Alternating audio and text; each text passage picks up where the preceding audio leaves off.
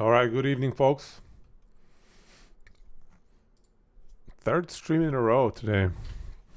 Let's see, is everything running smoothly? Kind of looks like it. All right. Good evening, good evening. Everything is running smoothly? I'm glad. We have 2-person confirmation.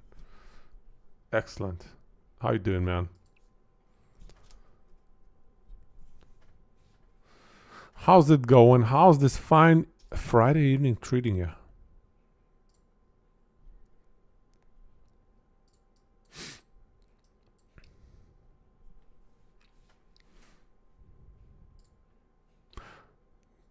Did you see Finish Mage? I think so. If I'm talking a little funny, it's because I bit my tongue yesterday when when half my jaw was frozen. I bit my tongue during dinner and now it's swollen. Freaking dentists. Oh man. Although, to be fair, it's all my fault.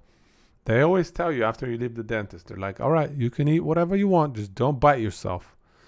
Don't be that guy. All right. Did you guys see that the last epoch content creator program thingy or whatever?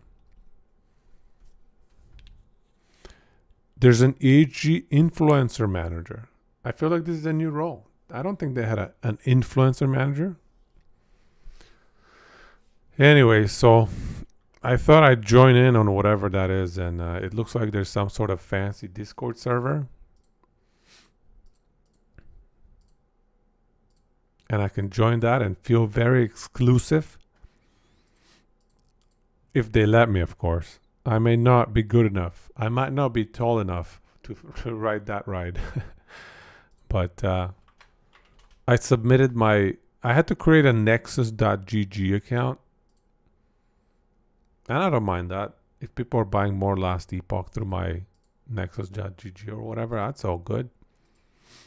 But yeah.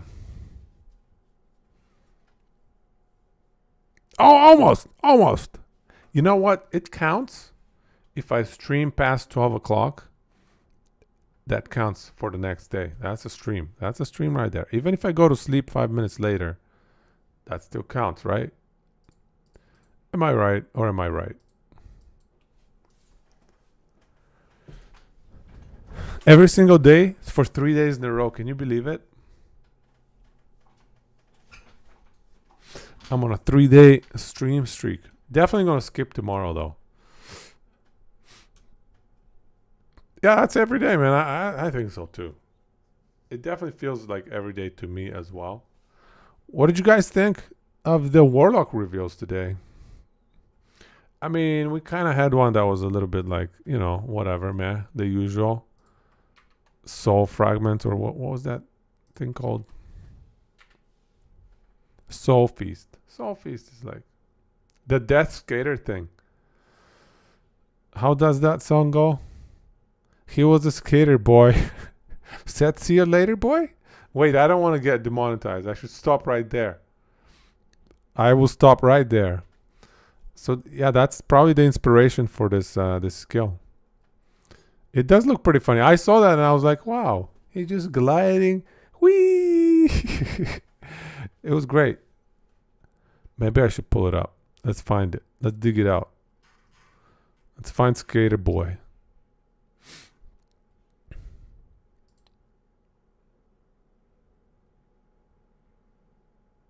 Hey, my singing was great. What are you even talking about? The AI will surely pick up my singing. 1000%. Whee! Look at that. But what he was missing in this video is combining the AoE, I guess the full circle node, with the skating node. Now that's where it's going to be at. Full circle skating. Yeah. Whee! But did you notice one funny thing? 2 mana cost increase. Was that how much it was? Did you notice one thing? Remember yesterday, yeah, it was yesterday. We were talking about how sucky channeling skills are. And I said the only way to make channeling skills work is if you either make it so you can move while channeling, so you can be mobile while channeling. And the second option is to make it so that something persists after you stop channeling. And lo and behold, they have both options in this channeling skill. They're learning. EHG are learning. I don't think it's going to be good enough yet, but they're on the right track. They're on the right track to make channeling viable. I am surprised at how speedy this thing is. How is this fast, you know? Oh, move speed is minus 20%. Okay. I thought it said move speed is 20%. No, it's actually minus 20%. So it's not a big problem at all. All right, Skater Boy might be legit. But overall, I didn't see too many more multipliers in that one. Let me check again. Let's check again. We're looking for more multipliers. A lot of damage reduction as well. 60% more channel cost. Base channel cost is 37. Oh, that's a little steep.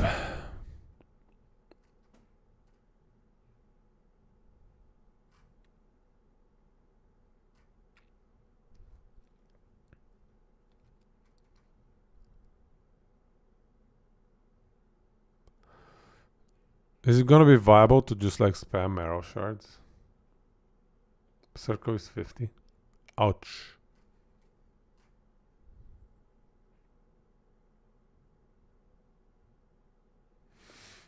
Is this viable to be like a marrow shards procer?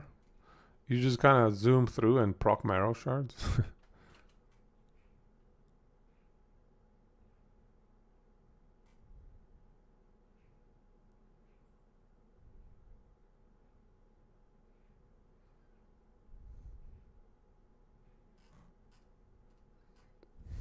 I don't think it's enough though.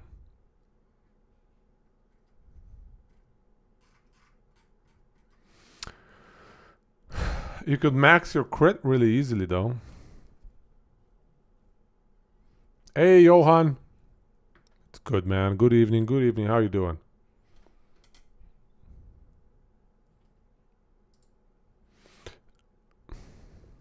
So you're even thinking bleed. I was thinking crit. Bleed overload looked like the worst overload, no? I thought bleed overload was the worst.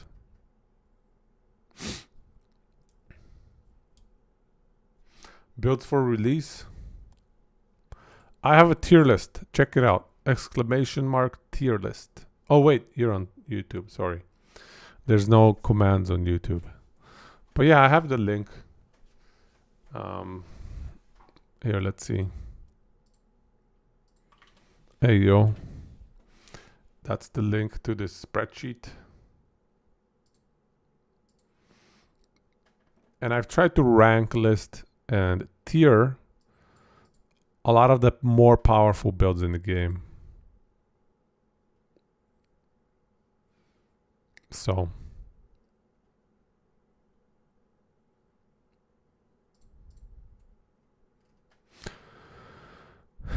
this is pretty strong. Ignite and Damn duration.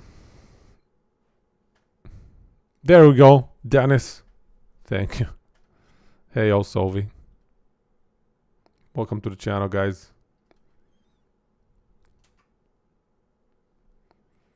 You know what? I don't remember more multipliers that were too meaningful. Here's a little one.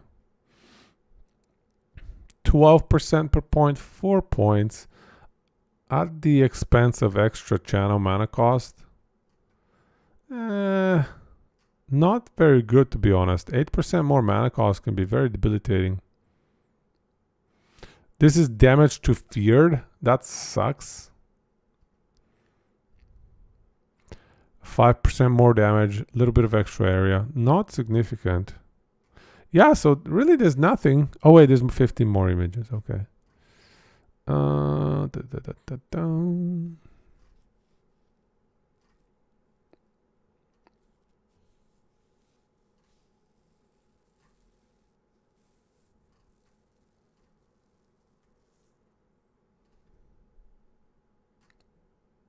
Nothing.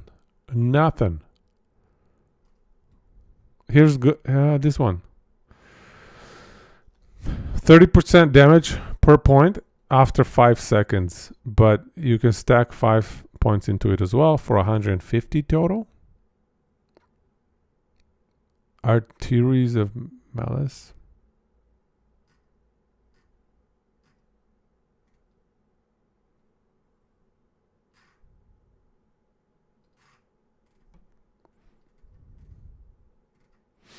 Change to physical.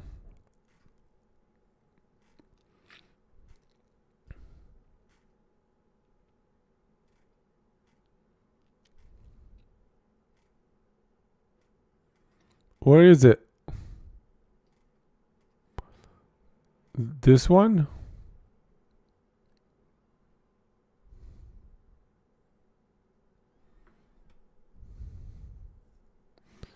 See what confused me though? It doesn't say instead of mana. It doesn't say that the mana cost is gone. So I noticed this as well, but I don't think this is going to remove the mana cost.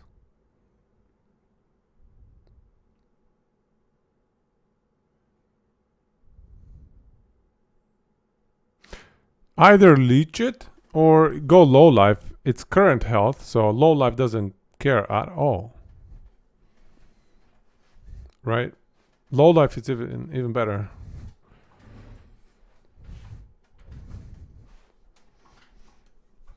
So Warlock does seem to have a lot of AoE.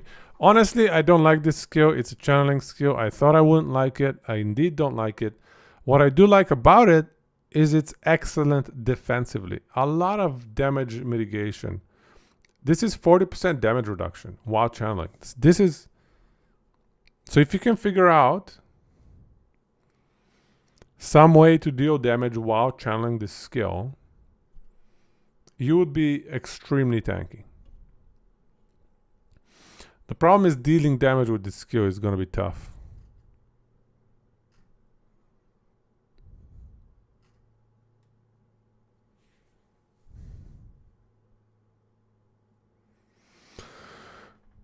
Transplant, proccing marrow shards into Ghost Flame, proccing marrow shards. Hey, Bad Dawn. I mean, maybe you could do something with Transplant and and Ghost Flame interchanged, and then both of them giving you crazy tankiness. Do you think we can trade keys? If you're playing with somebody, you can trade anything that drops while both of you are in the game. And it's not really trading, you can gift. Is it possible to skip story with keys? I mean, you can already kind of skip the story. Yeah, you can already kind of skip the story, you know? Pretty sure you can.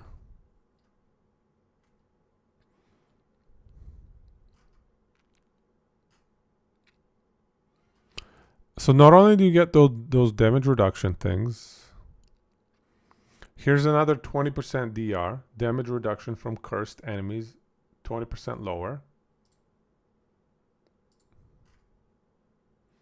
So between the 40% and the 20%, you're looking at, you know, half damage. You're taking half damage from enemies.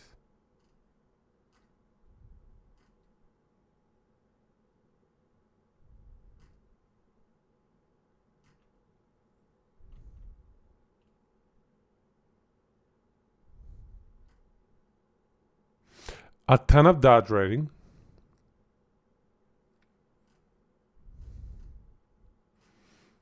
Okay, you gotta give me more than more than the names. I don't know any of the names. What does it do? I think this Wraith form is really good. Dodge rating per int while channeling, 10 per point. So 100 int, 1000 dodge. And you can put 4 points. This skill is going to make you immortal while channeling. Yeah, you can 2.5x your bleed chance and your ignite and dam chance.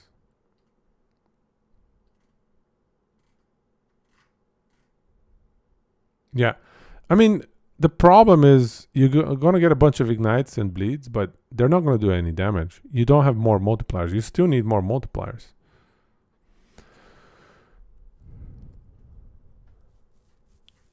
For 1.0, there was tricks with keys and story skips. And if you can trade keys with the new trade. Well, you cannot enter the trade system for quite a while. You have to progress through the campaign a certain amount before you can enter the trade system, before you can pick a faction, essentially.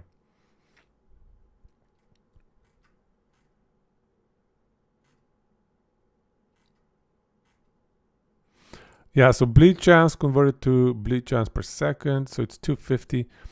But remember, that's still not phenomenal, man. So that means you're applying your bleed chance 2.5 times per second, which is roughly how many hits you would be doing with an on-hit skill, right? That's what they're trying to approximate here. If you have good enough cast speed, attack speed, you're going to be casting skills 2 to 3 times a second. And that's what they're trying to approximate here. I can see what their thought process is. You cannot just convert it to exactly the same chance per second. It's kind of dumb. That's not good at all, period. But if you get 2.5 times, that's roughly your attack speed, your cast speed. And yeah, there are skills that proc a lot more. So that's a different story as well. But here's the other one, 5 points. So this is, you double your ignite chance. So it's basically your ignite chance times 2 per second. And this is your dam chance times 3 per second. They're okay. But again, the bottleneck here is the lack of more multipliers on this skill. What this skill is going to be absolutely insane at is how tanky you're going to be doing it. So if you can, I don't know,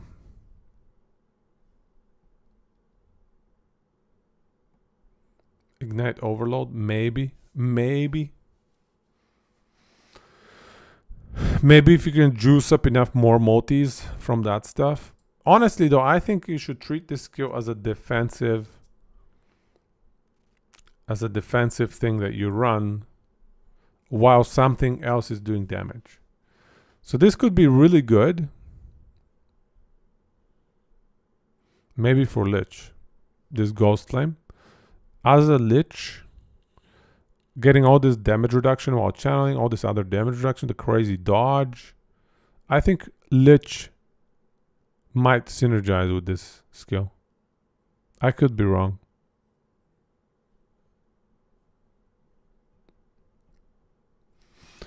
Would you use it as an extra movement skill? How much extra MS do you get? So it's minus 20. Oh, okay. But then you get plus 20 for 60% more mana cost. Where is that, by the way? Is it here? Huh.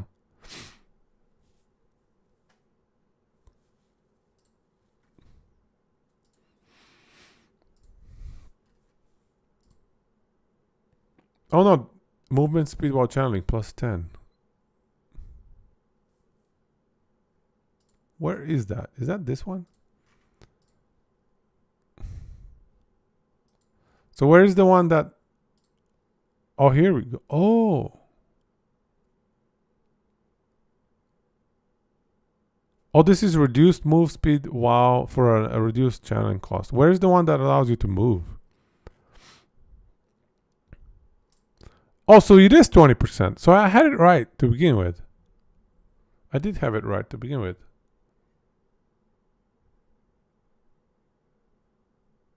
Wait! You gain movement speed? It's higher than your base movement speed? What? I thought you start with 20% of your base movement speed. Oh, this is crazy. plus 20, then plus 30? What? Plus 50 MS?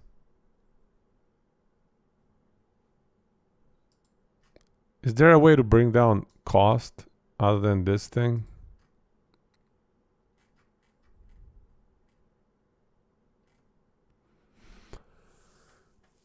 So yeah, if you can deal damage outside of this skill, don't think of this skill as a damage dealing skill. It's not a damage dealing skill. This is a, I'm immortal. I don't care about anything you throw at me. Do whatever you want. Crazy movement speed skill.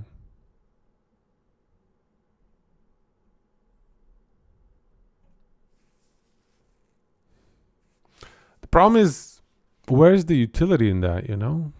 Where can we do damage while using this skill?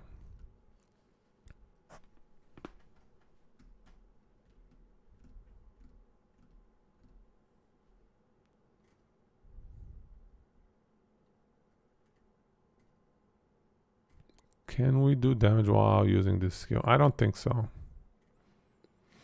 The only way is Lich.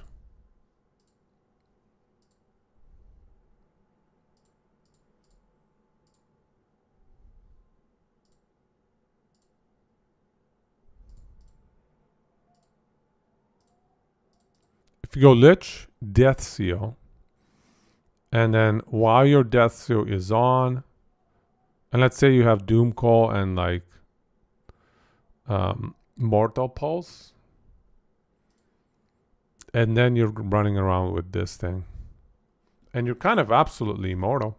That's going to be one of the tankiest builds in the game, honestly. You're going to have like 70% dodge. You're going to have 60% DR from this skill. You're going to have another... How much DR is it from Lich, from this thing? So it's going to be another 33% DR from Death Seal. So yeah, you're going to be immortal. You shall be immortal.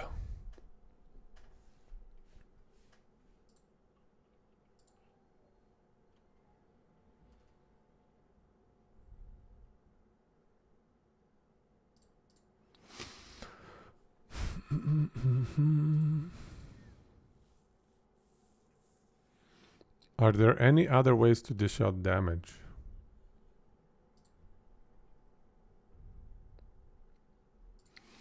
I mean, what about Necro? Like, does it make any sense? Probably not. What was that attack speed for minions thing?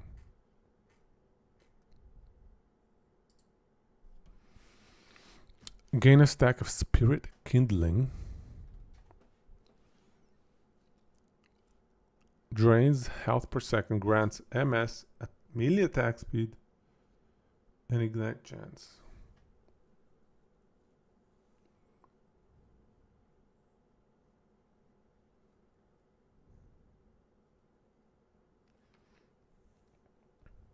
This could be a minion ignite build. That's the only bonus that I see. So yeah, become immortal and make your minions have a ton of ignite.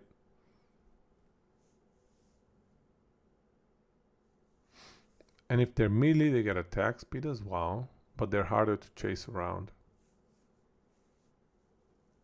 Is there an ignite necro build? I don't think so. Melee minion fire damage.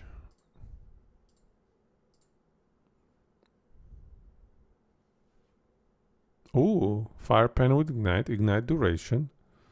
Summon Skelly Mage. Pyromancer's.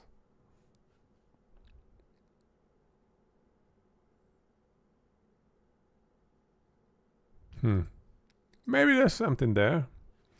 Because the maximum number of stacks here is 10. 10 stacks. That's 300% ignite. 300% of your ignite chance becomes ignite chance for your minions.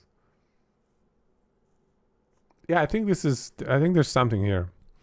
I think this could be an Ignite minion build for Necro.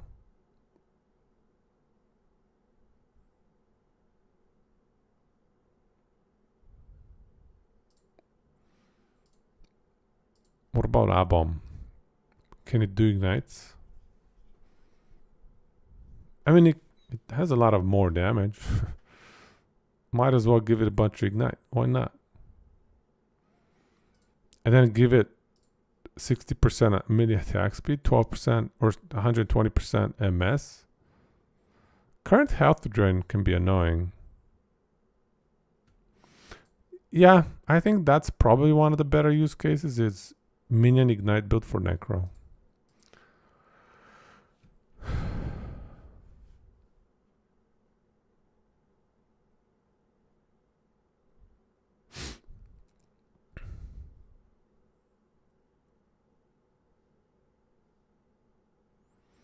And depending on what kind of buffs Assemble A-Bomb gets, it could get interesting. It could get quite interesting.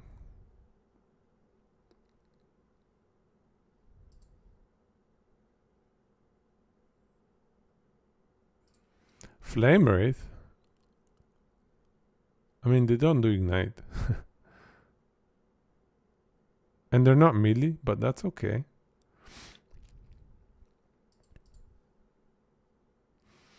Because this skill is accessible, right? Like, how many points does it require to unlock this? It's accessible to the Lich and Necro, right?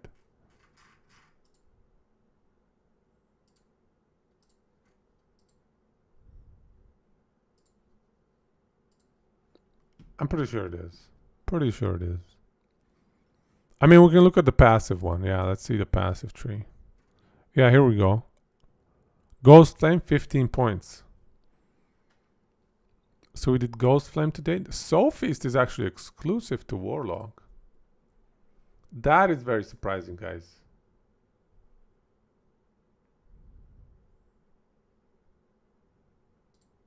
And then no something.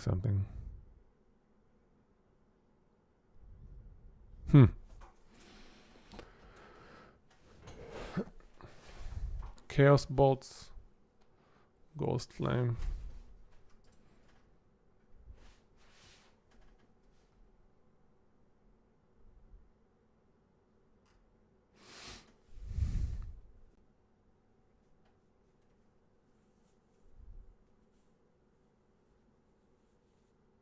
So this double dips as well.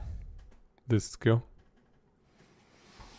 If we are applying our Ignite chance to minions, this one double dips.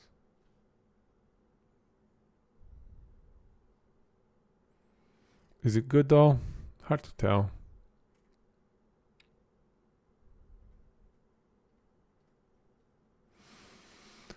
Okay. I think I have a fun build to try for Warlock. It's not gonna be Ghost Flame though.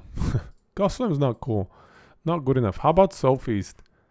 Soul Feast also suffers from not having enough more multipliers. Hit damage per curse, 3% only. Hey, Zekar. How's it going, man? Welcome. Thoughts on Warlock so far? Thank you for the follow. Send it over. Let's go. What do you guys think about Soul Feast? It's pretty much the same. Minor differences. 35% more damage. So this is the only interesting one is Infernal Hunger. So you can get stacks up to 3.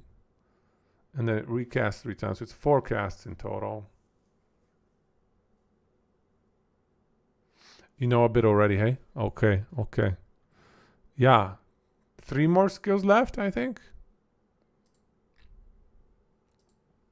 3 more skills.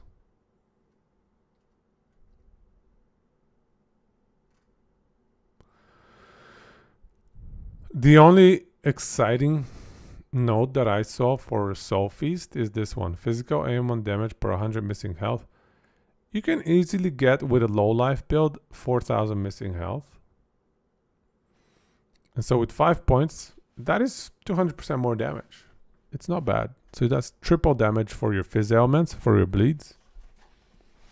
So Incision is kind of an interesting node.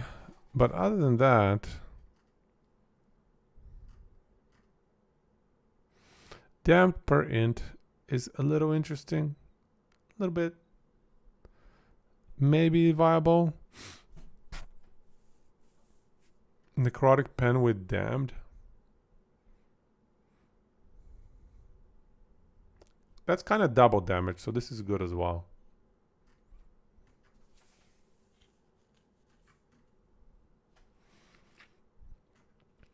So maybe there's a damned build with the Warlock, because they have a lot of damned passives for it.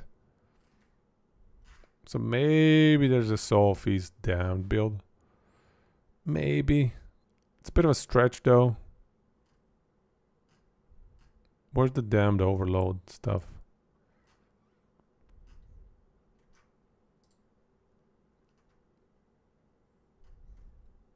Oh, here's another less damage taken while channeling, by the way, guys.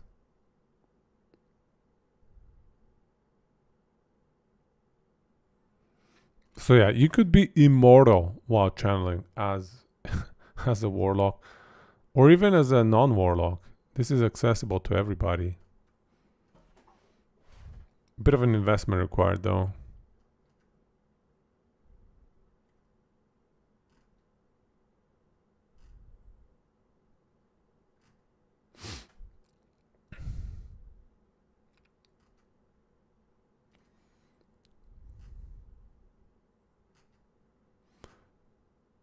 Where's the ailments? Down here, I think, yeah.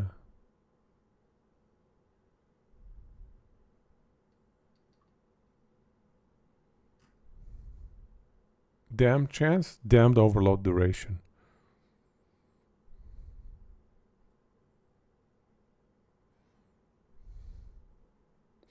So if you have a low life build, damned overload is really good. You basically must run low life if you want to be doing damned overload.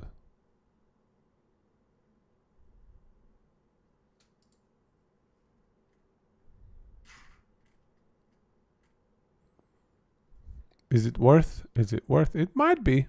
Soul Feast might be viable for a damned build. Might be.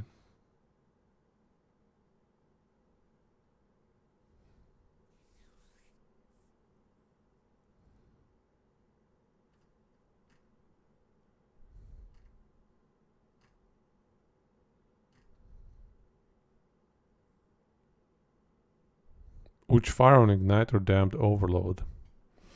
I don't think Witchfire is amazing though.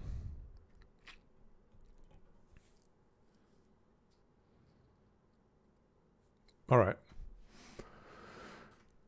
So yeah, that's it for the two new skills released today.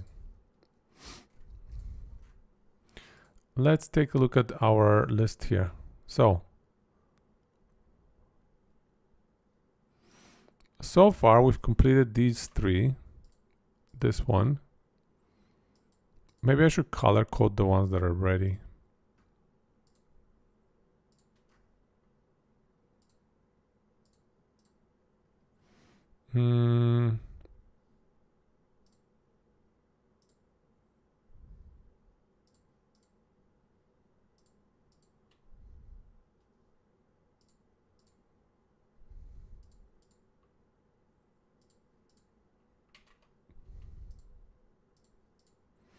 No, we'll leave it like that. That's fine. I kind of remember all of them. Okay. Let's rework the Infinite Lightning Blast. Let's upgrade it. It's a little bit outdated. The video for it, I already have.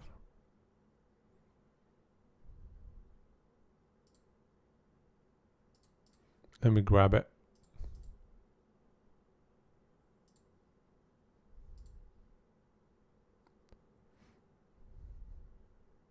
Oh, wait. It's over here. right here.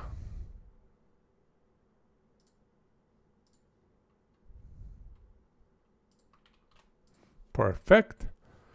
Build planner. I think we did a bunch of work. I think we did a bunch of work with niche, but I don't know if I saved it. Let me check.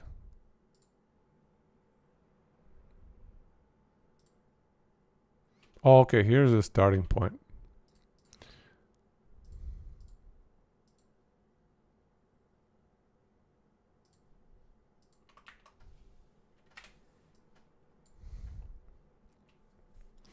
Here's a solid starting point.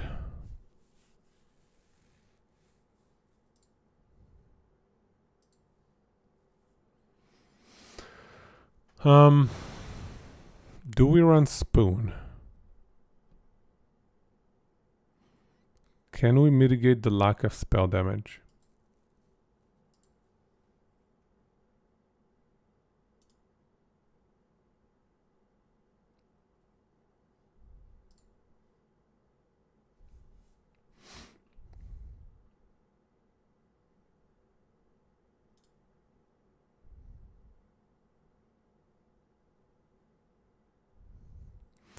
These are all good. Maybe too good. This is not good.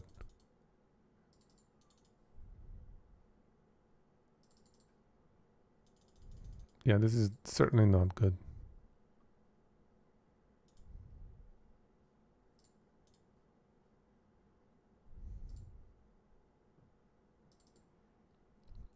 Okay, this is 5 stacks, 25 cast speed. Extra spell damage duration. I think this is okay at 6, you're right. It's only 1 spell damage per point. Because if we stack int, it gives us crit. And if we go Lado, I like this spell damage. So this spell damage is 3 per point. This one is 1 per point. It's just so much lower. Can we find spell damage elsewhere? Mana regen should be fine. Like, this here gives us mana burst. So when Foot of the Mountain brings their mana cost to 0, that's going to proc right away, giving us 15 mana burst. So I don't think mana is going to be that bad, honestly. I do think, so I had crit multi before, but I think the better option is life leech. I think we want to stack life leech because we're casting so many times. It's proccing Twisting Heart ridiculous number of times. So any life leech we can get is going to be a really good amount of survivability. So I think quite like the Burning Avarice. I do think it's better than the chest option that I had. Especially if we can throw in some armor stuff. Let's do the armor trick that we like to do. Here's our armor. Here's another armor. Oh, we have it elsewhere. We have it.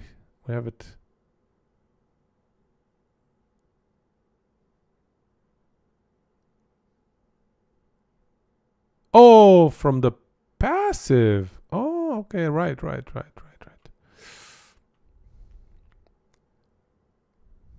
So maybe we keep the tier 7 belt and we switch this one to something else. Sorry, health. Is that good though? Very comparable. Yeah, you had it solved. I like putting it in the belt though. For some reason, I like belts to have my armor mitigation. I don't know why. The crit mitigation.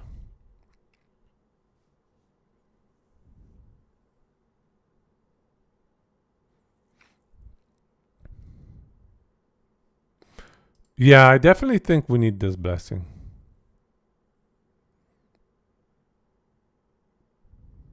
Everything else looks good on blessings. Idols, these are probably fine.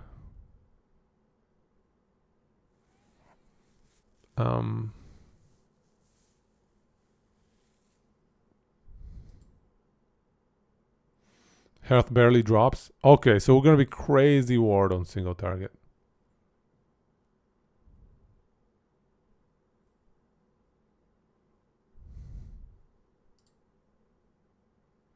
So we're still keeping Elenova because we need to clear like large numbers of enemies. But this one, these are the same as before.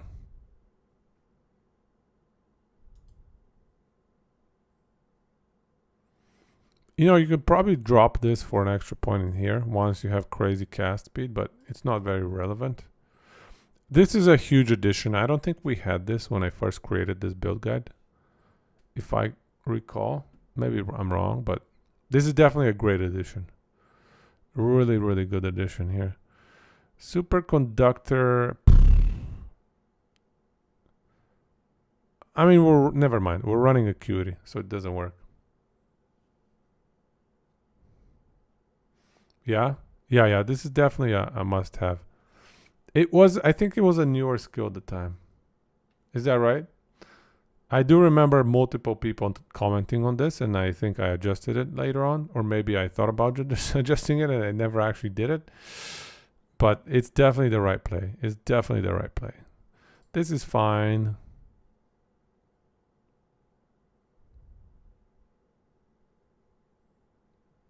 This is fine as well. You can take this Astonish out if you don't like it. That's a playstyle preference. But yeah, the skills are fine. The passives, I think, now look better. Oh, the passives. Is this good? Is this good? Is this worth? If you need the crit chance, I guess it's okay.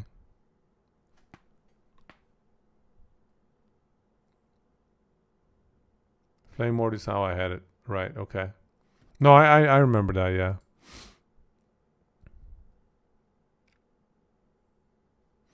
Now the big question is, can we run Lado? Because Lado is really good. Can we run Lado?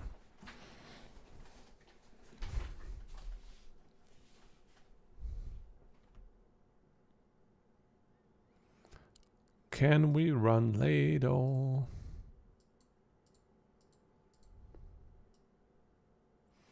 Let's add some hybrid health.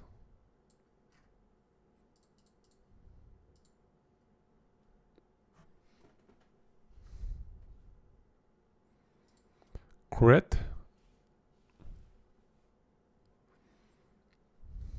Is too high. This can go. LRS.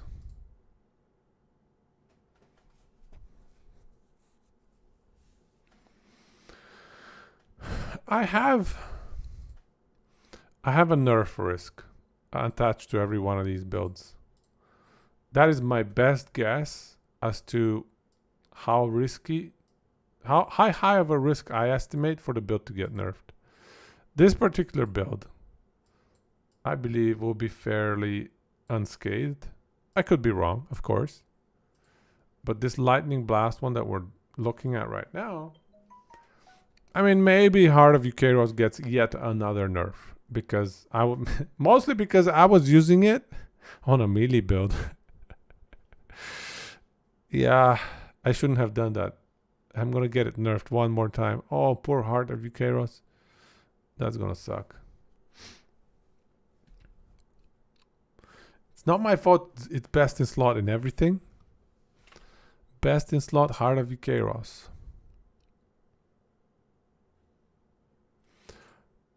Do we run Lado? Do we run Lado? Can we mitigate the spell damage? Can we get spell damage elsewhere? Flat spell damage. These idols give a little bit, not enough. Do we have flat spell anywhere? This is so tiny. 5 flat spell. But we could put a little bit. We could put 4 points. I mean, we could put 5 points. I don't know. It's not good. I don't think it's good. I don't think it's good at all.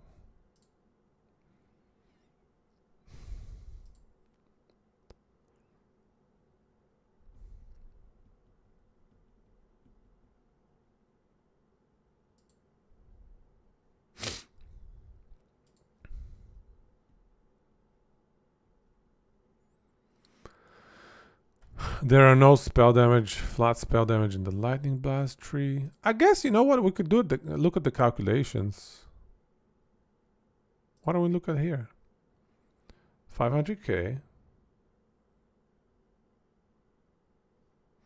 Yeah, I dropped the ring implicit, yeah. Because we have 11. We have an extra 11. Oh no, it's 80%. We have an extra 80 from here that's not counted. And then an extra 2. Yeah. Yeah, so this is not the right number here.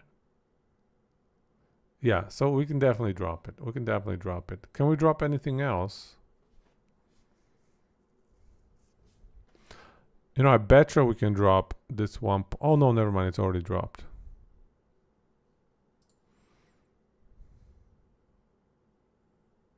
We could drop these 5 points, maybe. But I think it's okay to keep them. Gloves? Oh, we're not running crit on gloves. That's not a very good return on investment. We could do hybrid health.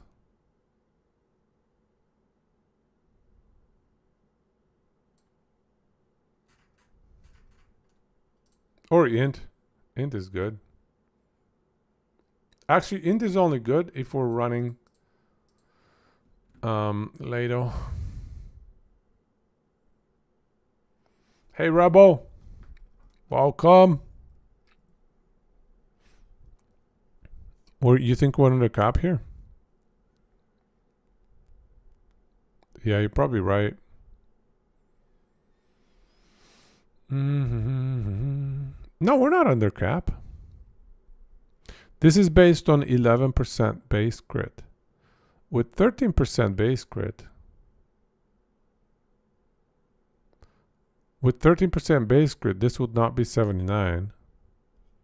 It would be more like 90 something. And then we add 80%. Right. Catalyst at 6. Plus another 2. From right here. Base crit plus 2. You're counting this one, right? That's 13. You have 13 already. Yeah, that's 13. Do you have the amulet one? Honestly, increased lightning damage can be switched to spell crit. That's, I think, better value. Spell crit is a pretty good bonus to have. I mean, we have to drop crit on gloves. Crit on gloves is just not a good investment. The only time I would ever put crit on gloves is for a melee build. I would never put a spell build to have crit on gloves. It's just not. The return is very, very bad. But for melee builds and for maybe bow builds. At this point, we're way too high, so we could drop something else.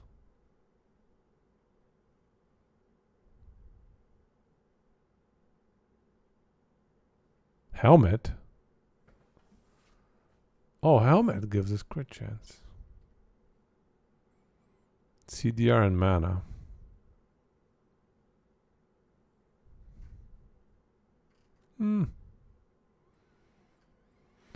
CDR and mana is the only other thing I would consider.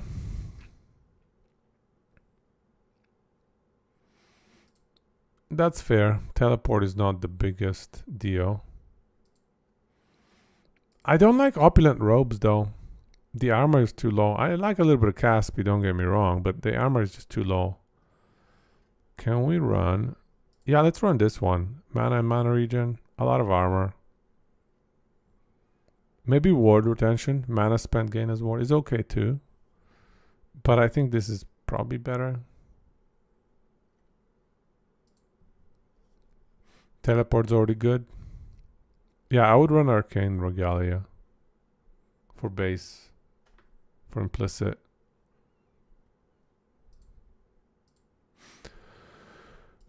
But yeah, let's check the DPS. How did DPS drop? How did DPS drop? Excuse me? How did I do it?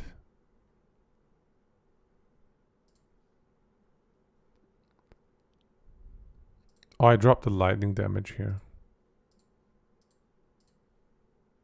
Alright. You can see the crit in here, by the way.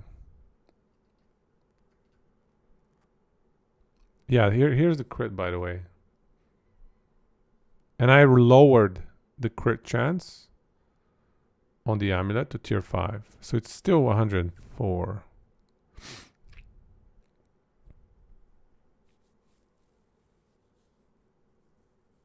Yeah, we're good. We're good. Crit multi 496. Nice. Okay, so 486 DPS. Now we go to Lado. Actually, let me first check cast speed versus lightning damage. 484, very comparable. I like cast speed better, so I would switch to cast speed. Attacks per second. Attacks per second 5.4? What? Dude, that is epic. With Arcane Ascendance, cast per second 6.31. Dude. It's called Infinite Lightning Blast for a reason, I guess. Max versus average. Average puts us at 86. That's a big difference, yeah. Anyways, I mean, the stuff is 6% offhand is pretty much guaranteed. I would not use it if it's lower. I mean, I might consider a 5%er if it's got the most godly exalts that I want. And then, yeah, some of these other ones might fluctuate a bit. But anyway, it's not a big deal. I just want to get an idea of the damage capabilities here. So let's go Lado. All of a sudden DPS is 315. Does it calculate the Lado multipliers though? I don't think it does.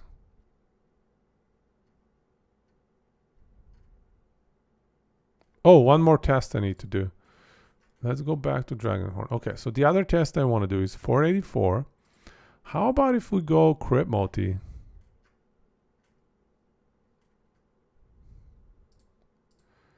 $484 again. Wow, lightning damage and crit multi are identical. Interesting. 486. So this might be better.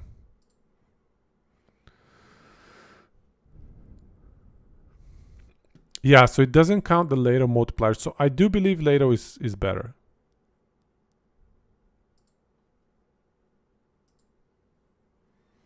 So 320, you should easily be able to get this to push with the 8% more multipliers per negative ailment.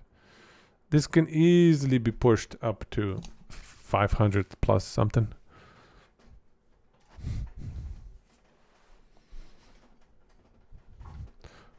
Yeah, cast speed is going to be phenomenal. Yeah, fair enough. I like cast speed anyways. It just looks flashy as well. It clears up normal mobs. So that helps quite a bit. The damage only drops very slightly. Not a big deal. Wait, does it include the cast speed from my wand? Oh, it does. 42 only. So now we could think about stacking more int. So let's check the damage. If I switch chess piece to tier 7 int,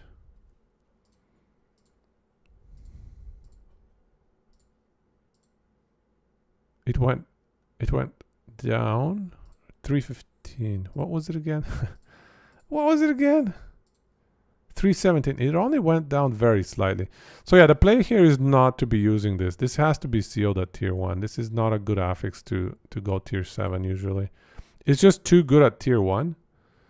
This is a tier 1 seal wonder. Can we put anything else instead?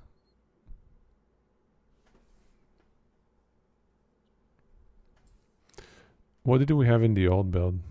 Never mind, we had a unique.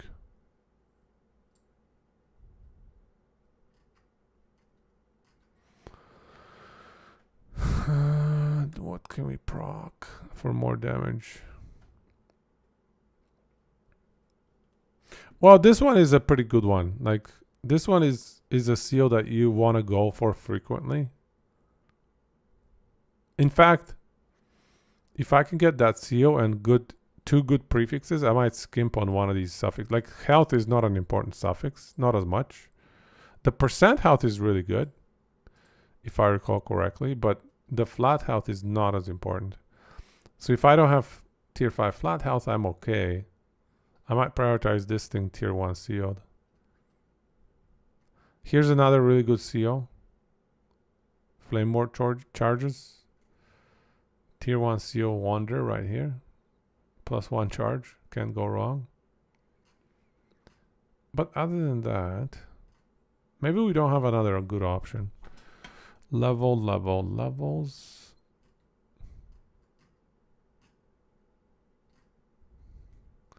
Level of mana strike. 90% lightning damage. Frostbite on hit for ladle. That's a good idea.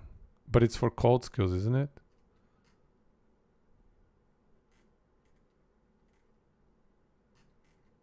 Yeah, it's for cold skills. Is our... No, it's a lightning nova. Damn. That would be nice. Shock on hit?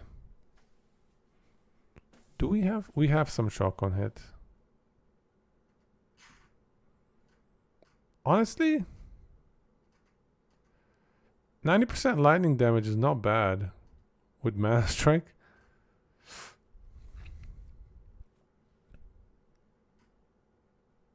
Or spell damage with meteor.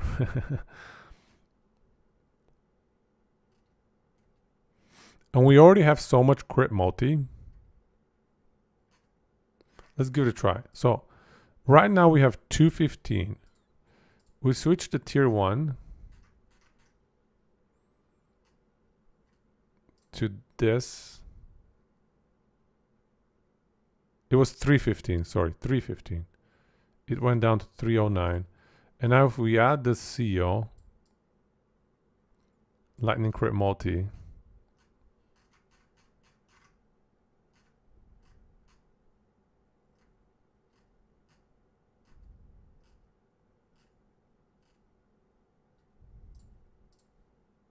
$326. It's not that big of an increase. Yeah, I remember the shock on hit in passives. Hey, Grez. Good evening, man. We're trying to optimize this lightning blast build. Infinite lightning blast. Six lightning blast casts per second. Oh, this is so much fun if you can get it up that high. I just love all the zaps. And by the way, each one of these 6 casts can double cast and they can quadruple cast, and it casts back on itself with chains times 3. So these 6 is times 3. It's 18 times, on average, I don't know, another 1.5 or something. So it's like 30 casts per second. It's kind of crazy. And AA, you're right. Oh my god, we're casting Lightning Blast like 30 times a second. Sure, it's not spreading on a lot of targets, unfortunately, because some of it is chained onto the same target. But still, you can almost clear packs with this Lightning Blast. Oh, that's so much fun. I gotta play this again one day. Especially with this new tech. These gloves are a good idea. Are they farmable? They're from the Gambler. 46 LPL.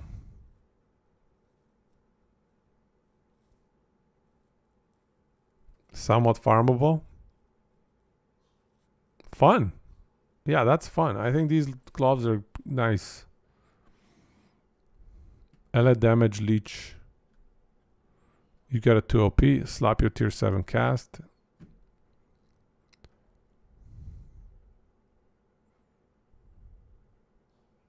You got 3 OP Avers. Nice. Oh, there's a door that increases LP chance? Huh. I don't remember that one. So anyways, I think this is pretty good for the build. Res are good.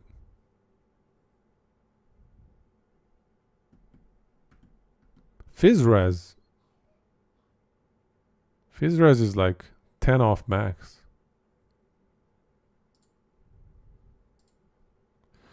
Can we get more int? Int. Oh, we definitely can throw something in the twisted heart, guys. Come on. Come on. So let's compare. Starting point, 326, 667. If we add int, or let's say crit multi, it becomes 3433. 3433. Instead, if we go int, 343, 343, 343 becomes 337. Int is worse, but int gives us survivability. Int gives us survivability with ward retention, and more cast speed equals more ward generation. So it's not straight up. We just want more damage. Same thing here. I do not like using this one. Like, look at the difference, 17 to 29. It doesn't even double tier 1 to tier 5. So here I'll show you what I would do. 337. I take it out. I go int.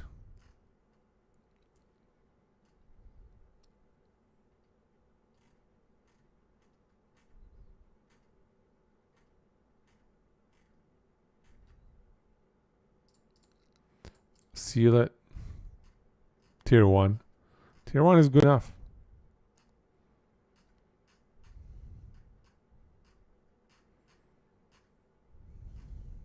Where'd it go?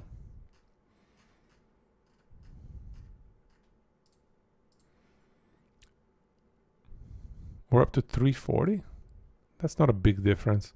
But again, int gives us a lot of other things. Now we're up to 6.05 casts per second. I clicked max. That may be why I clicked max. Yeah, it's just max versus average.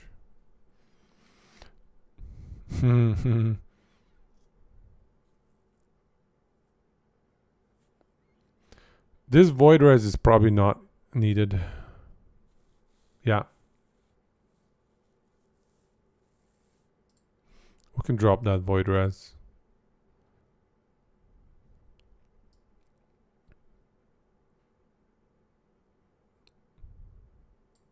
Go health.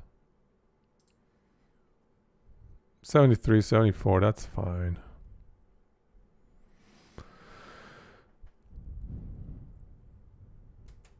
Is this it? Is this the build? Foot of the mountain can also drop 3 OP pretty easily. Anyway, this is roughly the build.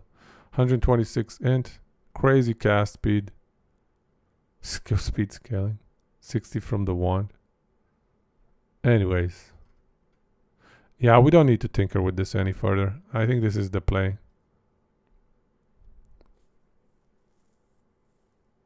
Oh, the only thing to tinker with is grabbing more affixes, more ailments. So we got 5 ailments right here. 6, 7 ailments.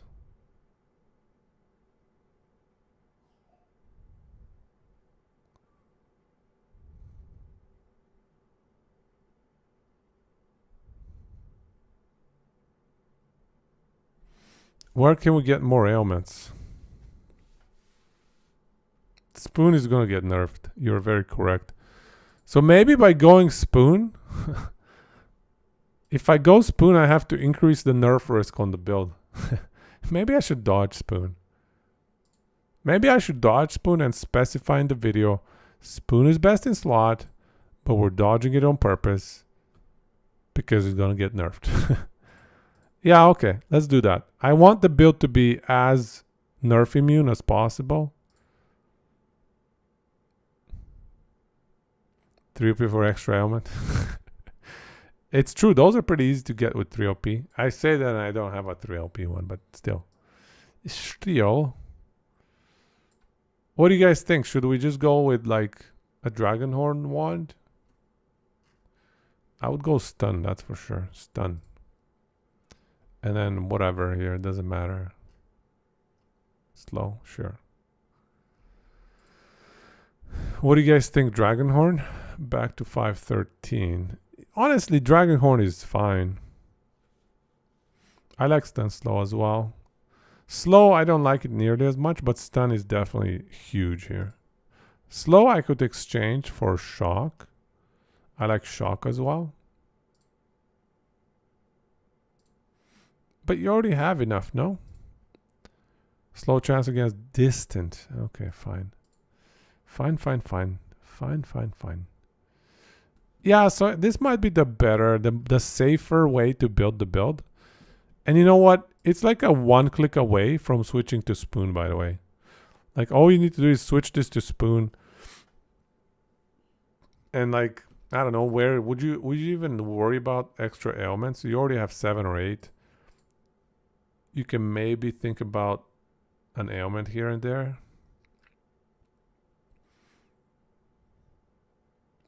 Arcane Avalanche could be a good one. Just 1 point wonder kind of thing.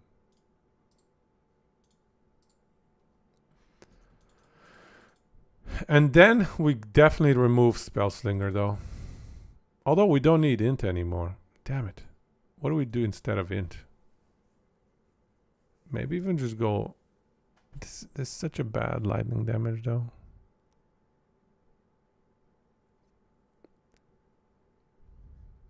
Stun chance is actually...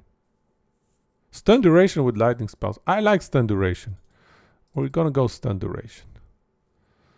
Let's go stun duration. And maybe 1 point in here, sure.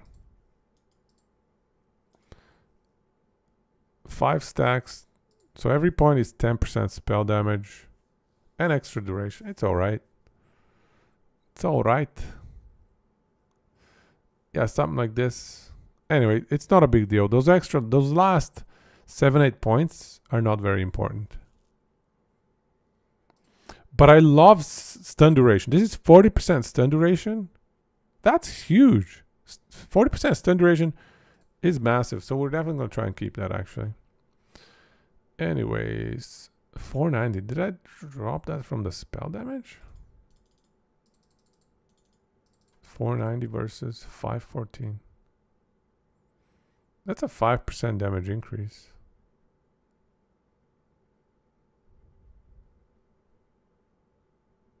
Roughly 5% damage increase. Do we want that?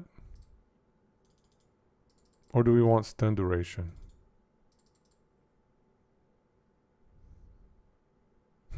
That's a tough one.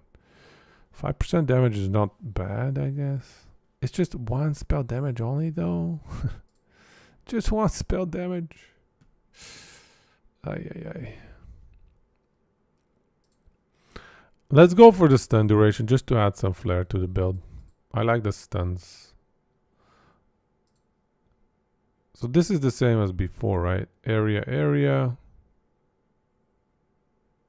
Overcharge stun chance, sure. All right. I think this is the build. I think we've got it. We've got it.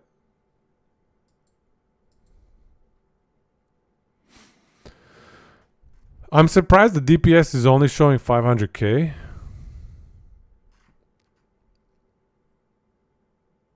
The build is really effective though. The build is solid. The extra casts.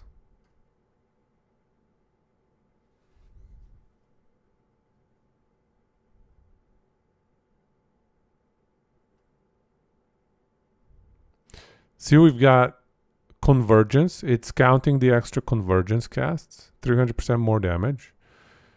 It's counting overcharge and hypercharge. Yeah, it's counting it. It's counting it. That 36% more damage is overcharge and hypercharge. Right there. And then front loaded, it's counting it entirely as well. So that's not quite accurate, I don't think. But not a big deal. But anyway, it is counting those things. So it should be fairly accurate.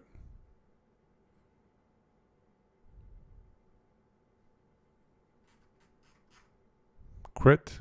Crit is way too high, man. Maybe we can drop this for lightning pen. 490.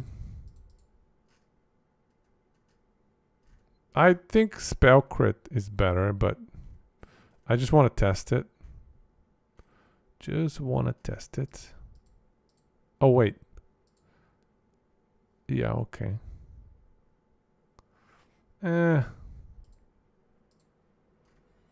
We just have way too much crit, and that's okay.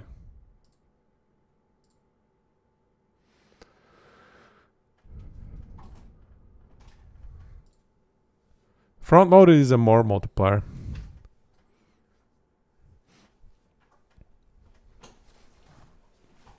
All right. I think we're good. I think we can store this one. It should be a much better build setup than what I had previously. I like the gloves. I like the blessing. We definitely have a lot more crit multi now, so we certainly do not need the crit multi blessing. So spell damage blessing is fabulous. Crit multi is at 478. Very, very healthy.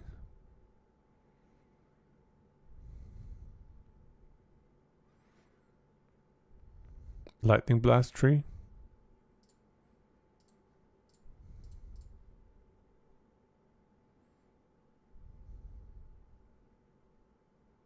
Oh, this one has another 40 crit multi. Nice. It's not counting shock and lightning rest red.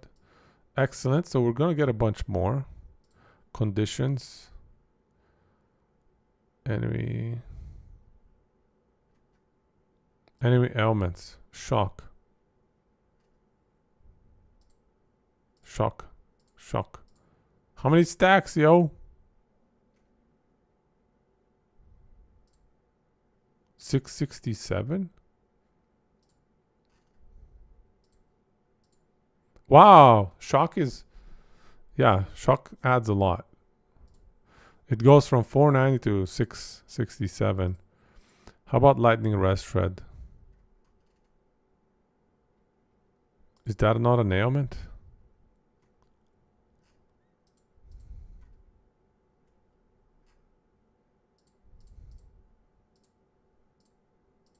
Oh, but if it's a boss, it's less effective. Shock.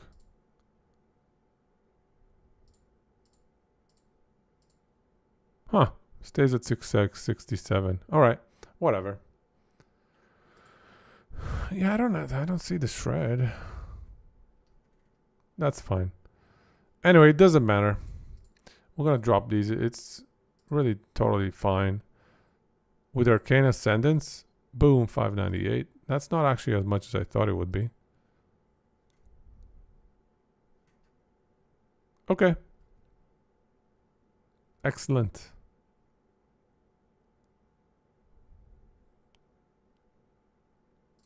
Excellent. This is one of the more fun builds, I gotta say. For me, at least, I love this build. More burst from Flame Ward. Indeed, yeah, that's very true. All things considered, when you activate everything, it should be like 1,000,000 DPS, at least. And it's spectacular DPS as well. So many zaps. A lot of them probably can stun the enemy. I don't know, can we stun lock? Probably not.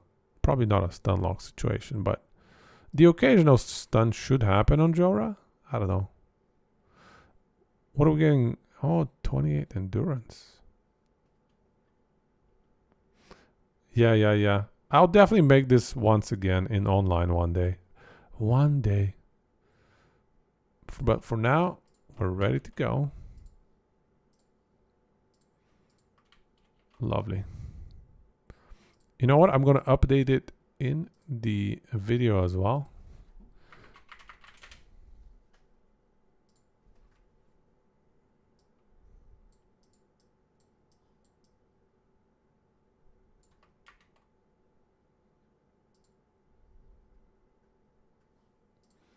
Okay, that's updated. I just want to store it as well.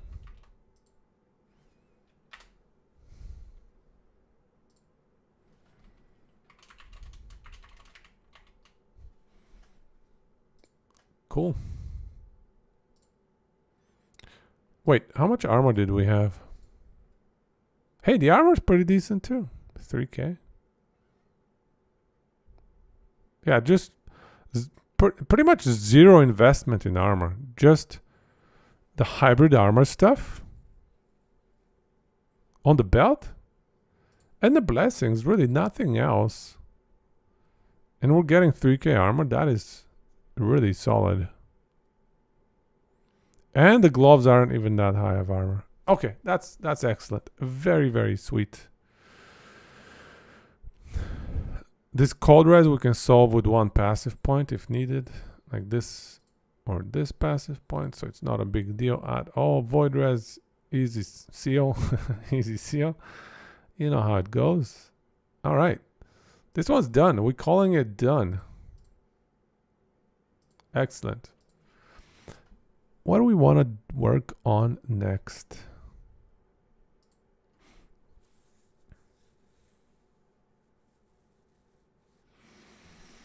A lot of these have some pretty scary 10s next to them.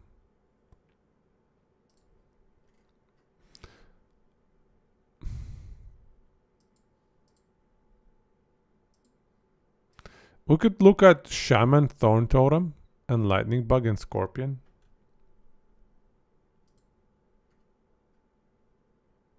Frostbite, Frostclaw.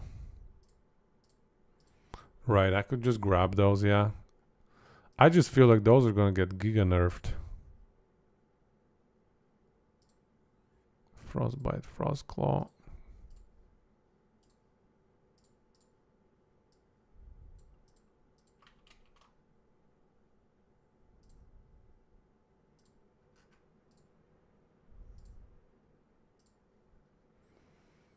So I'm running Lado.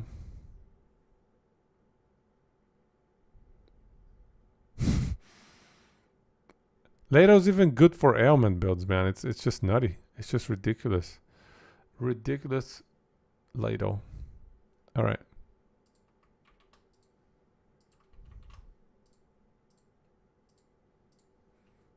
So we have that one. Do we want to work on these other ones? Sork and rather Rune Master, I feel, is a bit of a landmine.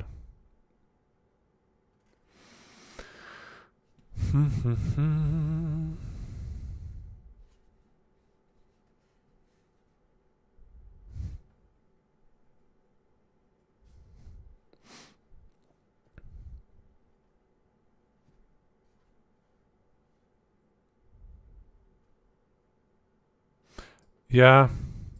I don't want to invest too much time on these. These are going to get nerfed.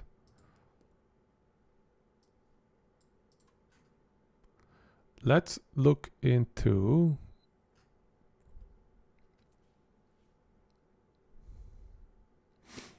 Let's try to do these two. Did we finish this one? No, we just copied this from somewhere. The master list. That's right. Let's try to finish Blade Master. Sorry, Blade Dancer. Blade Dancer. Because yes, it's gonna get nerfed. But the nerf is more likely gonna come from the low life side. Shadow Daggers might get nerfed, yeah.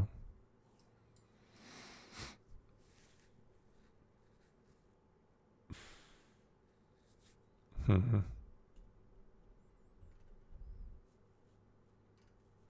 Okay, I'm left with a lot of very high nerf risk builds here.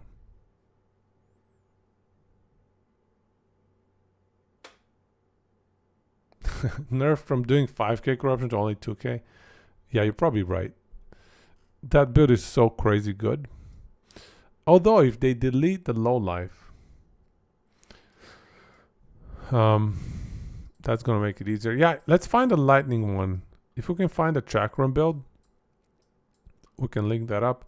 This one has a lower risk of nerfage here. It's just a low life, and it doesn't even need to be low life.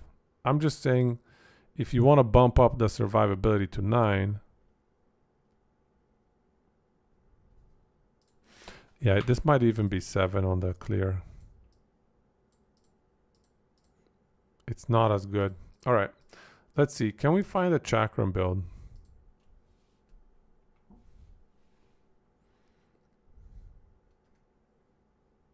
I guess it's, I mean, 7 is fine. I'm not going to worry about it. We'll leave it.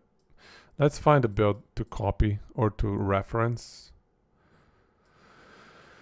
Unfortunately, there isn't one though.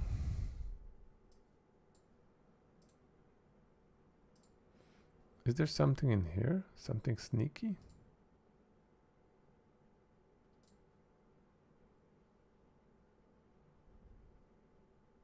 Lightning chakram right here.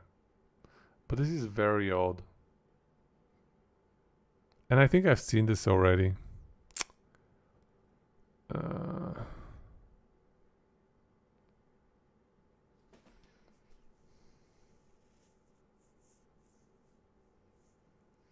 The thing I dislike about lightning chakram is that it's way too similar to umbral blades. It's pretty much the exact same thing as umbral blades. You throw a thing that stays on the ground and it spins around, and it's exactly the same as umbral blades. So I don't want, it's just not fun. We already have a crap ton of builds that are umbral blades based. I want a shuriken build that throws the thing in the line, Leo.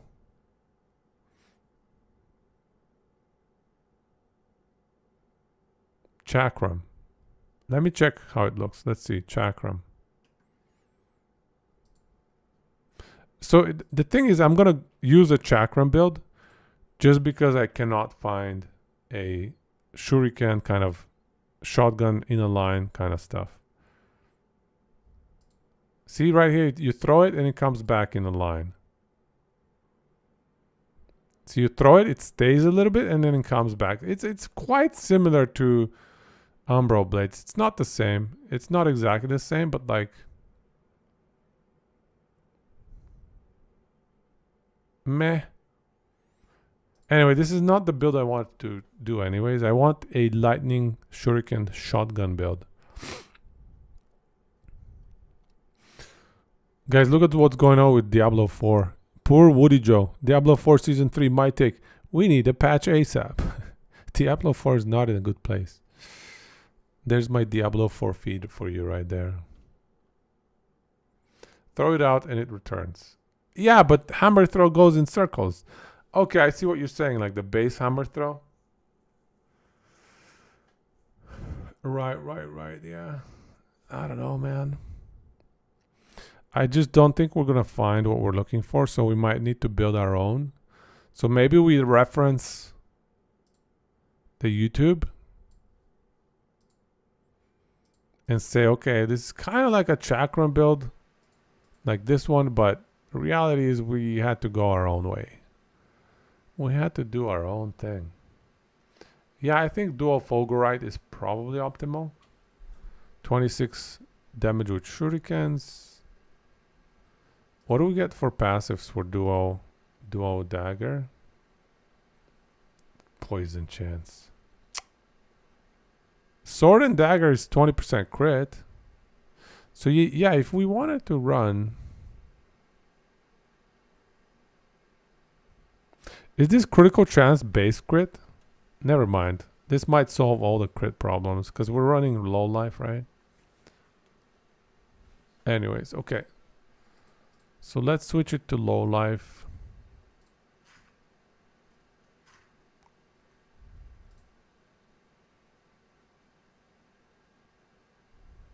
40 lightning damage to shurikens. Yeah, okay. I can get behind that.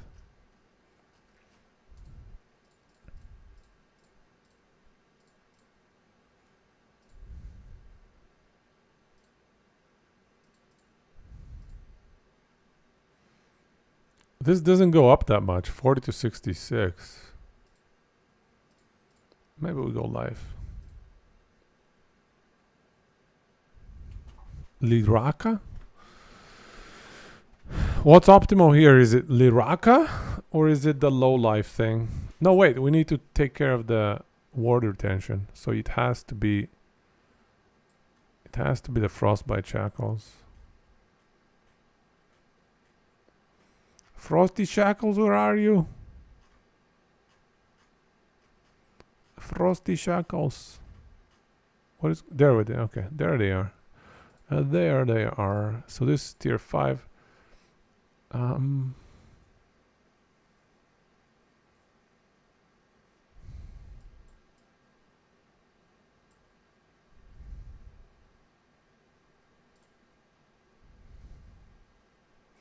So now we need a bunch of cold res, and we also need the unique boots.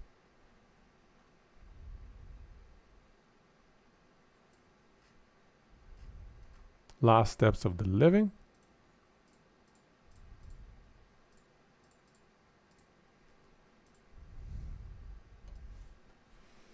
Maybe some hybrid health here. Is it too optimistic? Let's throw it in on one of the boots or gloves. It's very viable. Okay. We're probably going to be dropping these.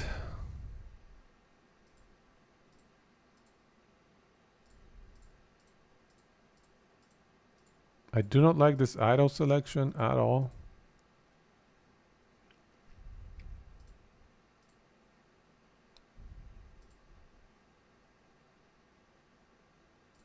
Yeah, I'm gonna switch to hybrid armor. Wait. No, we don't have anywhere to go for crit avoid. We're not using that. Okay. So hybrid armor here and here.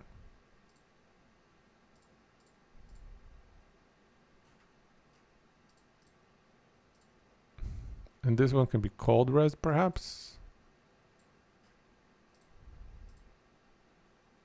This can go all res.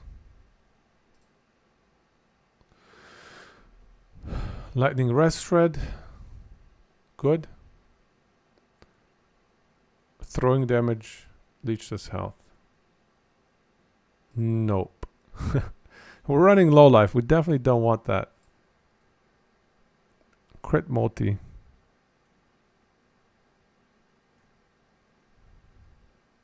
Or health. Probably crit multi.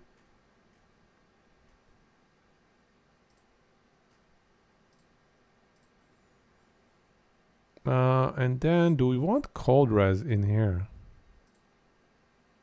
Wow. What is with our armor? Exanguinous. Wrecking the armor.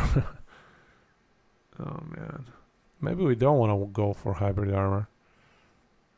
Although it's okay. Generally, I prefer hybrid armor better than crit avoid because the one time, if you have 95% crit avoid, those 5% where enemy crits are going through are so painful. Whereas if you have 95% crit damage reduction, bonus damage reduction, you can't feel the 5%. So crit avoid is basically sucks, is what I'm trying to say. I don't like it. I hope they change it.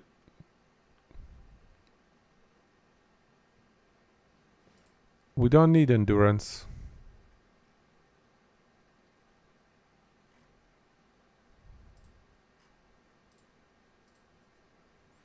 A little bit more armor. Should we be going dodge? Is dodge the play with this build, guys? Oh, we have glancing blow. What's our glancing blow at? 45. That's pretty bad. HP is abysmal. Oh my god. We don't have the idols though. That's why. So what do the rogue idols look like?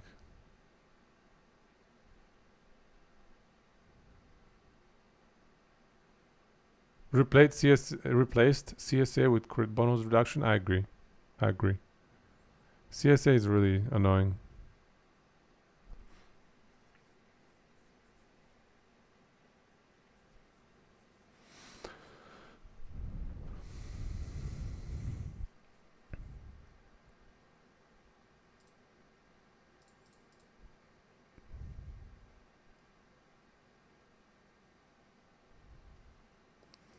Health? Nope.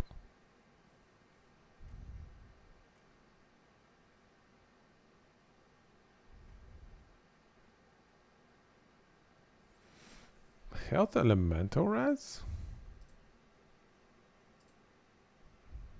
Yeah, we can get behind that. Health elemental res, that's solid. For this particular build. We need it.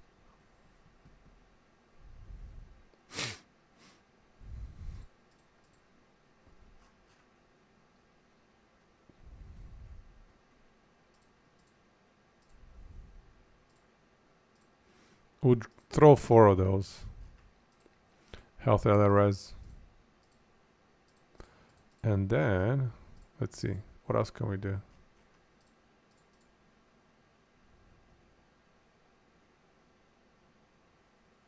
Health is getting a little bit better. And now we got 2x1s. The godliest item in the game. 5% health, 30 health. 2x1 stout idol.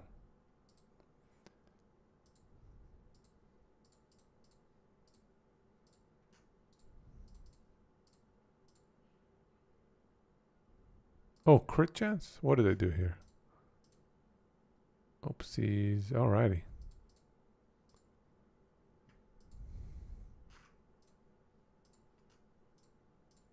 Okay. 3k HP.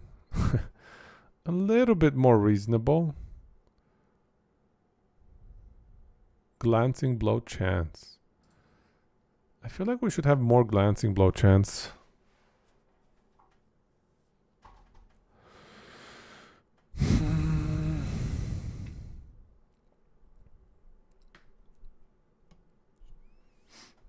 Lightning res? We don't need that.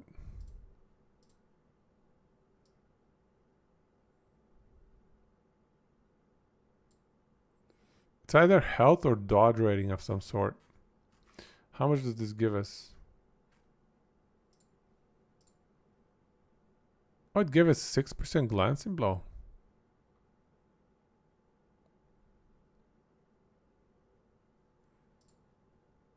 Apostasy? Only 20% from apostasy. Okay, we need to up the dodge. We require more dodge.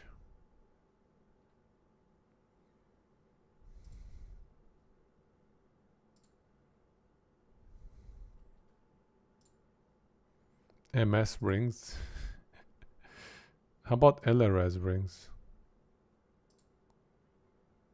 And there you go. Maxed fire res. More cold res. This fizz res, is it necessary? It does look necessary. Okay, this dodge rating looks like needs to be void res. Okay.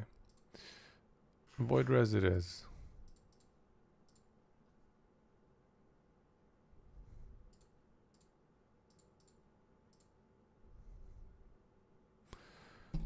Do we care much about dodge rating? Health gain on crit is a major problem. We're gonna have to change the base item type here. A little bit of dodge.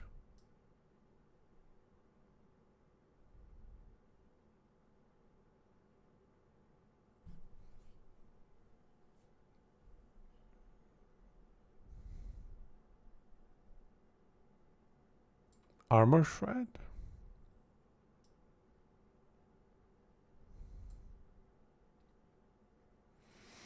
Shock chance and lightning pen. Stormcarved Testament, guys? What do we think about Stormcarved Testament? It's got the Fizz Res. Fizz Res is going to be sold for us. Do we have shock chance?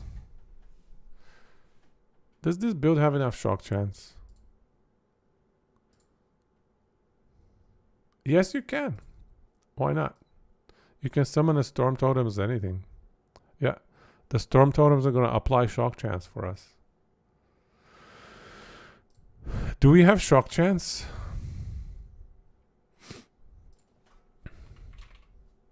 Not in here. Not anywhere in here. How about passive tree?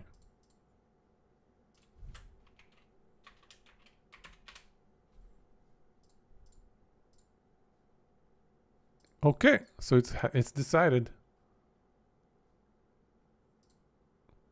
I misspelled. What did I misspell in here? Oh, okay. Yeah, you're right.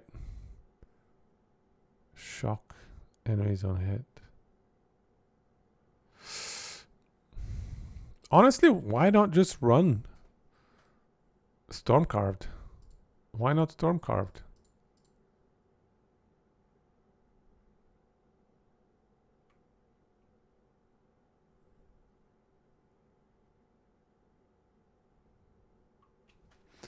There will definitely be a lot of revision when patch notes drop.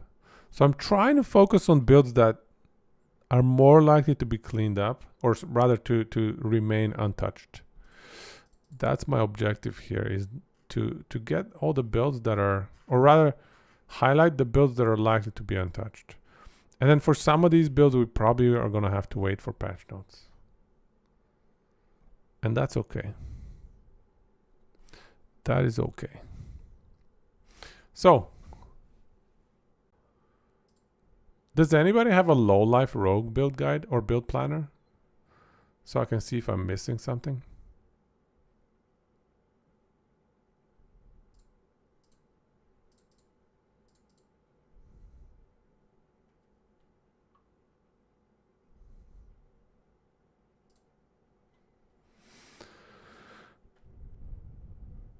This is a pretty crazy Umbral Visage.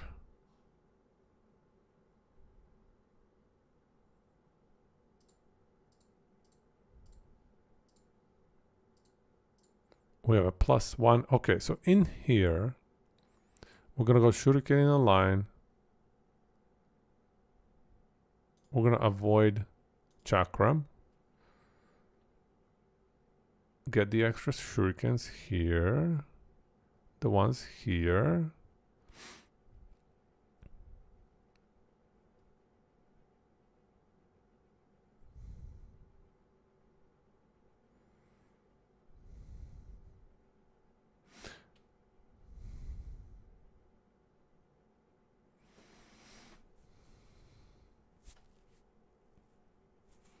We cannot utilize the Fizz Pen. Yeah, we have no use for Fizz Pen or Fizz Res Shred.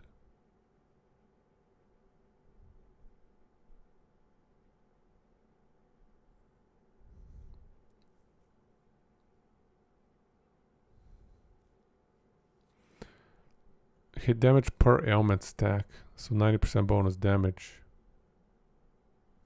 Per stack of bleed or poison. Okay.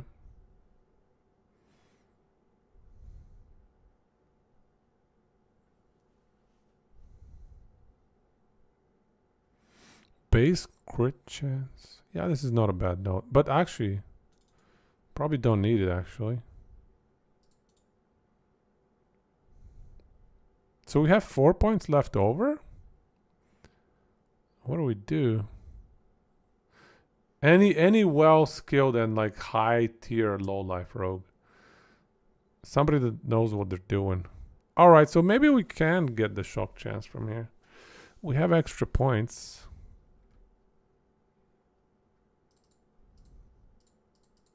Oh, it needs 3? Oh my goodness. So we got the shock chance. Stormcarved Testament is less valuable now. 12 lightning pen is not bad though.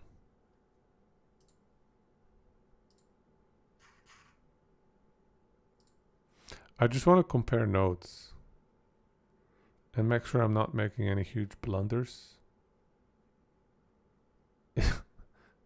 Wow, this shield, dude. Oh, it's a weaver's will. It's not supposed. Oh, never mind. Those are the weaver's will bonuses? Oh yeah, good luck with that. Oh yeah, we have to have current health lost. I forgot that. That's a good one. That's a good one. So here we have current health lost. Current health lost. Experimental, current health. Perfect. That's the one that's probably getting deleted though. CDR. I guess so. Oh, there's throwing damage in the belt. Yeah, we have it. Good.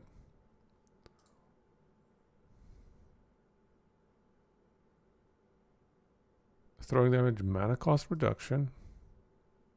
Crit chance? No, no, no, no, no, no, no. We're low life. We do not even need crit chance.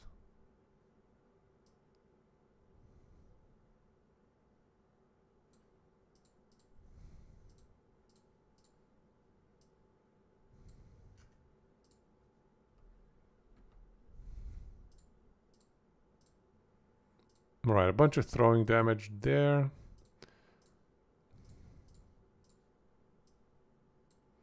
More throwing damage.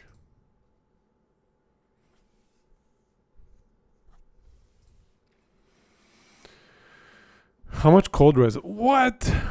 439 cold res. They're running cold res on the idols. I mean, I can see it. Oh, armor shred effect. Yeah, it's probably decent. Shred armor on melee hit. Melee hit. That's a melee build. A little bit of armor shred effect though. I could benefit from. Elemental res is not phenomenal.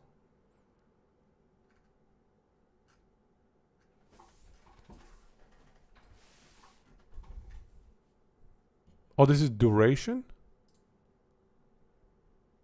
No, it's armor shred effect.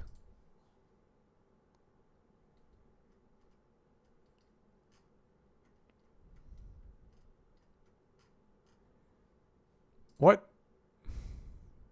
Increased shred armor effect. But here it says duration. Oh. Oh, it's just a typo. It says duration here. It says effect here. I'm pretty sure effect is what it is in reality. Okay, fascinating. That's a little silly. Okay, shred effect, LRS. Looks like we just need one more LRS here. Oh yeah, the ward retention rings. Yeah, okay. That's definitely gonna happen. Necrotic res is solved as well. We could drop the amulet necrotic res. This one.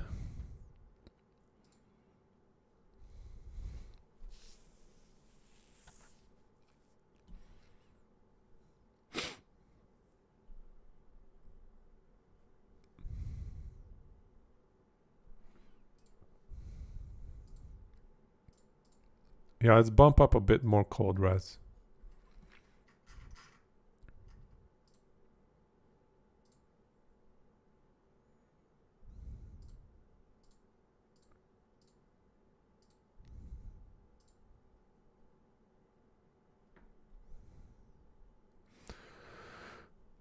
Necrotic res is giving him ward generation.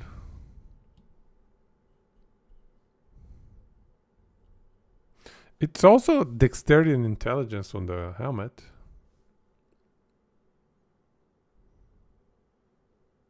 Pretty good armor on the helmet. I'm not sure that we can run it though.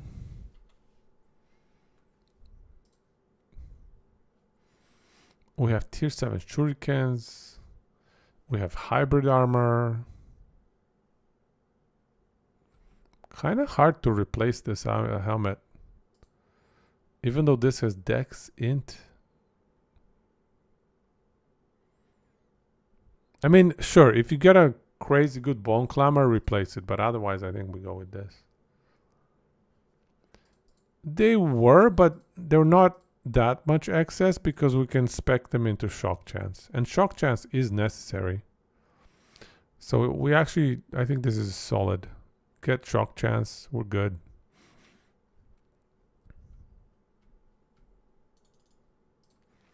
The passives are definitely wrong though.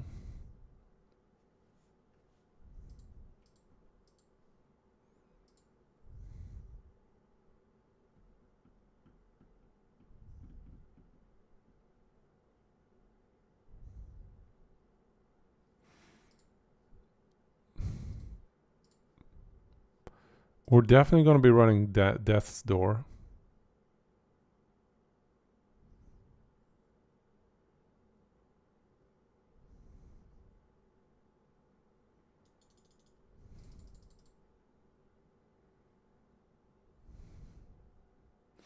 Armor shred chest in effect. Okay. Throwing. We don't want health gain.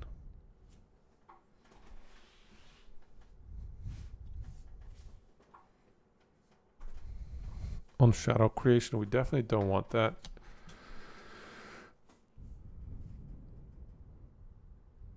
What can we get instead? Just like this. 111.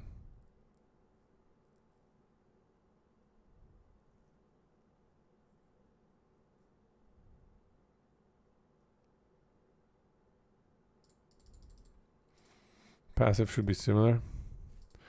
This is melee though. We're running throwing. Oh, they're putting 3 in here. No, we don't need 3 in here. Because we don't have fizz damage. Shadow daggers is fizz damage, but we're running actually a lightning damage build. But this is good. This 3 is good. So this is the same. Oh, they're not actually running apostasy. What's your dodge rating? 63 dodge. 63 dodge. Dodge on rings. Marksmanry? Oh, wow.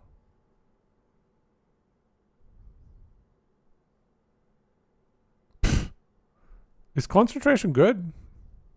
Must be if they're investing in it at late game. Is this actually good though? Let's see. This is 46 is too much. What is this bleed stacks, dude?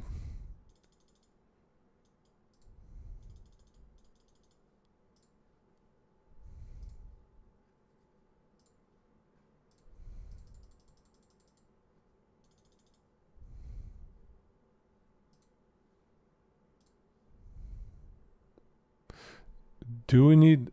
No, we don't need this. Glancing blow is phenomenal. This is fine. Yeah, we need more dodge. Cuckoo is right. What about Blade Dancer tree? We have way too many. 67.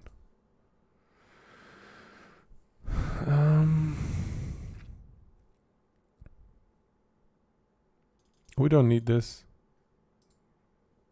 We can't drop it. Damn it. How did he get up to here?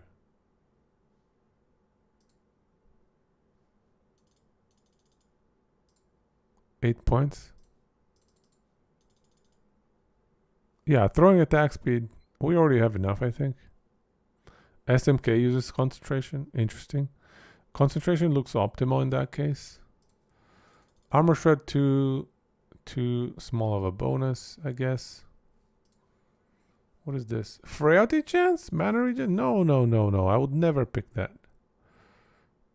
This one is probably a 1-pointer. Yeah. This is an 8. This. How do we get rid of these two? How does the math add up over here? 888, 83, 888, 83, and then another one.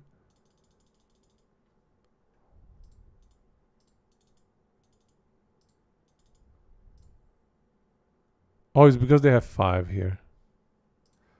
I see. Okay, I think that's fine. So now we have 26. That's perfect. Exactly what we need, I guess.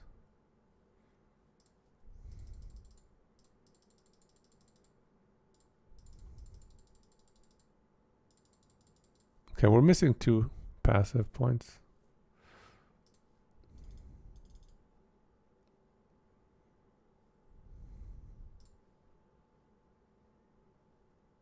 Well, if we're low life, our crit chance is going to be so crazy high.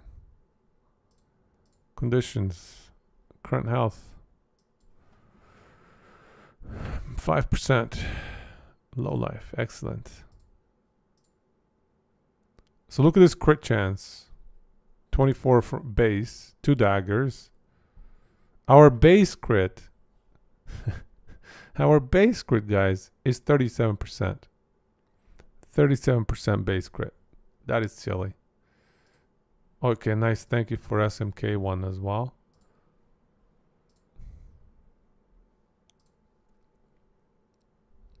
$37 base crit. And we have crit vuln. A little bit. You're right. So we leave that. But I don't want to drop 2 points here, to be honest.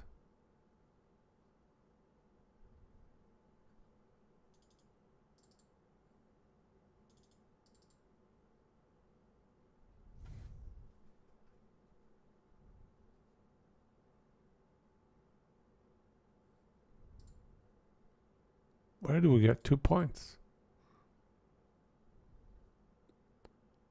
Where do we get 2 points? It has to be from this tree. It's either steady hand or the crit one. I guess steady hand it is. Okay. That's cool.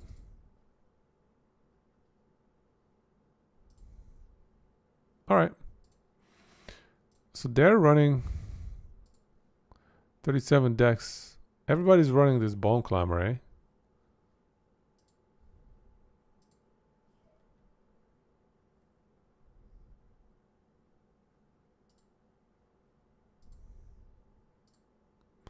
So concentration. If you're hit by an enemy within 4 meters, you lose concentration for a second. Alright. 40% cooldown reduction. So that's like for 2 seconds. 2.4 to be exact. Yeah, I can see maybe some benefits to concentration. Especially against bosses, they're not going to hit you. They don't hit. They rarely hit, I suppose I should say. Extra damage, extra dodge, extra MS. I don't know, man. It's a big investment. 21 points. Maybe. I would have to try it.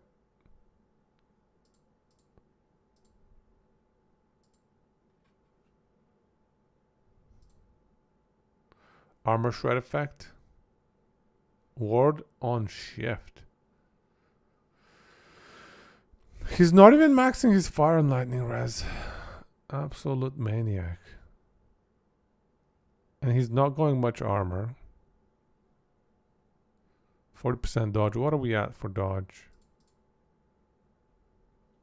Maybe we can drop a pause to see. Yeah, let's drop a pause to see.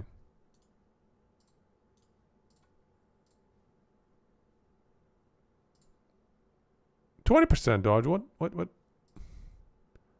I guess they're running dodge in the rings. I see.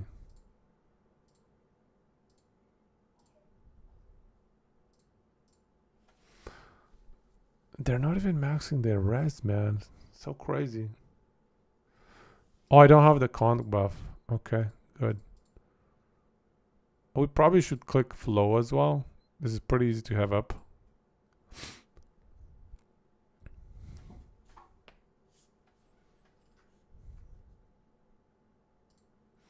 Let's make sure we have the same buffs. Oh, they don't have concentration buff either. Conditions. Is moving.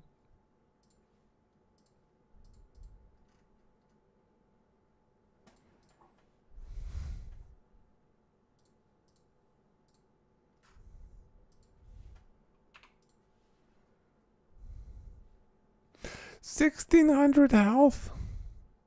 The idols are missing. 2,200 health. Still crazy low, man.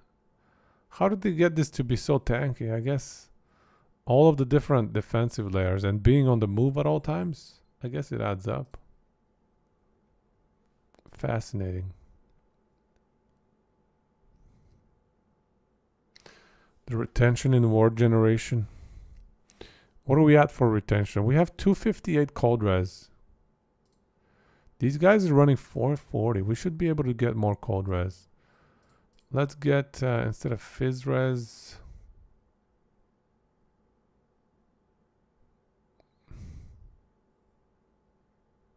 we can do dodge.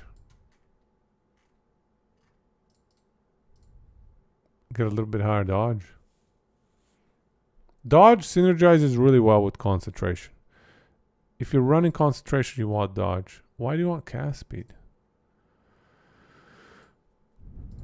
None of these are spells, no? I think that's a mistake. Not a mistake, just probably didn't have a better amulet. None of these are really spells. Yeah, these are melee. Okay, that's fine. So this can kind of solve the fizz res.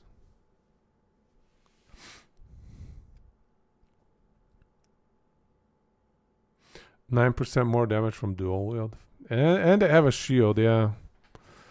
Yeah, the all res on shield is a bit of a cheat, yeah. How many people have tier 7 all res on their shield, man? Is this a shield that actually somebody has? Tier 7 all res, tier 6 cold res? Seems almost decently realistic, maybe. If you get crazy lucky.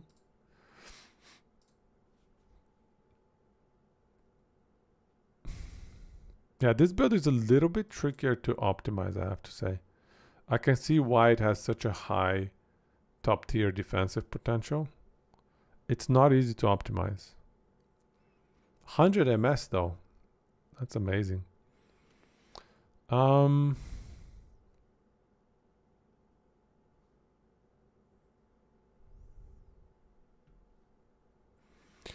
we want the ward retention ring? Oh, we don't need shotgun hit here. This can be cold res. Lightning pen is whatever. We'll get cold res tier 7 here. And there you go. Big boost to damage here.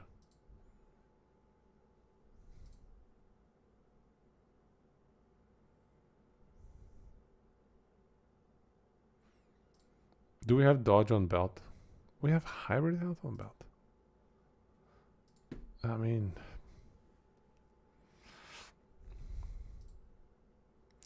we definitely need more dodge though. Let's switch some dodge. See what we can get it up to. It gives 6% dodge every point. That's dodging 10% of attacks. That is really good.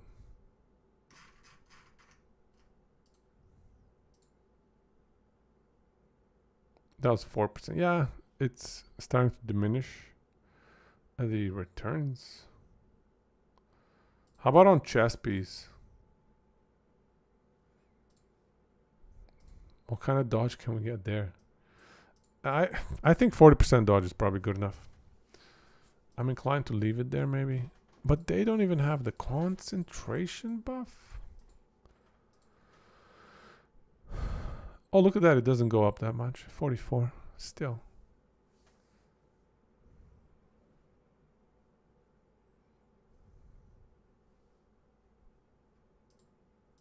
Amulet dodge.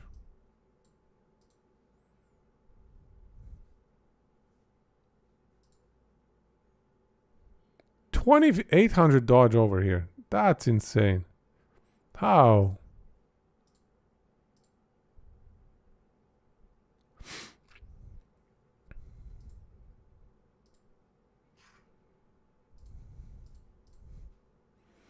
Oh, they have Dusk Shroud. 3 Dusk Shrouds. That's cheating. Let's turn that off. Still 2400. Hmm.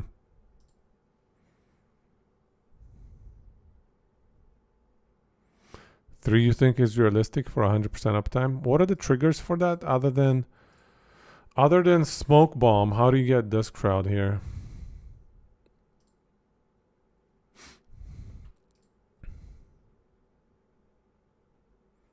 Shadow Dagger gives you Dusk Shroud?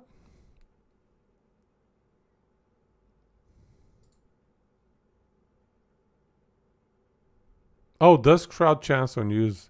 Never mind. Okay, but Umbral Blades gives you Dusk Shroud. We don't have Umbral Blades. Oh no, we do have Umbral Blades. Never mind, we do have Umbral Blades. What am I talking about? Is this a good usage of Umbral Blades? What is this on the right side? What? Get rid of that. Right now. Give us some Dusk Shroud. Dusk Shroud and more damage per Dusk Shroud is so far better. Why do you care about chill?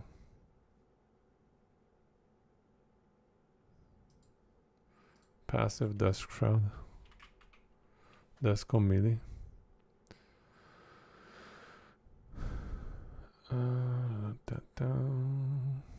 Where? No, Dusk on melee is on the chest. Dusk on melee is on chest.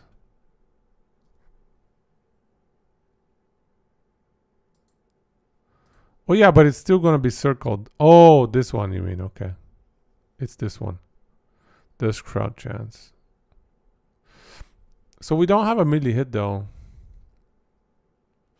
We're running a throwing attack, so we can't use that. Oh, the daggers can be bumped up. These are 2 OP is fairly reasonable. It's a common drop. So we got tier 7 crit multi. Tier 5 lightning damage.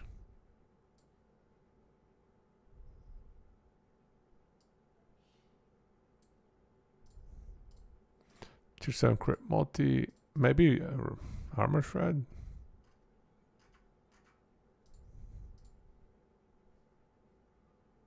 Yeah, let's go with that. Smoke Weavers. Oh, yeah, that gives you a lot of dodge. Yeah, okay, that's 400 dodge, man.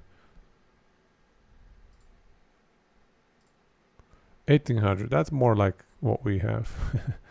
There we go. There we go. We deleted the dodge chest. In the name of science, I was just checking, all right? We'll put it back.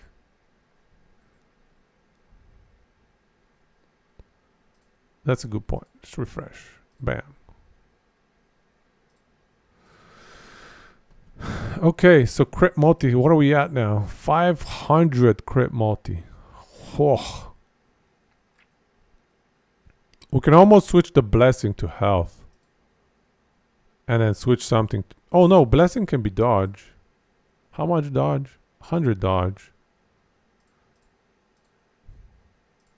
They like crit multi too.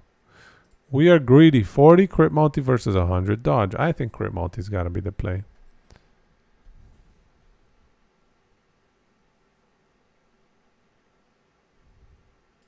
Okay, so I think the play is, let's switch the health to dodge and then try to retain the hybrid health. Hybrid health is better than health.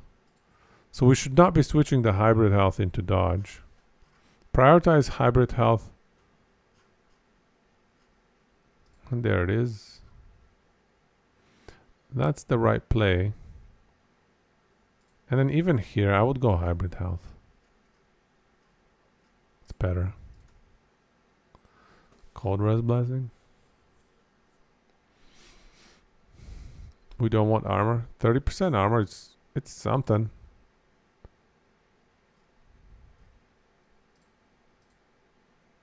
Goes down to 23. I guess it's okay.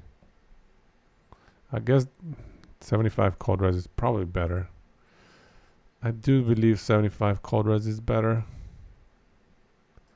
And they're running dodge rating. They hate the armor, hey? And it makes sense. How much? That's probably why we're missing dodge rating. Is they have here dodge rating instead of armor. Yeah, there it is. 1755.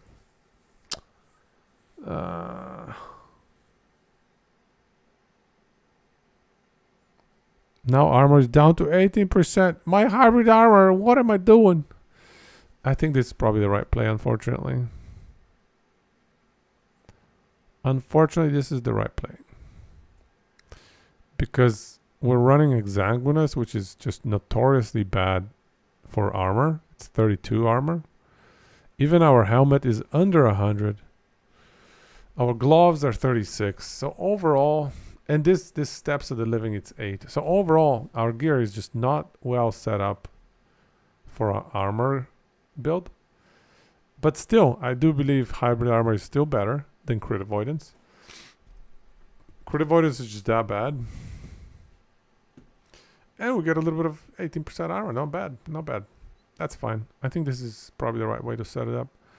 Where is that poison res? We could switch poison res. Actually, what is our ward retention? 466.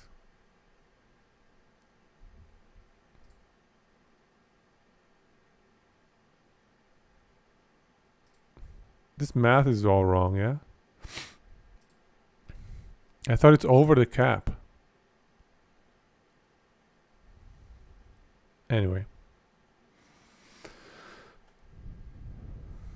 This one we could even think about lower throwing damage and more cold res. No, I definitely have cold. It's just, it says 451 on the ward retention from gloves right there. 451, which is equivalent to our cold res. It's exactly 451. So I'm like, isn't it 451 minus 75? I thought that's how it worked. Maybe I'm wrong. It says ward retention per uncapped. So uncapped means all of it? Wow. I didn't realize that. I never knew that's what uncapped means. Okay. That's good. I guess I'm a noob. I this whole time I thought uncapped means beyond 75. Oh man. I never realized. Well, you learn something new every day, guys.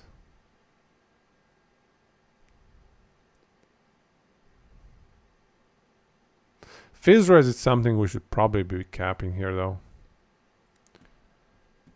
Just a little bit lacking. How can we cap Fizz res?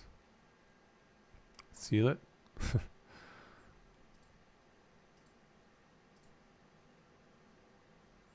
Sneaky seals.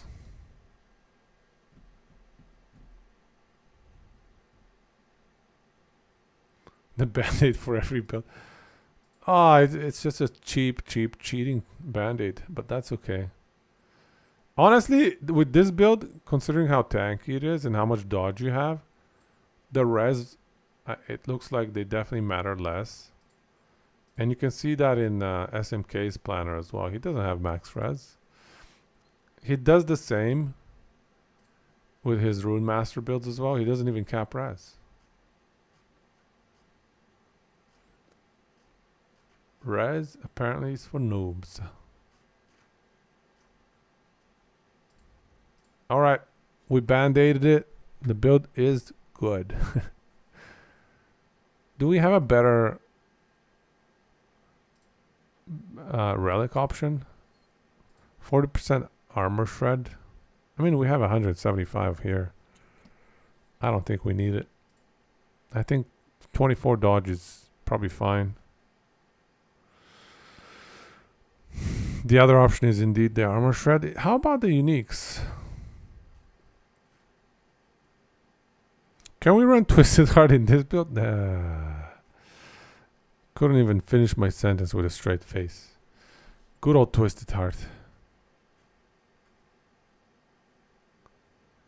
I tried. Endurance threshold. Endurance. We don't want that.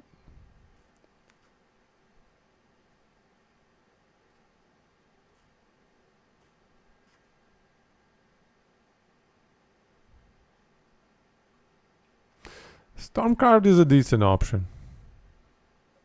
The 12 pen. The only if we did not have a shock chance, I would say run Stormcarved. You must have a shock chance. And we got it through here. And this is also a phenomenal shock chance. It's 100%. Like, this is a really high shock chance. And once you have this point, you no longer need Stormcarved. But I would say until you get that point, you should be going Stormcarved.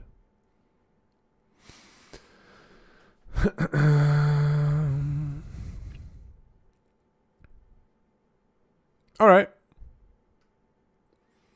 Is there anything else to do on this build?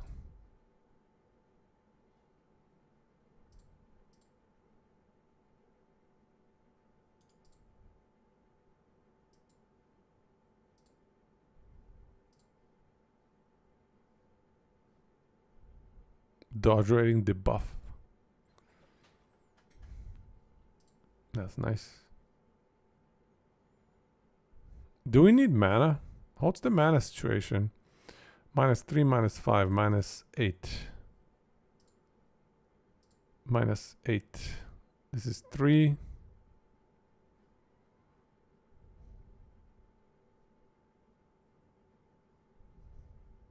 Oh.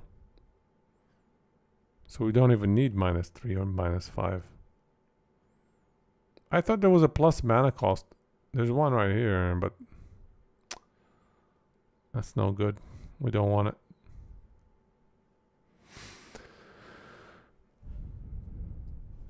Yeah, okay. No, I think that's fine. How about these ones, actually? I haven't looked at these other skills. Sync Strike.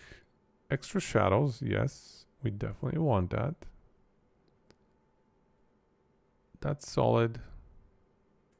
Mana efficiency. Health gain. Oh, we almost missed that one.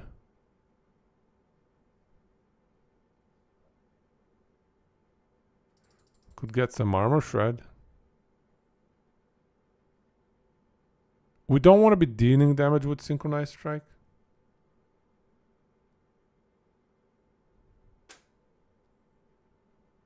That's a fair point.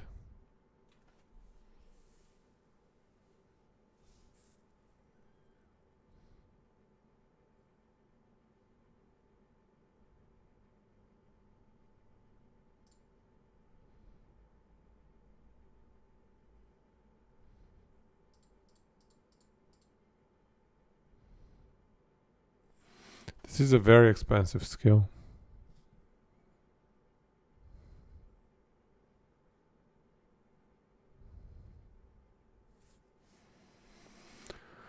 Rings are just something to give us extra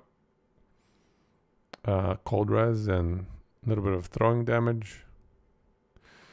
The only thing maybe we can do is get mana back here. 8 mana per cast, because Shuriken is a 0 mana cost skill. The problem is you get health gain, and we don't want health gain on a low life build.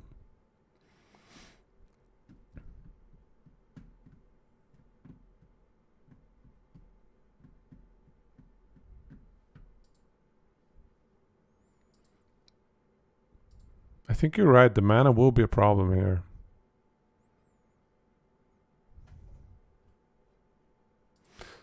What other ways do we have of regaining mana?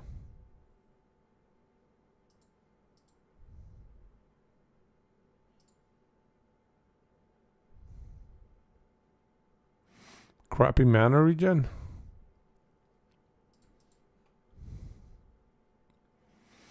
Yeah, I was thinking of the sync efficiency, but it's just really, really clunky. And it's also not a huge number.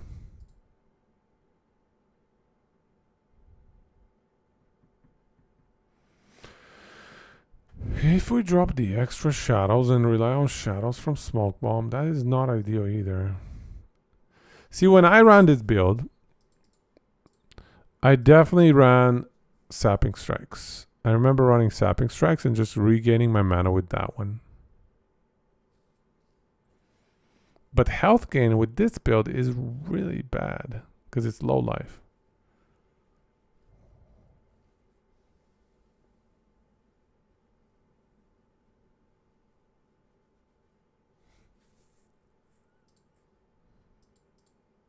What do we do, guys? What is the right play here? Do we drop Dark Allies?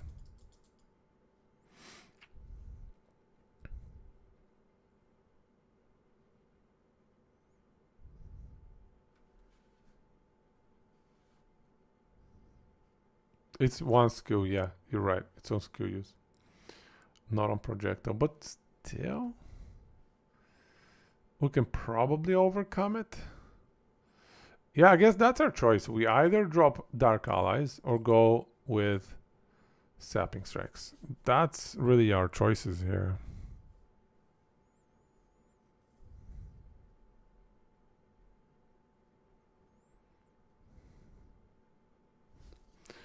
Zitharas.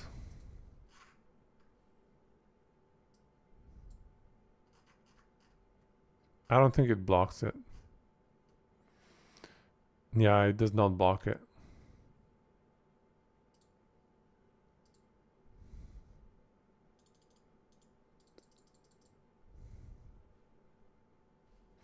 $16 health gain. I think 16 is actually manageable. I think we can probably deal with 16. Another issue is we're losing 4 points in the crit, and now we no longer have max crit. Or maybe we do? What is pulse? Oh, okay.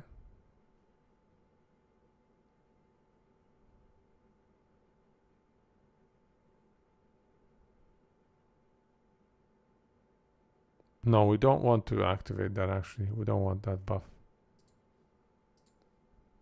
Okay, 68. Yeah, we don't want pulse. 68. Crit. Yeah, we just switch lightning damage to crit here. Okay. Somehow it's exactly 100.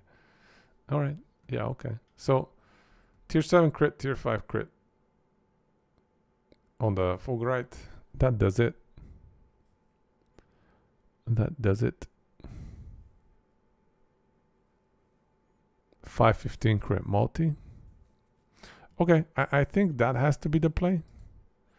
Now we have a mana recovery strategy. So even if we use up all of our pathetic 103 mana, can we even cast this skill, dude? Can we even cast Synchronized Strike with our 103 mana? A little bit of mana would be nice, but we need Lightning Rest Red.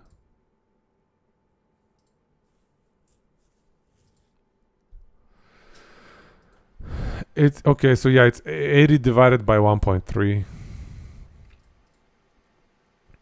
Yeah, 80 divided by 1.3. So it ends up being what? 61, 62 mana. Alright. So we can only cast one, and then daggers. It's gonna bring us back up to like 50 mana. So we need to do another daggers. Oh, dude, that's gonna be a little rough. How about these? These cost 21, 12. So Umbral Blades. Why are we running Umbral Blades? Because we're not going to have extra shadows. All the shadows are going for shurikens. Should we switch Umbral Blades to something? It's from Shift. Shurikens thrown 1.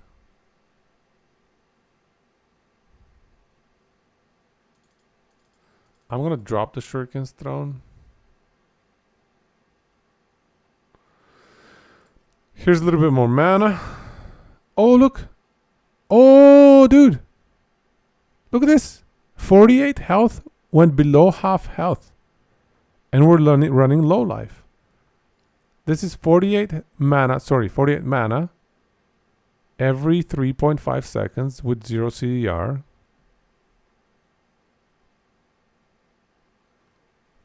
That is massive, yeah. Shadow created. Leaves a blade. Right.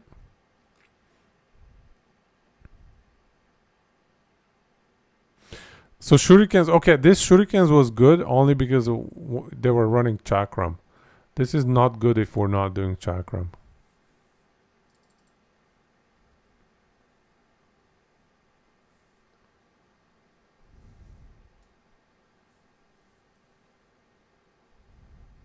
You pay the 25. Hey, but dexterity gives mana efficiency. We have 30 dex. That's 60 mana efficiency. So, you know, that's going to be like 15 mana.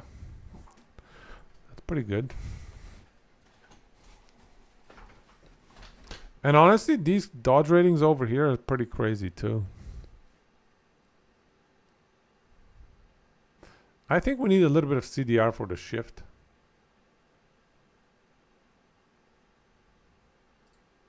Right. There's this efficiency as well. Ooh, 48. So basically this is going to be like 12 mana, 10 mana. Should we be running CDR on the belt specifically? We might want to run CDR on the belt. I think I'm going to switch CDR on the belt. Just for the shift, honestly. Just for the shift. Because elusive and momentum are so good. I would get a little bit of extra from that. Yeah, let's switch the helmet to CDR as well. Stun chance is good too. Yeah, this is definitely a better helmet. 25 crit multi is insignificant considering we have like 500. Yeah, 500 crit multi. 25 is nothing. CDR on the other hand and stun chance, that's far better. So what are we at on CDR? 32. Yeah, that's we just added it. We had 0 CDR prior. What do these guys run? 52. Tier 7 CDR on the boots. I guess they're saying we don't need MS. Ah, that's a good argument, I guess. What was that?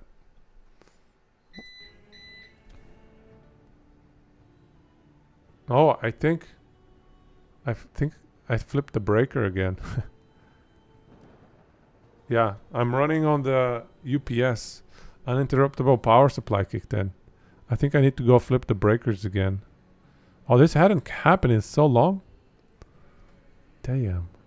Let me see if it beeps one more time.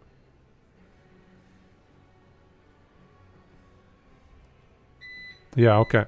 I'll be right back. I gotta go reset the breaker. BRB.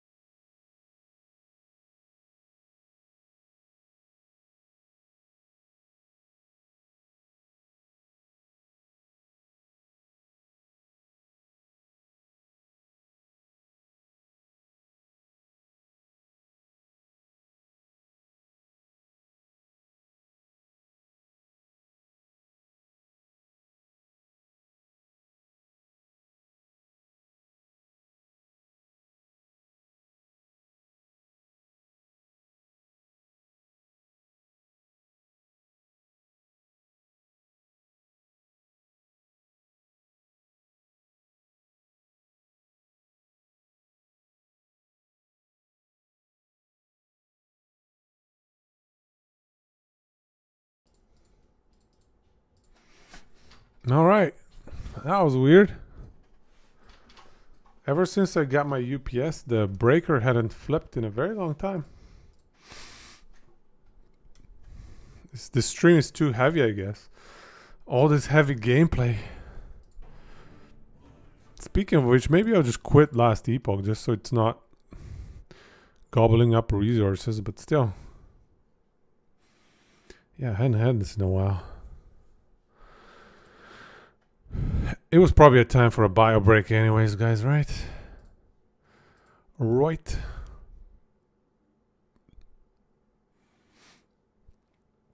So.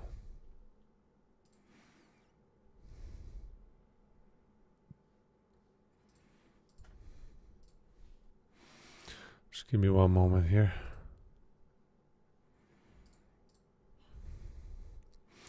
So the argument that I was talking about is that, yeah, they're shifting constantly. So they have the 50% speed boost exactly. So the speed boost has a higher uptime. So essentially, that's higher move speed. Now, would you want to shift constantly with this build? I mean, it gives you mana. Free mana. How can you say no? That's a ton of mana. So maybe we do want to go CDR.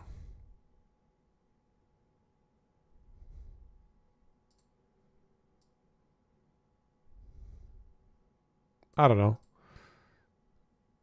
I'm a little bit maybe ambivalent towards that decision. I think either way, we're close to kind of having this build fairly well optimized. Fizz damage. Why do we have fizz damage? Oh, that's a skill tree thing?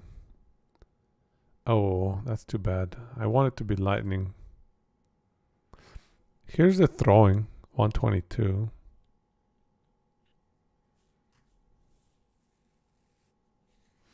Plus lightning damage 534. Not bad. Okay. Alright. Only 46 throwing attack speed. I guess that's fine. Shuriken adds another 15.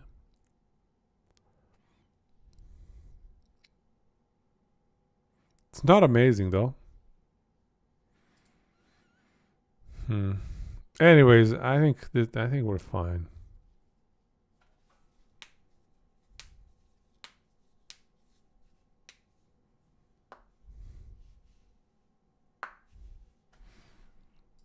I think this is probably where we want to leave the build at, right?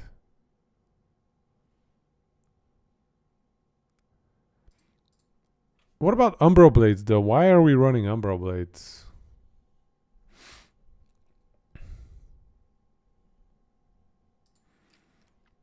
Does shift proc Umbro Blades? Why convert Shuriken? Well, we're already getting a bunch of lightning damage with Shuriken on the Fogorite. So it's kind of seems to be a decent option. What are the pros and cons of physical versus lightning? Lightning benefits from shock chance. Shock chance is huge. Shock chance is a really good debuff.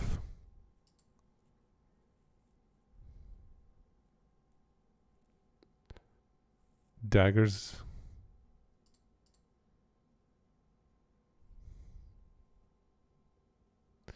Right. Well, I'm not really converting it any extra. It's just for extra damage. And for the shock chance. This 100% shock chance requires 3 points in here. It requires 3 points in this silly skill. And we need some sort of shock chance.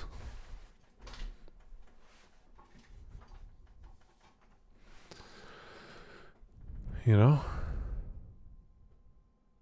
Anyway, I think that's probably where we want to leave it.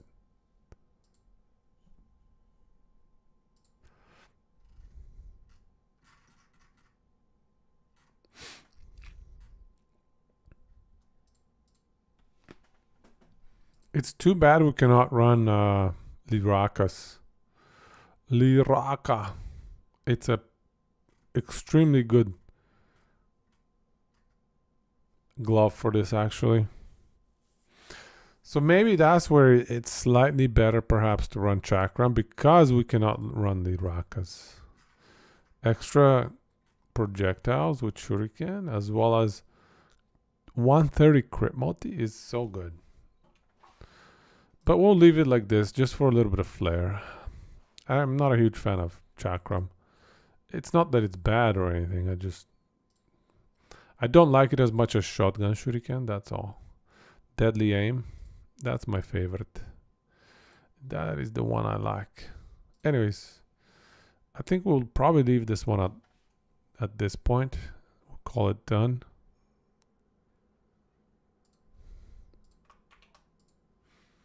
It's fairly well optimized. Not perfect. And I'm probably going to throw a link into probably Trickster's Lightning Chakram as well. Let me just store this one.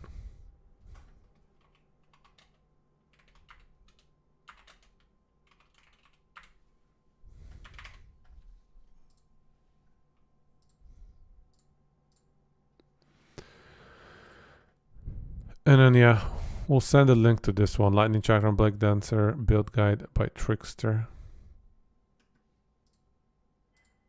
Oh, we already had it.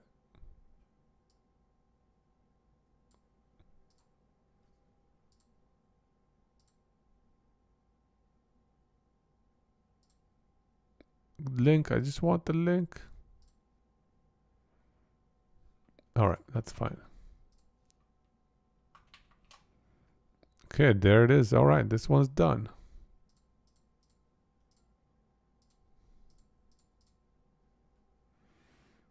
This one is done.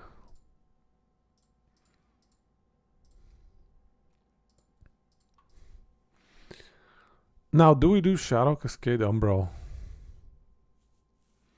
Actually, I could have just reused one of these ones, SMKs. I'm just going to reuse SMKs. I'm not going to tinker with that one too much.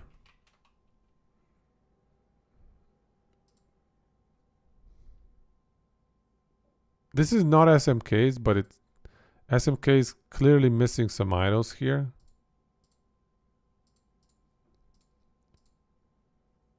Freeze rate multi? Surely that should be stun chance.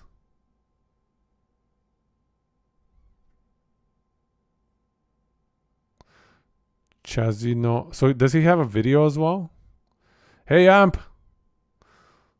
The work goes on and on.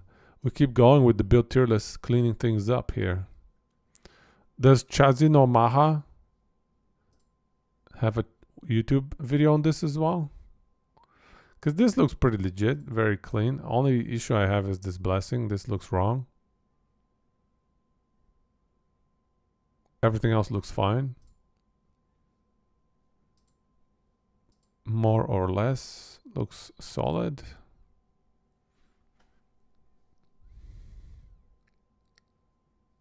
Okay, let me check that out. Zoom Echo Farmer. Hey. Oh my god. Oh, his videos are actually not that long this time. I thought he was the one with the long videos. This is nice. This is 15 minutes.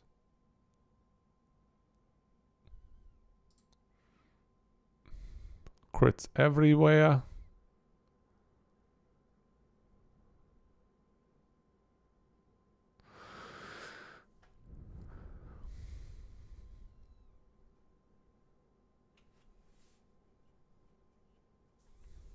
Okay.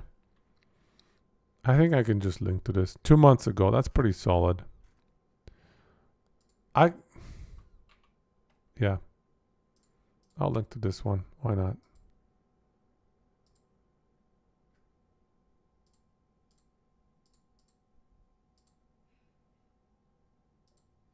What do I have in here? Oh, I have the SMKs. Okay. I'll do both. I'll do Cheers and SMKs, and I'll give a link probably to Cheers because his his loot filter, build planner rather, looks a little bit cleaner. The only issue I have is this freeze rate multi is a little bit annoying for me.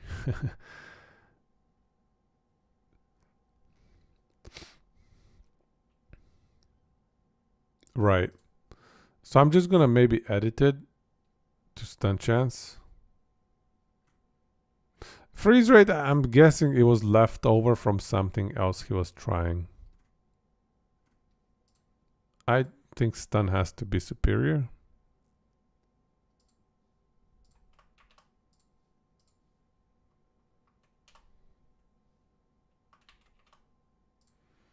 I think that's it. I think now we have Rogue complete. Rogue complete, Acolyte complete, Sentinel complete. And what is left? And even one Sork build complete. But what is left is something that is a little bit sketchy.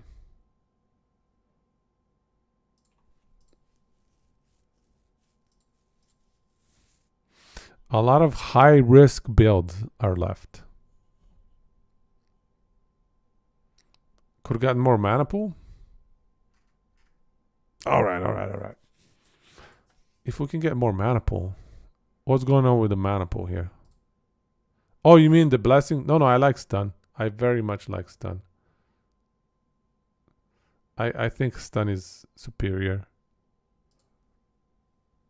So we'll leave it at that. For that blessing. All right, that's good.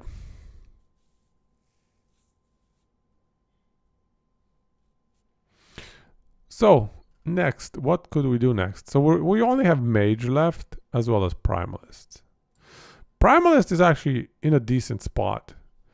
I think this druid werebear swipe. You know, the only risk here is that it's gonna lose the low life.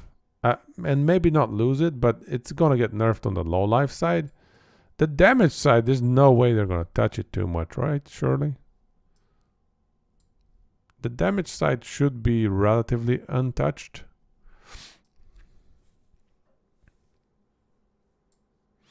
So I could talk about these ones. I can grab a build planner from Awizi. And these ones are even better. I think these are probably going to remain safe. Thorn Totem is a little sketchy because Shaman's getting a lot of rework. There you are, bro. Thank you for the lurk. I was going to say, if I were to add a build planner, I would add your build planner in here for werebear swipe. But I think I'm more inclined to... I might wait until patch notes. I don't know. But can you just send me your build planner anyways? I'll throw it in here. You know what I mean? You're waiting to see what they do about werebear? You mean? You think... But here's the thing though. They're gonna gut low life. But werebear is gonna be still probably very doable. It's just going to be the high HP version. Life lightning. Okay. I mean, let's wait. If you're going to update it anyways, I'll wait and see what you come up with, and we can discuss if there's any crazy things coming out with the patch notes, but I doubt it. I think it's just going to be a low life nerf of some sort, and then we'll have to think about, is it still viable to do low life, or is it just strictly better to do high life and lightning? So yeah, let's leave this for patch notes for now. You really think Boar is gonna get gutted, hey? Boar is like 25 DR? What is it at?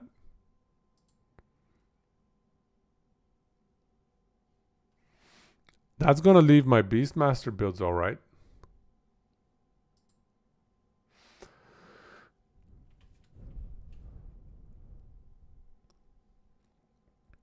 Let me grab those actually. This one. Copy link.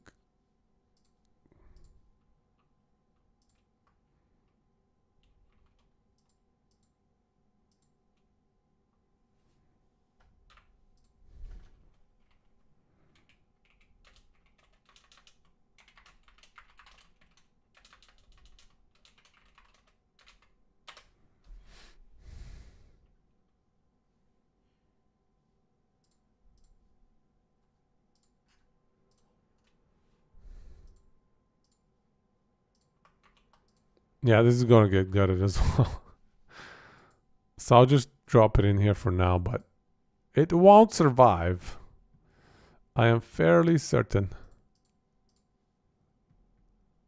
All right. Now these three though, they have a good shot at surviving. I'm just not sure how much I want to invest into min-maxing their trees. Or sorry, their planners, just because we know there's stuff coming for Shaman. That entire passive tree might get reworked.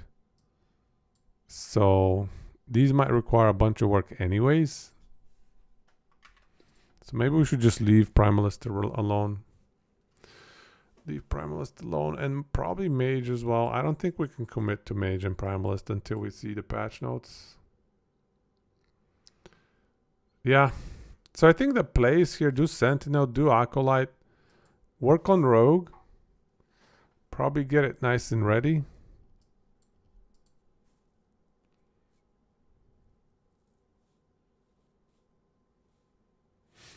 And then once patch notes drop, do these two. Yeah, we might be done until patch notes with this part of what we wanted to do here. Yeah. We might just be. Oh, sorry, Amp. I saw that message earlier and then I forgot to reply. Sorry. Okay. Do you think Shatter Chains is worth pairing with Siphon of Anguish for melee builds? Yeah, certainly. I have that in my Earthquake Aftershock dot build. So you can see Shatter Chain, Siphon of Anguish. It's a pretty sweet combo. And you know why? 4 stacks of Doom times 5% more melee damage, 1.2. Oh, for Shadow Dagger Blade Dancer.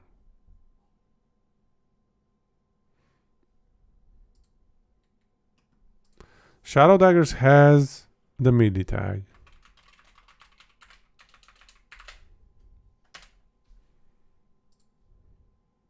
It does have the melee tag.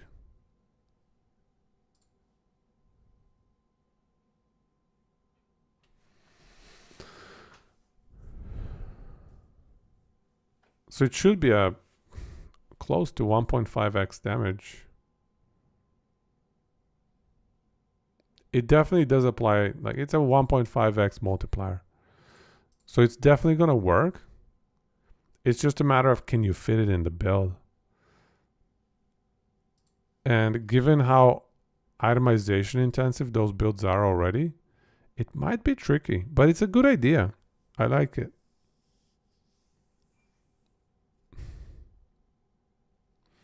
It's just these builds are so demanding. So demanding. The other problem is they're running low life.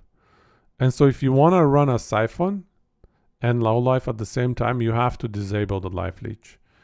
And there are not enough ways to do that. You might need to run Boulder Fist, so it kind of breaks low life. So yeah, if you're running out, high life, then it's going to be much easier. Low life, it's going to be incredibly difficult to fit it in. But with high life, yeah, it kind of breaks low life. You kind of have to go Zithara. You can't run the glove. You cannot run the helmet.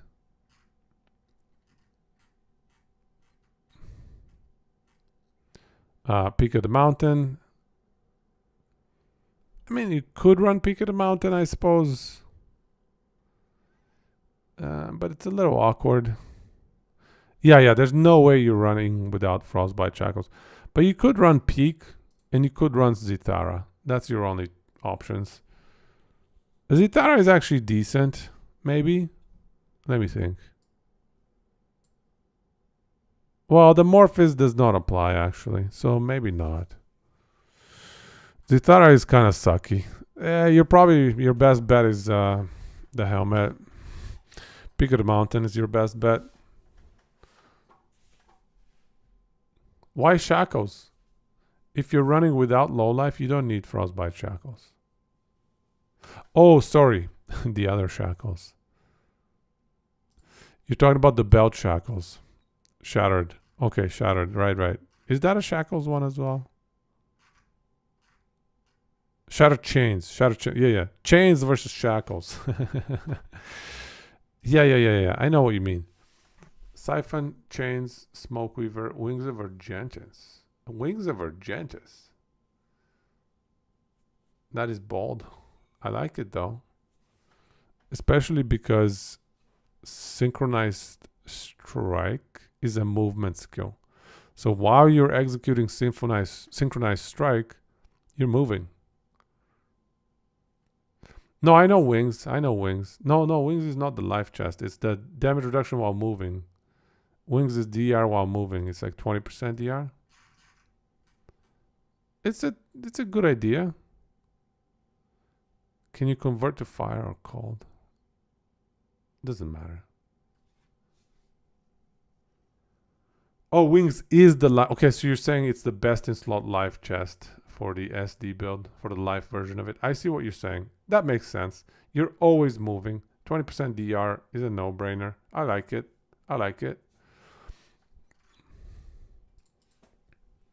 Okay. Yeah. 20% DR is probably worth it. I mean, that's huge. That is great. I like that. And then that belt and ring combo is probably a 1.5 time damage increase. I think it's a 1.2 times 1.16, right? 1.2 times 1.16. So it's a 1.4 roughly damage multiplier. Running belt ring. So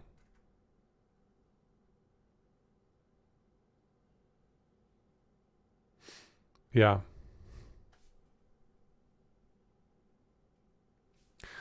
All right, I'll show you guys my other project that I'm working on.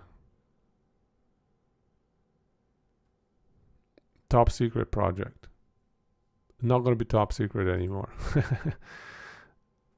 Let's see. Okay, let's do this. We're going to grab a brand new. Actually, I'll do it on the other tab real quick. I'll grab a brand new file, maybe.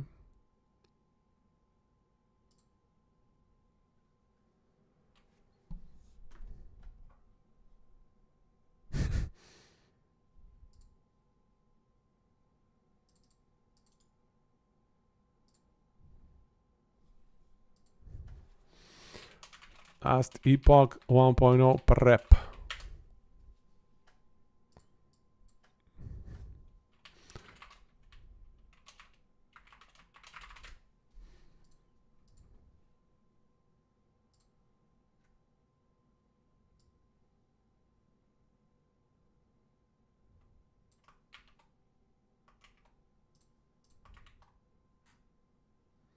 Okay, here it is.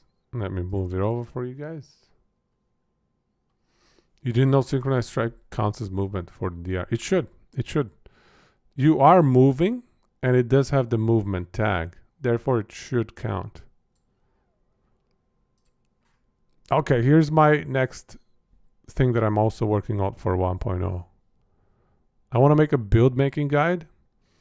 And so for that, I'm trying to think through all of the sources of how you want to increase your damage. And as well as all of your defensive layers, right? And then all of your recovery.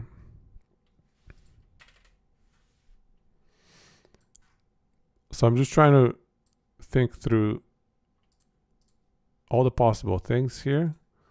So for example, these apply across the board. You know, if you have hit ailment ... that's kind of how I want to organize things. Aw, that's awkward. There we go.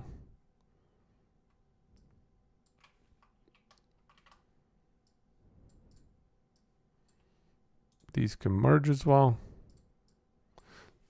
These are just increased percent damage. There's also increased flat damage as well.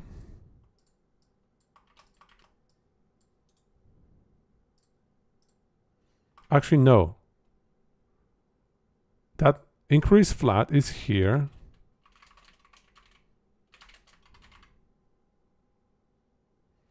For dot, you don't want increased flat.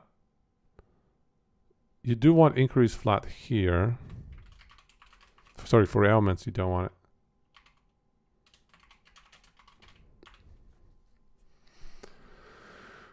it.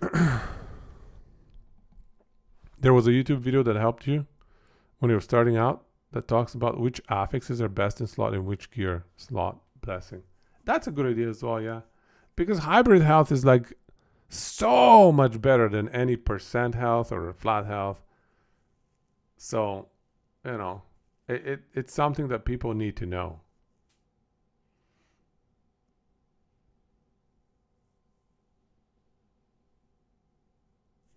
Yeah, that's a good idea as well.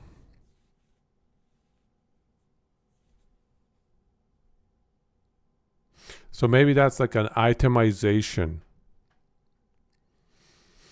That's more of an itemization build planning guide. So maybe that has to be a separate section in my build planner or whatever, or in my build making guide. Itemization. I'll throw a note in here. Best in slot affixes. And I'll think about that some more. But yeah, basically in here, I'm trying to capture all the different ways that one might want to increase their damage. And then we can talk about what is the optimal way to do each one of these. So like dot doesn't necessarily need attack and cast speed in many of the cases of what dot does. Like for example, this is ignite, what do you call it? Ignite Glyph of Dominion is a dot build. Also static ground, static orb, static ground. Oh yeah, I'm back to last epoch for the next 4 or so months, I would guess, at least. At least 3 months. Let's say 1.0 is horrible. I'll probably play it at least for 2 months, even if it's awful, because the game is so good already. Even if 1.0 is bad, I'm probably going to do at least 2 months on it. But there's a pretty good chance I'll do it probably around 4 to 5 months. And we'll see. I'll also have to look at when other seasons of other games are happening. Maybe there's a really good D4 season. Maybe there's a really good PoE season. Maybe PoE beta looks good. I'll probably time it around, you know, if there's another fun game that comes out. But yeah, next 3 to 6 months, last epoch. So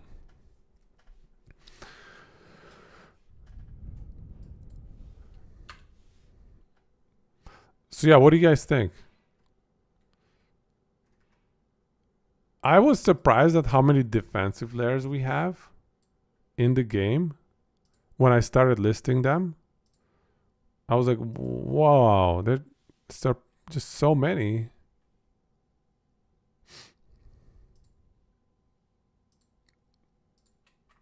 Oh wow, we have a checklist. Sure. So yeah, in terms of damage, increased percent damage applies to all 3 of these. Res, Shred, and Pen applies to all 3 of these. Endurance. I have endurance. Should I combo it with endurance threshold? That's kind of how I think of it.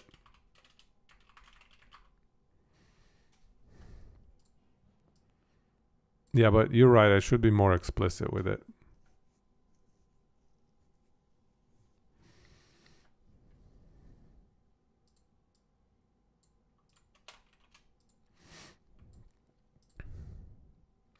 Dodge, glancing blow, block.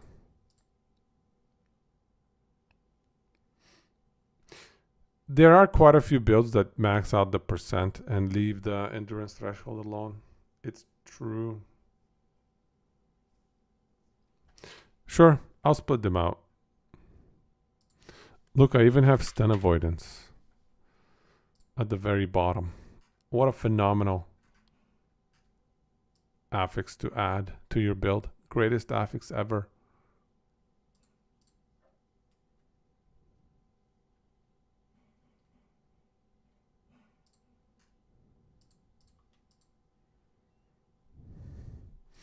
There's like HP gain on hit mechanic as well.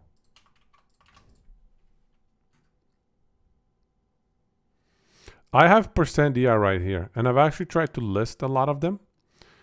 And when I started listing them, I realized, and I kind of knew this ahead of time actually, but Sentinel has nothing. There is no %DR on Sentinel. And surprisingly, Sorcerer or Mage has too many. Mage has like 3 massive ones. They're not even little numbers. Aegis, 25. Raywind Frostguard, I don't even remember. Is it 25? Is it 40? Whatever, it's large. Flame Ward, again, huge one. Necro and Acolyte has a bunch of them. Rogue, I couldn't think of any. The new experimental items, most of them are trash, but there are a few of them that are really good. And then there are a few of them that are situationally useful. The Mage has Flame Rush DR. Let me add that in there. That one is a little bit more situational, but it is pretty high. It's a very high number. 51%. Yeah. So in terms of experimental, yeah, they're a little bit annoying to farm, but really, if you're running a lot of monos, you're going to be killing a lot of that mage guy, exiled mage or whatever. And so you're going to be getting experimental affixes over time. The best one by far is current life lost and converted to ward per second. That is by far the best experimental affix. The belts have some interesting ones. Some people have been successfully utilizing mana on potion use. It's quite niche though. You have to kind of tailor your build around it.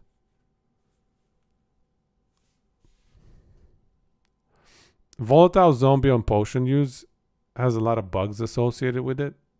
So this one sees a lot of use on like Necros and Acolytes obviously, and it's pretty bugged. You can definitely slam these in legendaries, yeah. Yeah, those are some of the more noteworthy ones. Boots has some interesting ward ones, but I haven't seen anybody being able to make good use of them. This one looked interesting to me. 25 ward per 10 missing mana, but unfortunately the mana stacking builds are just dead right now. And it's also per 10 missing mana. It's not per 10 max mana, so it's very awkward. You want to be running like 0 out of 1,000 mana. It's just awkward. The minion teleport. A little bit of minion teleport is not bad, yeah. And it gives you minion damage. So you can't get minion damage as a prefix on boots. So this is another way to get more damage for your minions. It's not bad. And minion teleport, you know what I mean? Like, that's sweet. That is sweet. That reminds me, I should play Necro. I should definitely play Necro. Minion teleport, I think, would be really good for Ballista.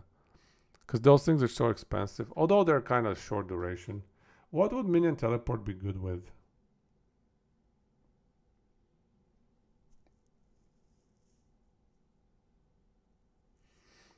Amp? No, I don't think so. If you plan on playing seasons, don't worry about it. You just play seasons, right?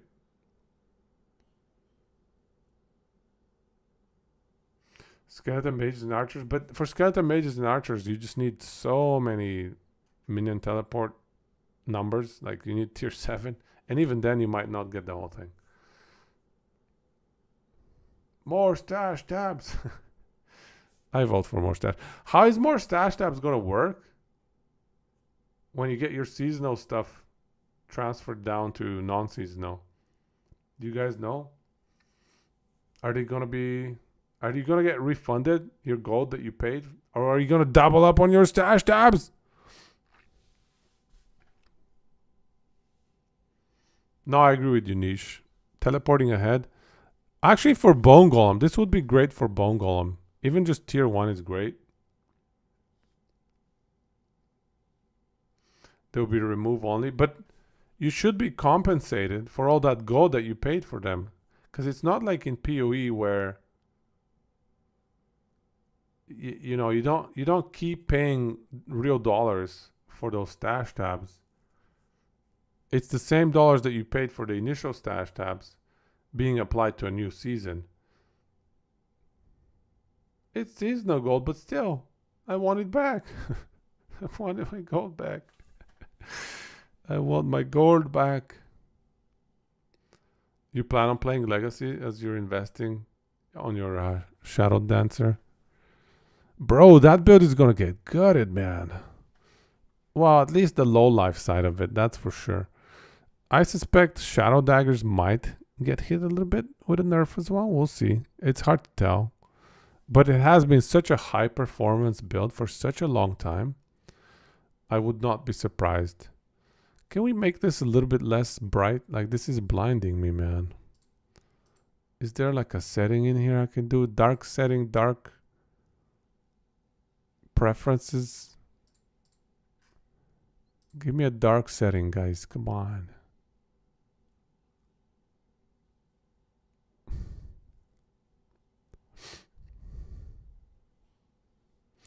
Maybe we need to go Google. Have Google save us.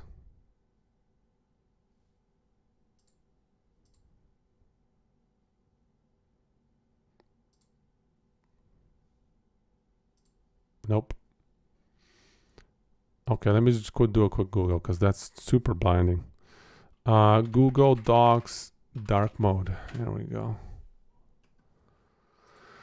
Oh, it's an extension? All right.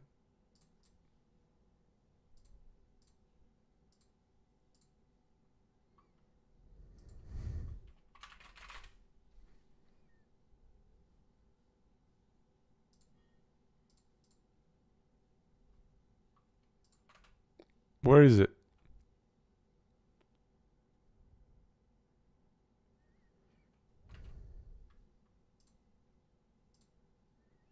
I guess I need to grab it first. All right, fine. It only has a 3.4 star rating. Never mind. We'll suffer. How much is the one? What's the rating on the ones that you have or that you saw? It's the same one that I saw. 3.4 star rating, man, on a simple extension like this.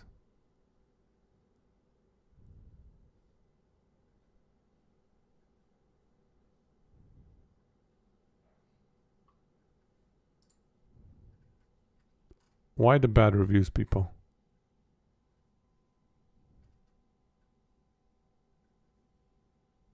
Drains the performance of the machine. We'll skip it. We'll survive. We'll tough it out with this eye blinding. Bloat breakers, exactly. That's the first thing that came to mind when I read it taxes your machine. I was like, no, I'm not taking any chances with this. I already had a wand breaker explosion today. No thanks. Am I missing any? I'm probably missing a bunch of damage amplifying sources here. Let's take a look at a build, for example. In some cases, CDR can be a damage increase. I'll put it at the very bottom maybe here.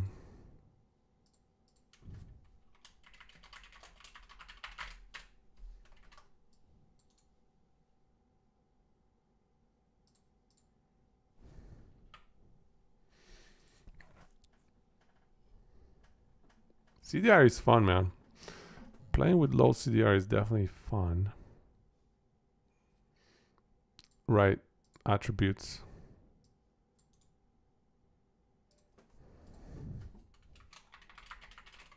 Attributes kind of work together with increased damage, actually. I'll put them together there.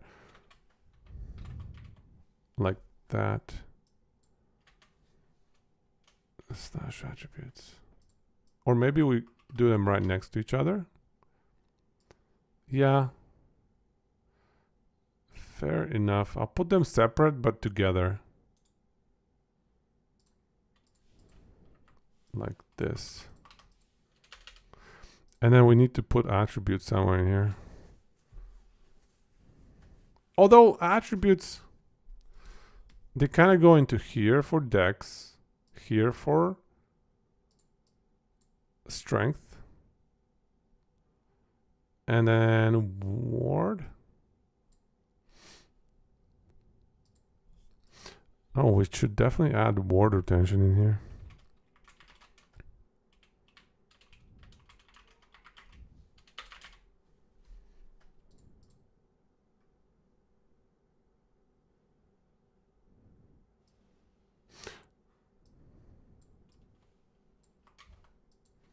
Maybe we need to put ward retention as an additional one here. Because these are all the ways that you can generate ward.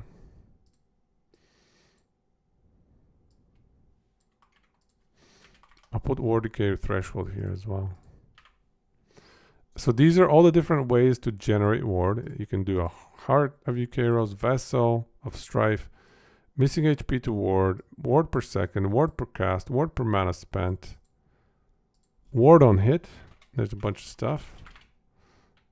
Ward on hit slash crit. There's a bunch of stuff like that. Attributes on their own.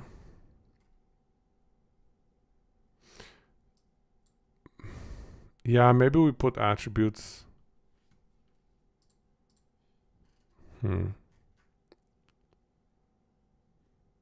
Attributes are a little bit situational.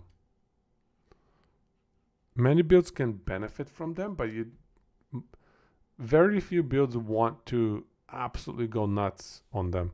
Armor Shred, I like that. I'm definitely missing that from damage on hit. Armor Shred.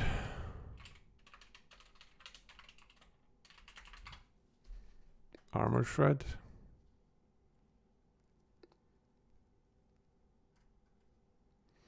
Yeah, where do we put attributes? Where does it fit nicely?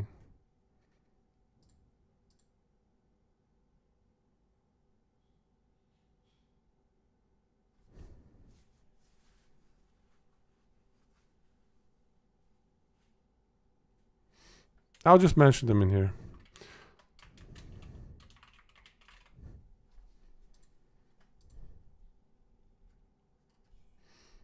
Resource management.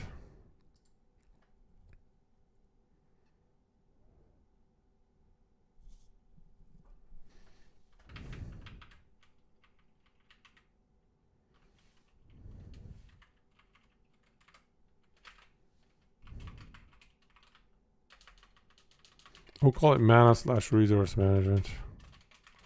Something like that.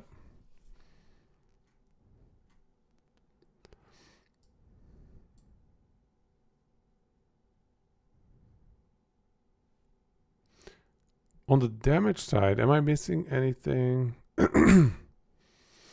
Let's take a look at one of my builds maybe.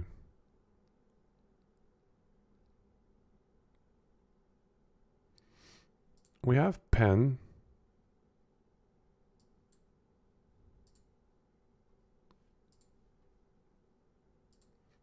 Or we can look at this as well.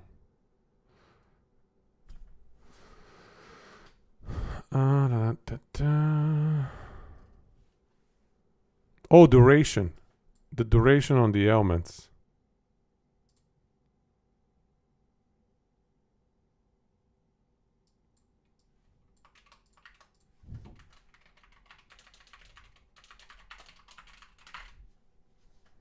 Ailment duration. Excellent. We need that.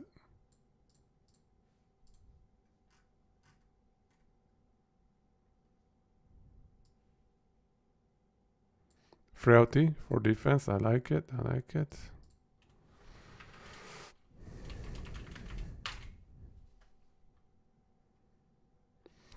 So if I were to rank order these in importance, these are probably very high importance. Those top three.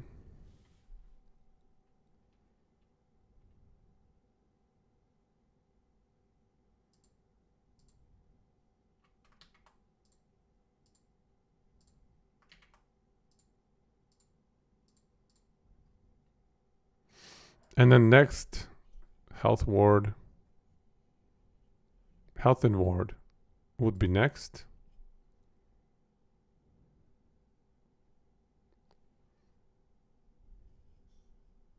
We can think of chill as defensive, yeah. I would not put a very high priority on it. So yeah, next would be health and ward.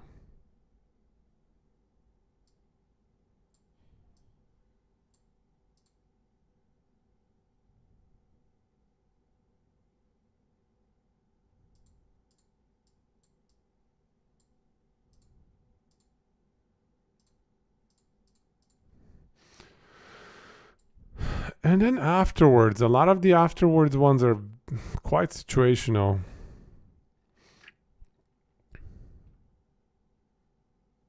Even the percent damage reductions, some of these are very situational. Are we capturing the Blade Dancer passive? Death's Door. I think I got it. Yeah, I think I got it. So we do have one Blade Dancer one. Did I add chill in here? Let's add chill.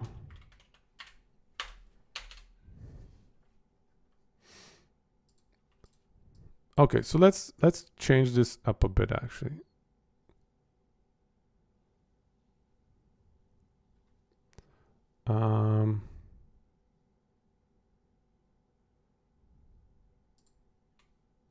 Title. Nah, we'll do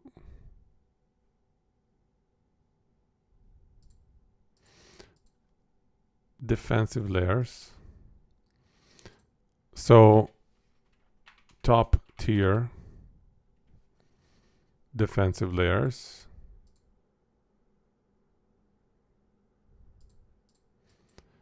And then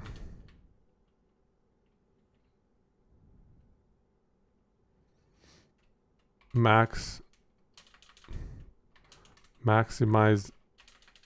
after top tier.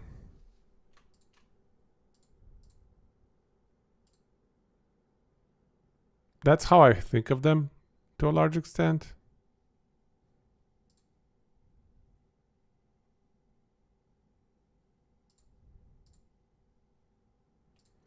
So health and ward you want to max out after you've taken care of your crit avoid, your crit reduction, resistances.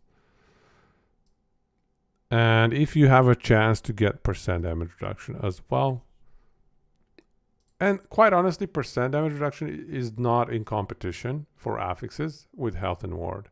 Percent damage reduction is acquired through passives, if you notice, as well as items, but there are no affixes to get this.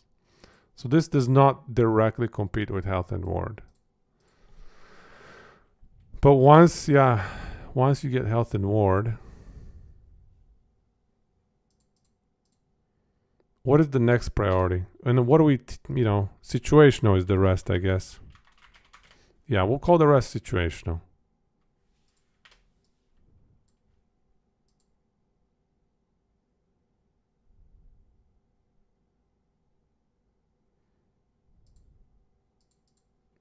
And honestly, there's going to be a trash tier in which we put damage taken from mana instead of avoidance.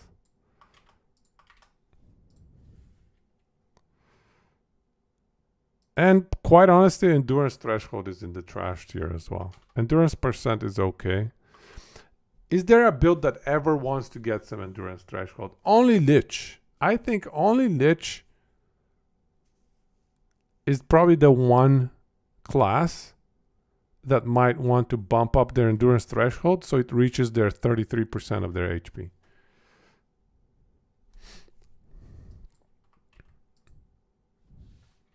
We can put frailty up here, but I would not put it above armor in many situations.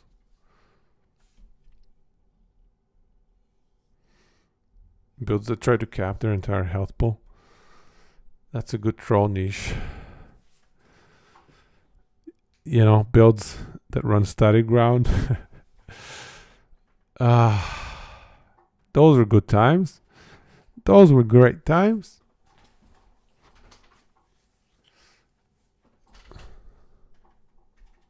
You're considering a non-low life Shadow Dancer. Right then.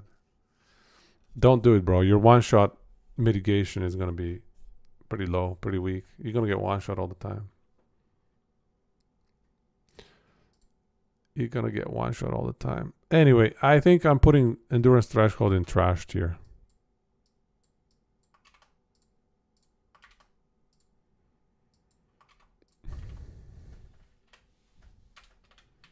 Trash tier.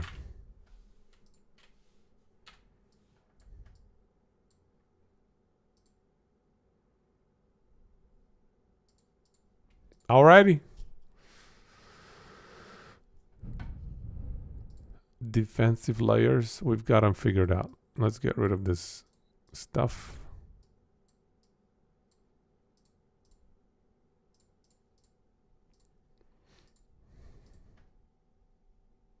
Health on kill top tier. Yes!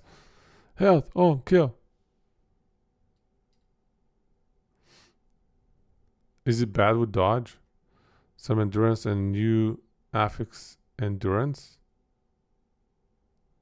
If not hit recently to live first hit, then dodge if hit recently. I mean, if they increase endurance percent from 60 max to 70 max, I think we could see a little bit more endurance build. But 60 max is so low, man.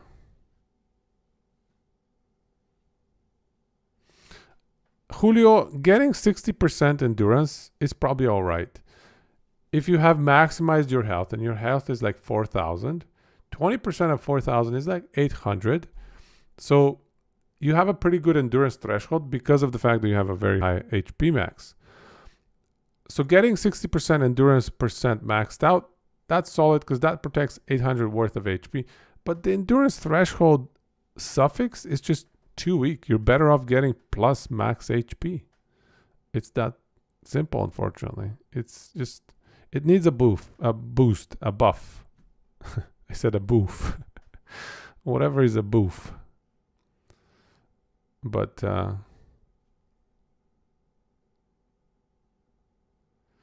Cuckoo, maybe, but I don't know. I'm not a fan of endurance in its current state. We don't see it shine in any top tier performance.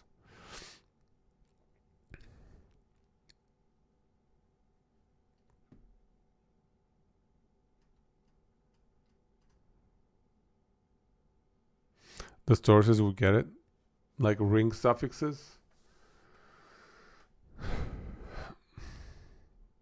Or if they doubled the number, yeah, it would get more use. If they doubled the affix values, that would be nice.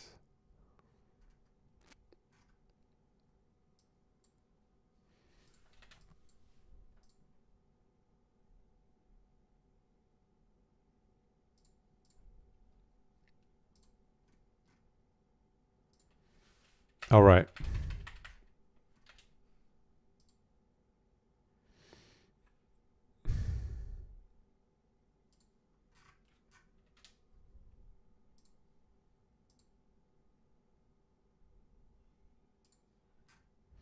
So now we can talk about damage.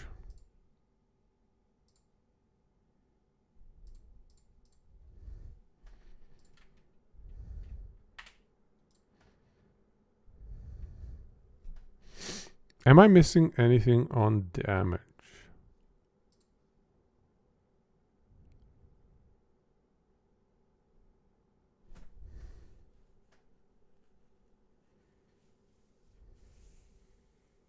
Not top, definitely.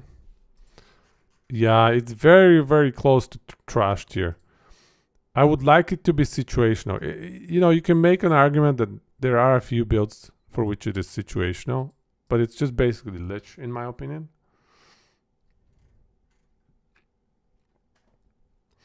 Doom for melee, I would put that honestly under more multipliers, because Doom is a more multiplier. And I don't really want to try and list every single more multiplier because there's just so many. There's just way too many. But yeah, that is what you want for every build, is just stack as many more multipliers as you can from your skill tree, from items, from everything.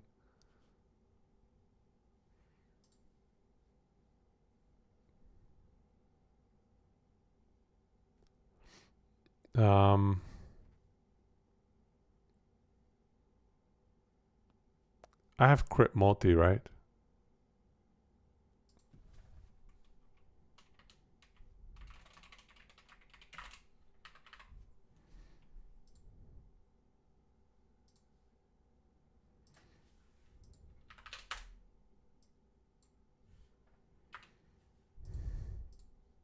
All right.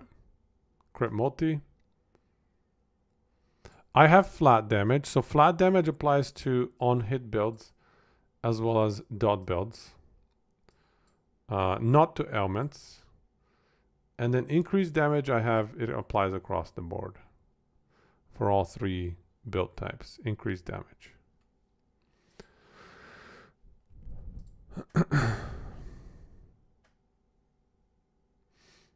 Is there anything else?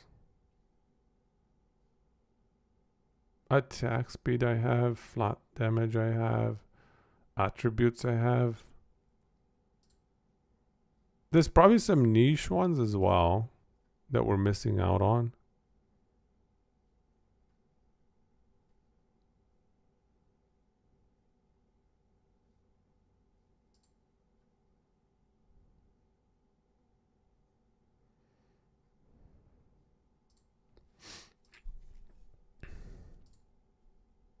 Yeah, this might capture things fairly decently. I'll think about it some more, I guess. But this is probably all right. Let's check through here as well, actually.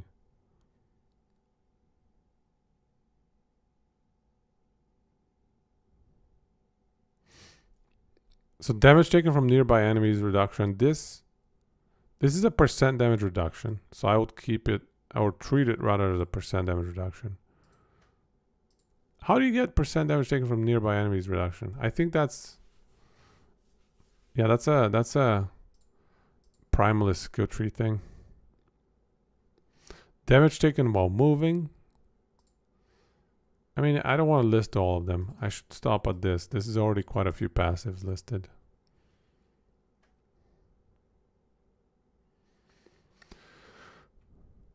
And on the flip side, you have dual wielding, which increases damage taken. So that has to be taken into account as well. It's a survivability problem to be solved. Okay, so we've captured all of these.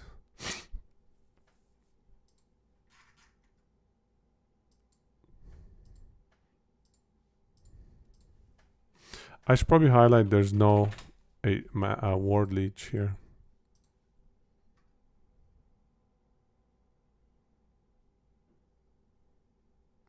Oh, this build is not taking that passive. It's the other one that we were doing. This is another build. It's not taking the dual wield, which is why it's not having plus 9% damage increase. Let's check out some other builds, maybe from like Sork. Let's check Sork. What do we got here? Health leech and leech rate.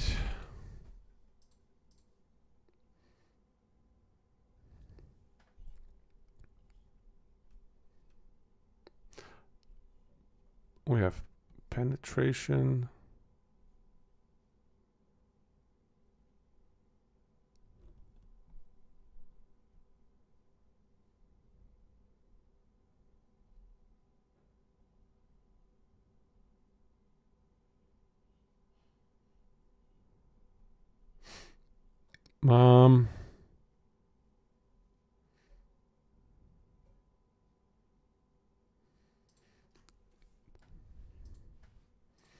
For mana resource management, we can put foot of the mountain. Foot of the mountain. It pretty much solves mana resource management if you don't mind standing still for certain cheaper skills. It's a little bit situational though. Very much situational. It's not something I should advertise like it's the end all be all to solve all your mana problems. Definitely not. Certainly not.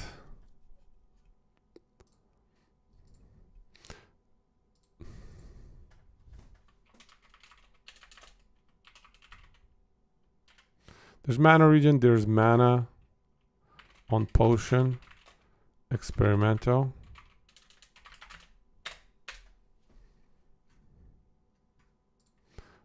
And I'm looking for damage stuff as well in case I've missed something. Even defenses.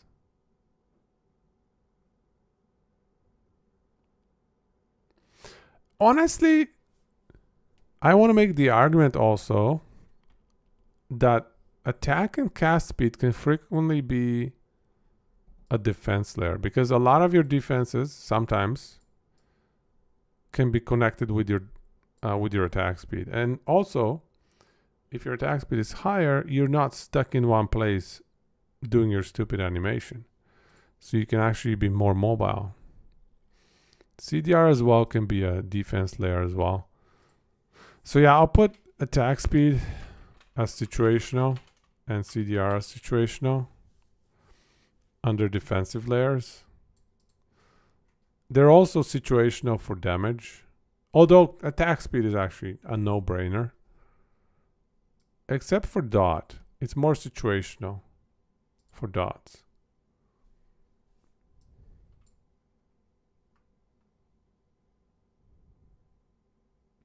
Do we want to just put it here? Like that. Put it across the board, attack and cast speed. Dot is probably the one that benefits the least from attack and cast speed, but still think it benefits.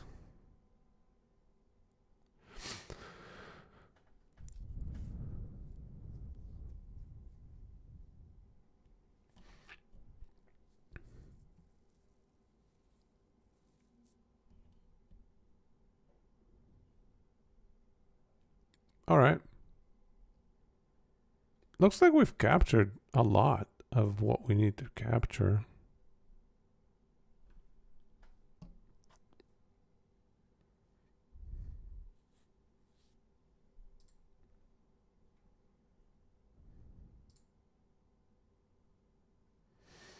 What do we have in here?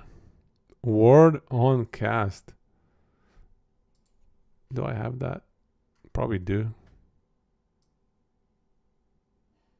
Yep.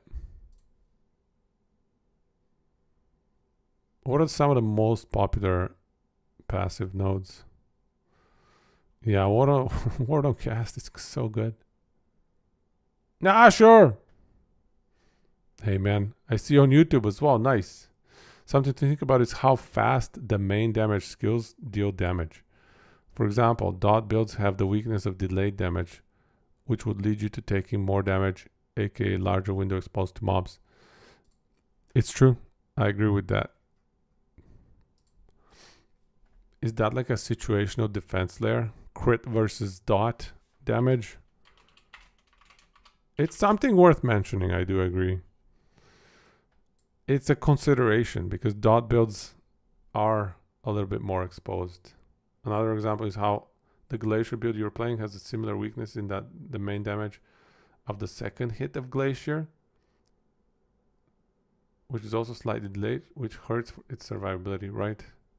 Similarly, a build like a melee caster, like Shadow Cascade, Shadow Dagger, Umbral Blades has very short exposure time. Yeah, so another thing to mention on that note is melee versus range. Yeah, range of damage skill use. And here, maybe instead of crit versus dot, we can talk about delay, or delay until main DPS, main damage source hits.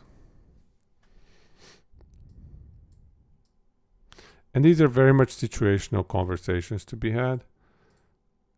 But really, if you're a melee class, you need a lot more defenses than if you're a ranged class. That's ARPG 101, so it's definitely worth mentioning.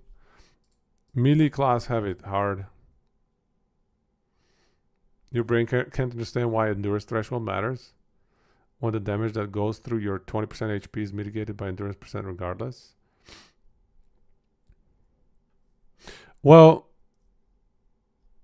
with endurance threshold, you can raise that 20% HP to, let's say, 25% HP, right? It's a big investment that is not worth it, though.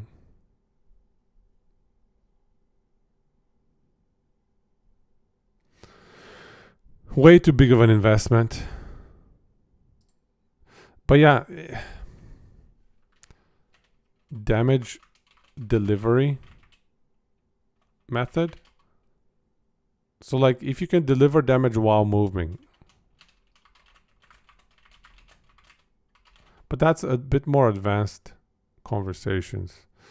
Definitely worth mentioning though. Damage while moving versus damage that requires your character to stand still. And that includes channeling as well as a lot of melee attacks or even ranged attacks, really. It's just melee attacks are far more punishable because you're standing in one place. Attack, attack, attack, attack, attack. Channeling is definitely the worst from this perspective. Having to stand still. If the single source of damage, which is typically big, will probably be one shot through your 20% versus 25%. It definitely negates more. I mean, think about it this way. That 5% health gets multiplied by 1.5, sorry, 2.5. Because, well, yeah, because if the endurance percent doesn't cover it, it takes full damage. But if the endurance percent covers it, you basically, that, let's say 100 health becomes 250 health. It's a very simple EHP calc, really. You're extending every single endurance threshold number is multiplied by 2.5. That's how much EHP you're gaining. So it's just not a massive EHP gain. That was one of the reasons why Mana Sork was so good. You cast one every 4 or 5 seconds and you can focus on dodging mechanics the rest of the time. I agree. That's a very good point. And really, the builds that can hit 2,000 to 4,000 corruption are not standing still. They don't stand still. You know, you've probably seen that plasma orb one. They're constantly moving. Necro builds. A lot of necro builds you can get away with, moving around. Well, actually the top tier necro builds, Flame Wraith and Bone Golem, they do require you to spend a significant portion of your time casting. Bone Golem, the idea is you cast, and every single cast gives you survivability. So you kind of have to cast to survive. Attack or die is the Bone Golem build, which is why I like it so much. It's my style of build. YOLO, attack or die.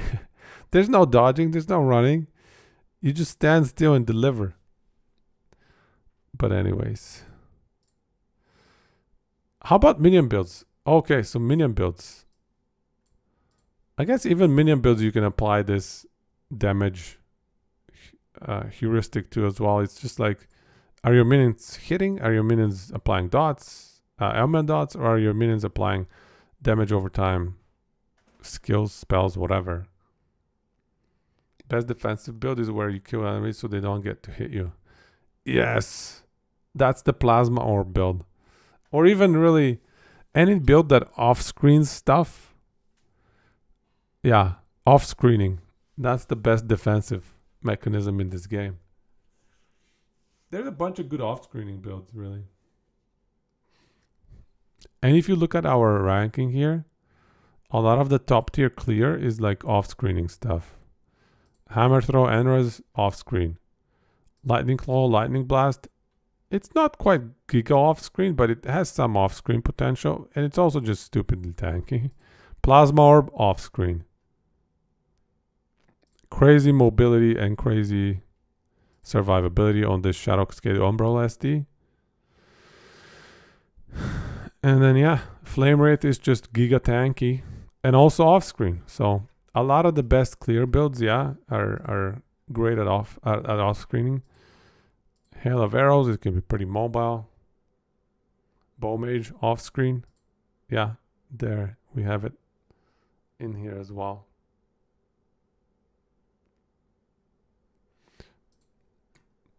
Am I missing anything on damage? I think I've captured. I just feel like I have so few things on damage. I must be missing something.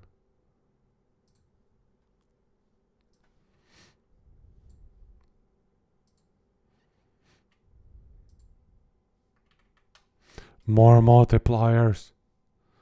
Let's bump this up in size. There we go. That's more like it. How do you deal damage? You get more multipliers. That is number one most important thing. All right, so recovery. I think recovery is actually surprisingly simple.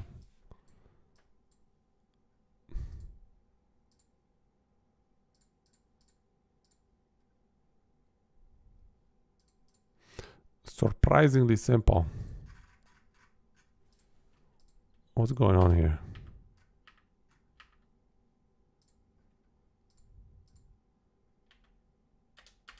Good. All right, fix that.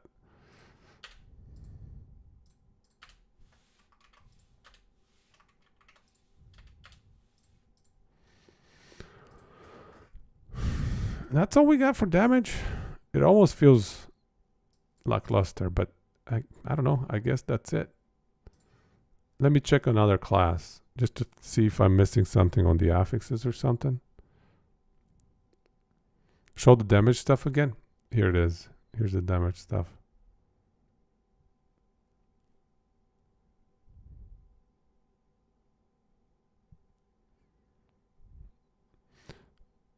We got the pen and rest shred. They basically work additively together. So I guess there's some stuff that make it so that enemies take increased damage. So we can add that in here as well.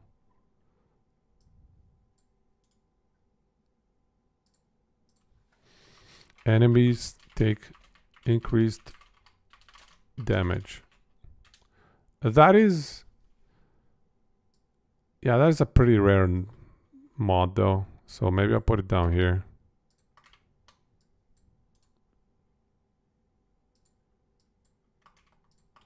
Towards the bottom.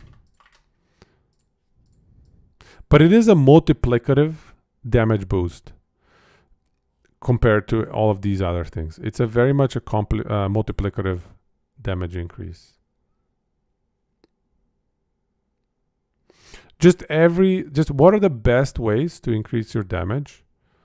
Or just, yeah, all-encompassing ways to increase your damage in a more generalized fashion, right? Like, so I don't want to be listing every more multiplier, but just mention that more multipliers are clearly the best way to increase your damage. You can even make the argument that enemies take increased damage is a more multiplier of sorts, but we'll carve it out. Leave it like this for now, and we'll see. It is a little bit of a specialized situational. Usually it's on a skill tree. It's not really on an affix. Some unique items have it. I think that belt that we were talking about earlier. Technically Doom, I think. Yeah, Doom, the ailment. Makes it so the enemies take increased melee damage, right? So, okay. So let's see what else we got. Let's check another class, maybe. Let's see hammer throw. Oh no, we don't want to go to there.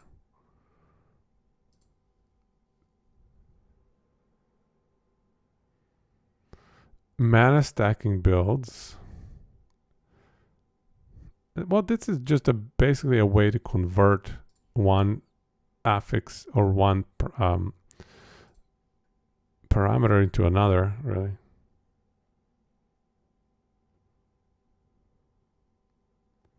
It's not just gear, it's also skills. Any way that you can increase damage, not just through gear. Mastery bonuses. A lot of them fall into one of these categories. So for example, let's see. Oh, hey, how about echoes? Echoes, those are very situational. For dot builds, there are also pops. What do you mean is that? Oh, right. I know what you mean. That's a good point. Yeah. Conflagration and the Void Knight one. How do we label those?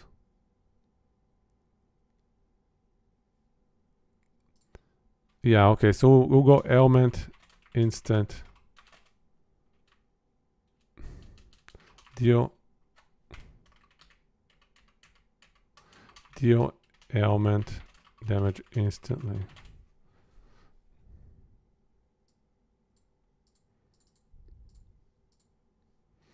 So there are just very few skills that are quite useful for that. Conversion / payoff of dot stacks.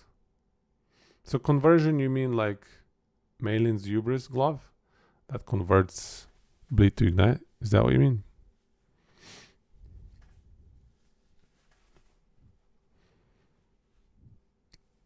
I would almost kind of classify that the dot stacks payoff only exists in Locust Swarm.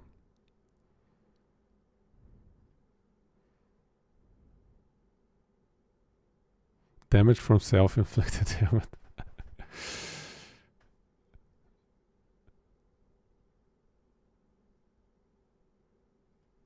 That still falls into the increased damage category though, right, Nasher? Everybody loves you're saying, does the skill source added effectiveness % count in that? Yeah, maybe we should add the, yeah, I think we should add the skill added % effectiveness. No, wait, but that probably falls under increased flat damage. Because the flat damage gets translated. But yeah, it's definitely something we should bring up and pay attention to. I'll bring it in. I thought about it at some point, but I didn't write it in. How should we word it? Let's see a skill. Added damage effectiveness, add damage scaling.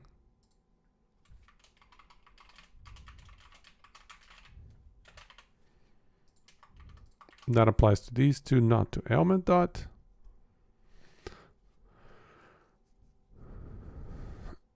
Yeah, increased damage with dot stacks is the one you're referring to, Nasher. I think it's just a very unique case where you can get this number to be stupid high, 50,000%.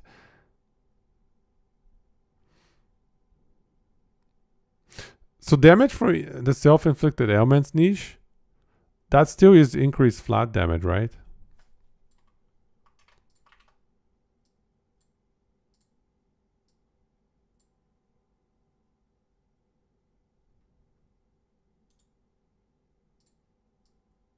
You know what? Let's line these up. Let's make it a little bit prettier like this.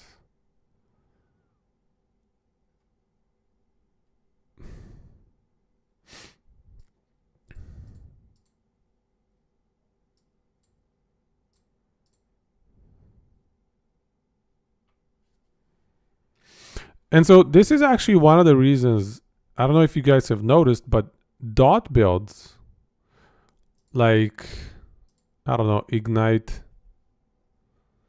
like the static ground, static orb,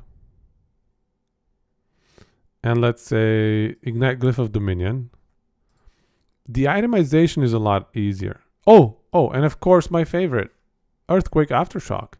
The itemization is so much easier on those builds because you don't need to worry about all these other things. All you need to care about is the more multipliers, which earthquake has a lot of. Increased flat damage, which is pretty straightforward. You just throw tier 7 increased flat damage into your weapon, duh. And then added damage scaling percent is not something you care about. It's not something you can influence, I should say. It just exists in the skill. And then, yeah, you just look at some of these. And in general, it's just a lot easier to itemize dot builds compared to hit builds. Because you don't have these two. You don't have armor shred requirements. 3 very expensive. So these are actually prefixes, generally speaking. And this is a suffix on amulet and glove. But it's just you're saving a lot of item slots with dot builds.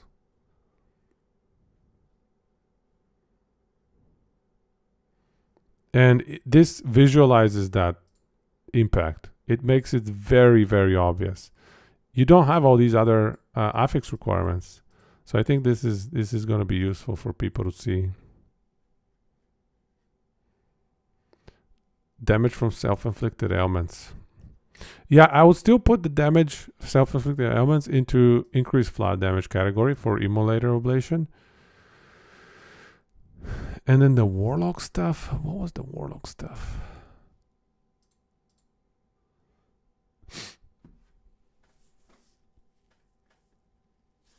Which Warlock stuff was it? I don't even remember. You'll have to remind me. Okay, but I think we have the damage probably, as well as the defensive layers figured out. Oh, area. Yeah, area is useful. Can be useful situationally for damage dealing, right? Let's throw area in here. Nice and simple.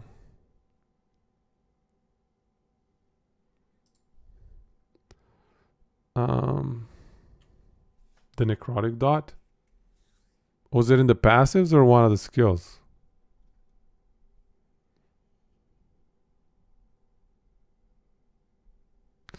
Area, that's the problem, is the way that last epoch has ESG has implemented area is it's not increase in the radius, it's increase in the actual area, which is very frustrating to me because every other ARPG, when it says increase area, it increases your radius. It's far more impactful in other ARPGs. Here, 100% increase in area. I wonder if we can get a circle. Circle, 100% increase area. And then go to images. No, I don't need people to teach me stuff. I just want a nice little visual. Well, anyways.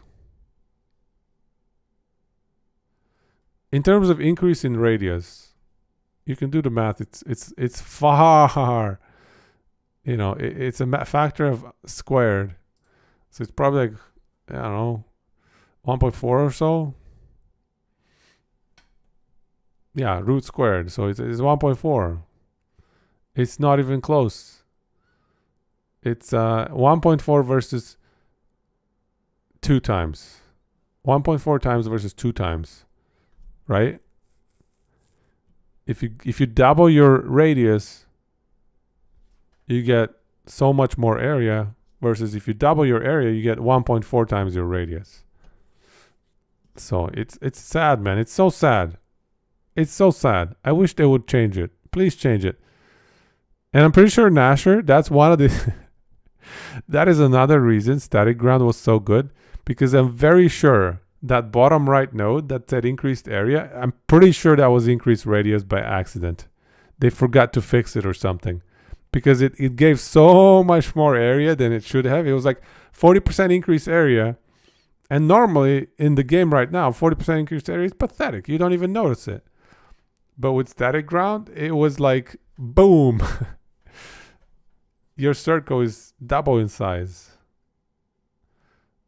So good times. I missed the old static ground.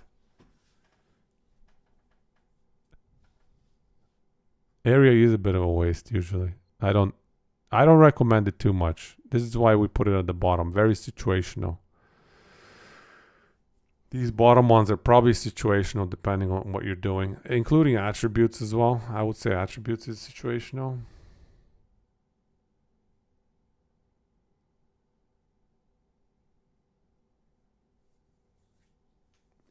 Area doesn't contribute to damage, but it doesn't contribute directly to damage.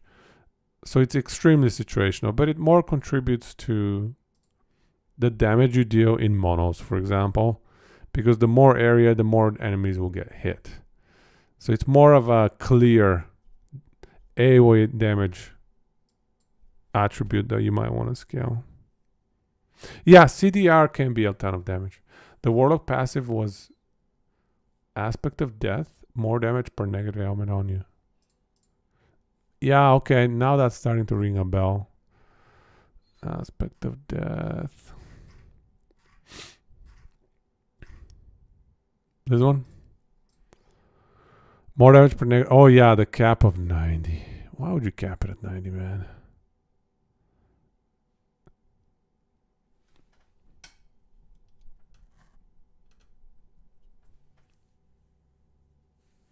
%45 more damage max.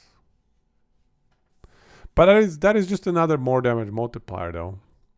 I would not classify it as anything other than another damage multiplier.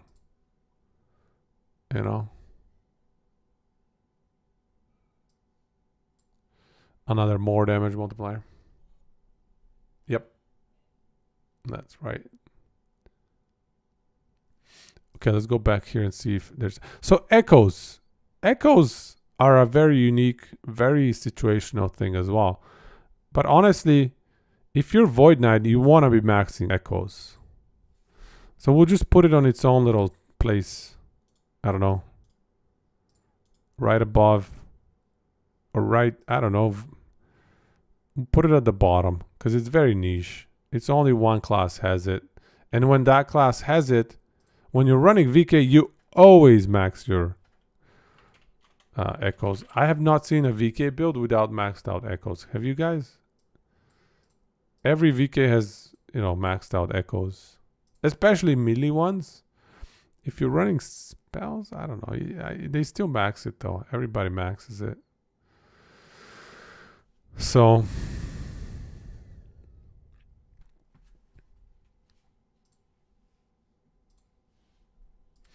Armor shred chance / effect and effect.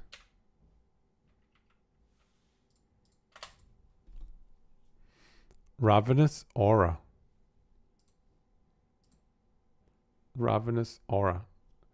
There is a Ravenous Void build. It doesn't need echoes. I guess if you cannot take advantage of the echoes. Ravaging Aura, this one?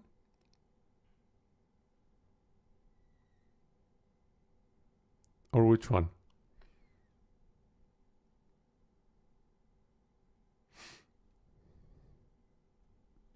Your shield charge VK did not, but that build also didn't work.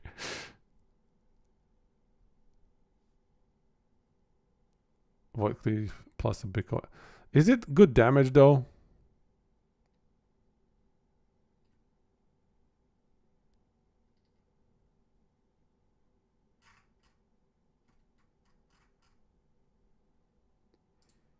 Movement skills can't echo. Oh, I see. That's right. I forgot that. 800 corruption is not bad. Not bad.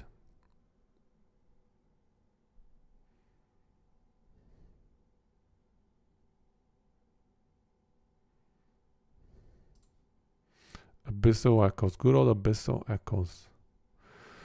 Yeah, okay, so we have use cases where VK echoes are not maxed, but probably 80 to 90% of builds max it under VK, I would guess.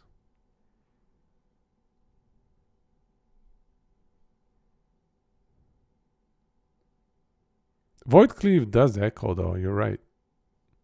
Weird. Maybe it's traversal skills don't echo. Yeah. Maybe it's traversal. Does Gravity's Edge make it so that VK can't echo? Or sorry, VC, Void Cleave.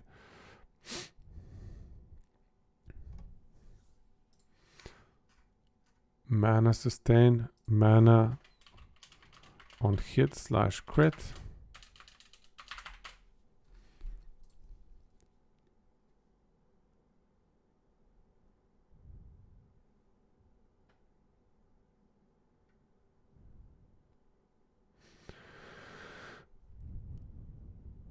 What else?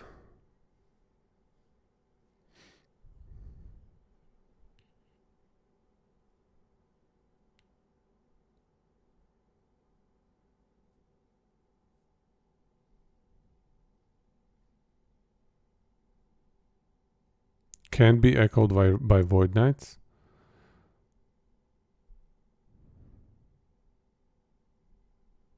Right.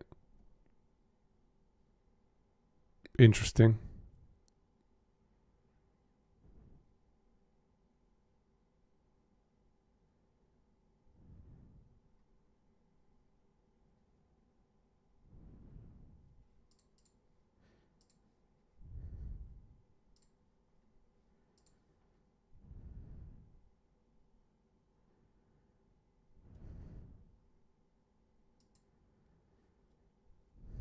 Forge Strike, greatest skill of all time. Yeah, a lot of these things are just more multipliers here and there, percent damage increases. I don't know. I think we might have captured most of the damage stuff.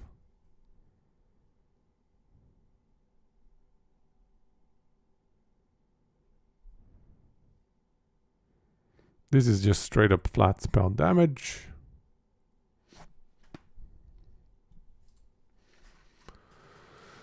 And here we can even specify hit includes spell,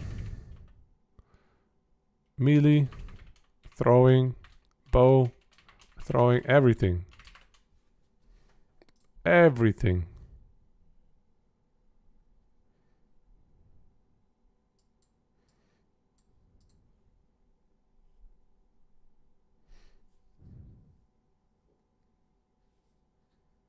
Certain ailments?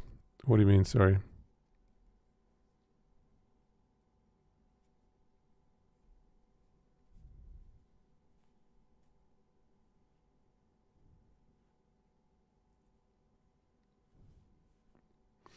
Shadow daggers?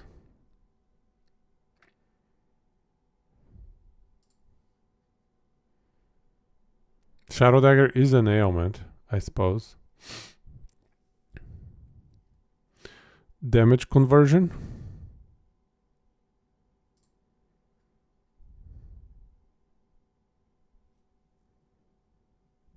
SD is a hit. Right, I see what you're saying. Damage conversions are kind of an interesting thing to think about. They definitely impact what percent damage you want to be increasing, what res shred you want to be, shredding and penetrating. Even what damage type enemies you should be aiming for them to take extra of. Your flat damage. But is that just... Do we want to split that out? Or is that a subsection of all of these things that we should just mention? Maybe we just mention it on the side. Damage conversion.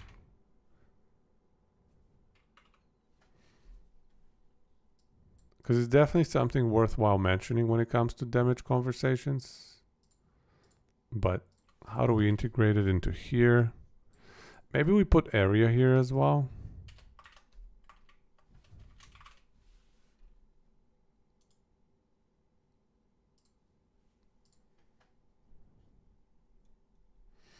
If skill has 2 base physical damage, and without conversion you add 50 flat cold damage and 100 increased cold, would it increase that flat? Nope. Sorry. Yeah, it would not increase the flat. The 2 base. It would increase the 50 flat cold, but it would not increase the 2 base fizz.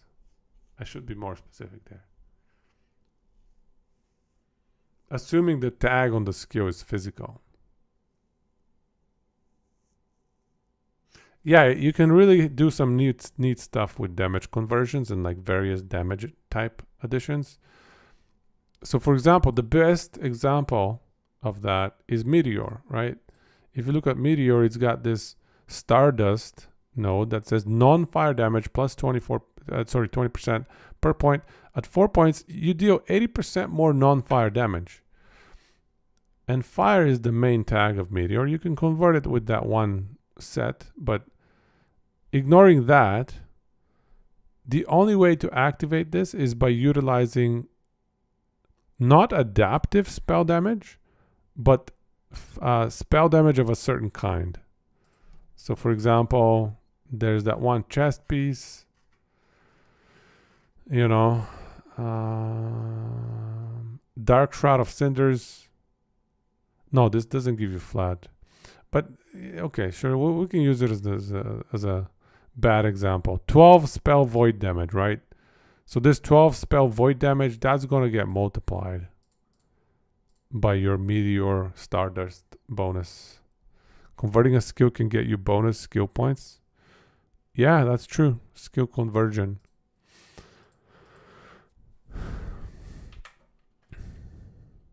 That's a good point, yeah. It can trigger... I always like to hit that Twisted Heart +1. My favorite item, Twisted Heart. With Morning Frost added cold flat in some... Yes, Morning Frost is a really good example. In some Fire Lightning, then even increased elemental can be not bad. Yeah. Those are all good points. I like it.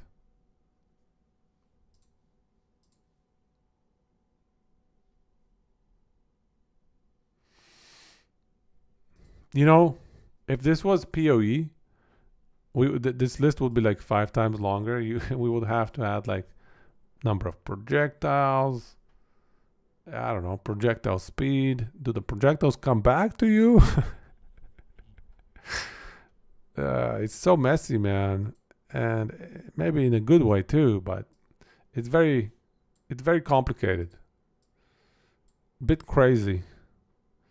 And then what kind of gems you got running? Anyways, good stuff.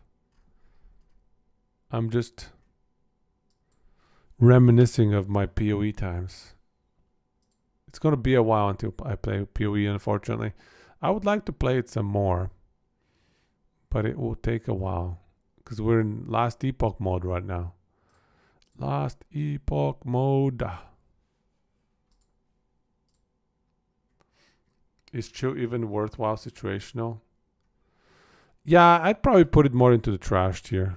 Fair point. It's more into the trash tier. It's too weak of a bonus to... yeah, it's something you could add. But I would probably prioritize any one of... or, a few of these other things first. It might be good. Very, very, very situational versus bosses, maybe.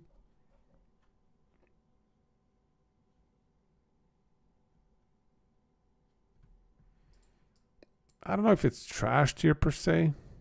It's not on the tier of stun avoidance, alright? Damage taken to mana also just doesn't work right now. It doesn't fit in any build. It's not good enough, simply put. Chill, on the other hand, can see some use. It's a nice addition. We'll put it at the bottom of situational. It's alright. It can serve some builds. I rarely put it.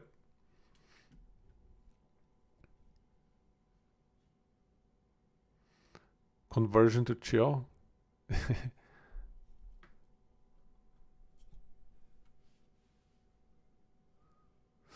Really, just adding chill, hey?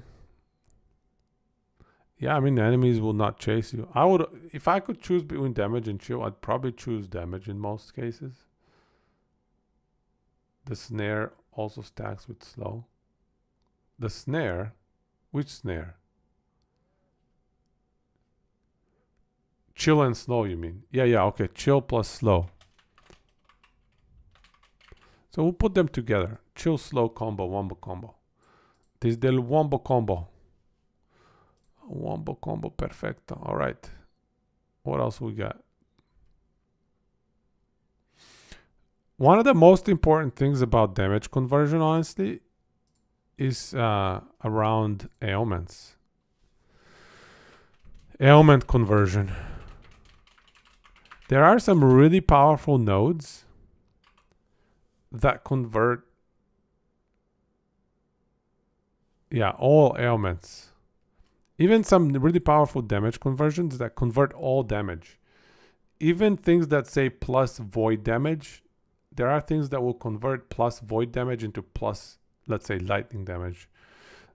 But most conversions simply convert the adaptive damage, not things that explicitly say a damage type. But there are certain specific ones that are very, very powerful like that. Similar with ailments, some of them are local to the skill, while some of them are global to include your items. And then you got to be careful if stuff is like ignite with fire skills. Ignite with fire skills is not going to get converted into other stuff. Yeah, that's the one I added here, ailment conversions. That's the one I want to mention at least. Because quite a few builds utilize that. Slow and chill. It's not amazing per se, but it's nice. It can be nice, especially versus some bosses. It slows them down quite a bit. Especially the movement speed. It's definitely worth considering if you have open affix slots.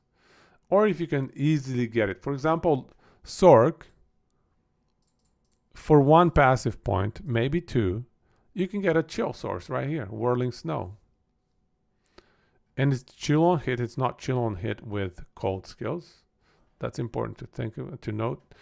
And so, it's a free chill. One or two passive points is very cheap.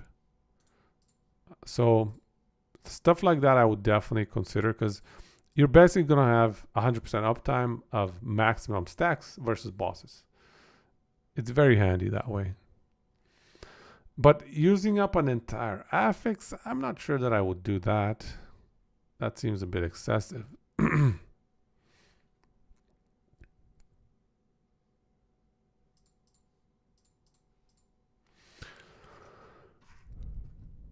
Yeah, okay. So I think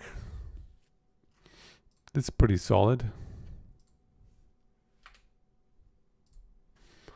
Recovery, mana resource management. Mana resource management is... There are just so many different ways to do it. And so many different skill mana recovery impact nodes. There's also mana efficiency, skill, mana efficiency.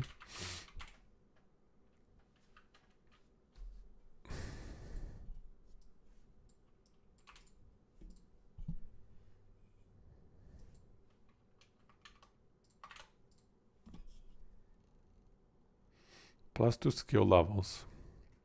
Where does that even fit though? I agree it's a very useful thing to have in itemization. Yeah, I guess we can drop it in here, something like that. But that's just very skill dependent. That is just so skill dependent. Yeah, it's mostly just a function of your skill trees and what you want to get out of them. And whether or not you can get, any of these other things with an extra skill point. Yeah, 100%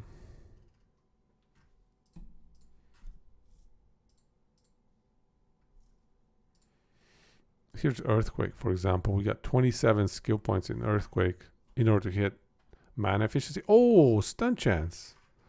Stun Chance is a surprisingly good survival mechanism and defensive layer. Stun Chance. I actually like Stun Chance as a situational defensive layer. So I'll definitely add it in here. Yeah, Stun Chance is a good one. Knockback, yeah, knockback. It doesn't see use in this game, unfortunately. Nearly as much as stuff like Diablo 2.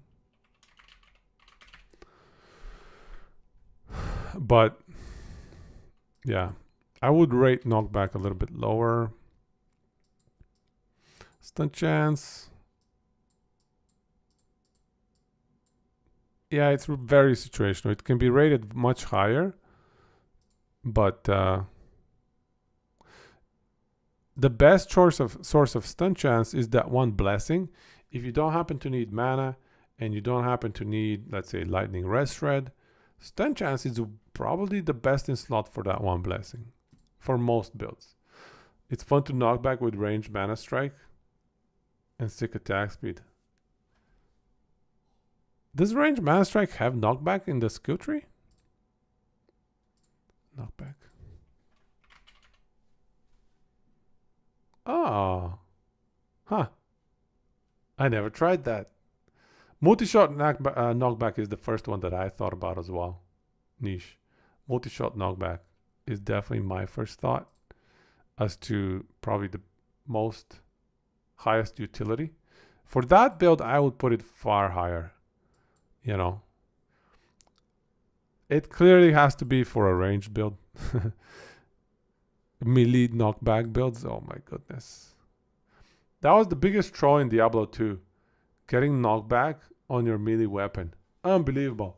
How did they leave that in there, dude? It's like, have you guys played Diablo 1? Melee pull-in. Ah, that would be nice. Have you guys played Diablo 1? Do you remember having to chase the succubi as the warrior? If you've ever played the warrior in Diablo 1, you know exactly what I mean. You don't have move speed in Diablo 1. So you're moving at the exact same speed as the enemies. And, oh yeah, the pull-in. Melee pull-in. You're actually serious on that one. I thought you were just kind of joking. I was like, knockback versus pull-in. Is that a damage thing? That's definitely a damage thing. Vacuum skills for AoE. That's kind of along the area conversation. Yeah, vacuum and AoE stuff. We have the vacuum was with Warcry here.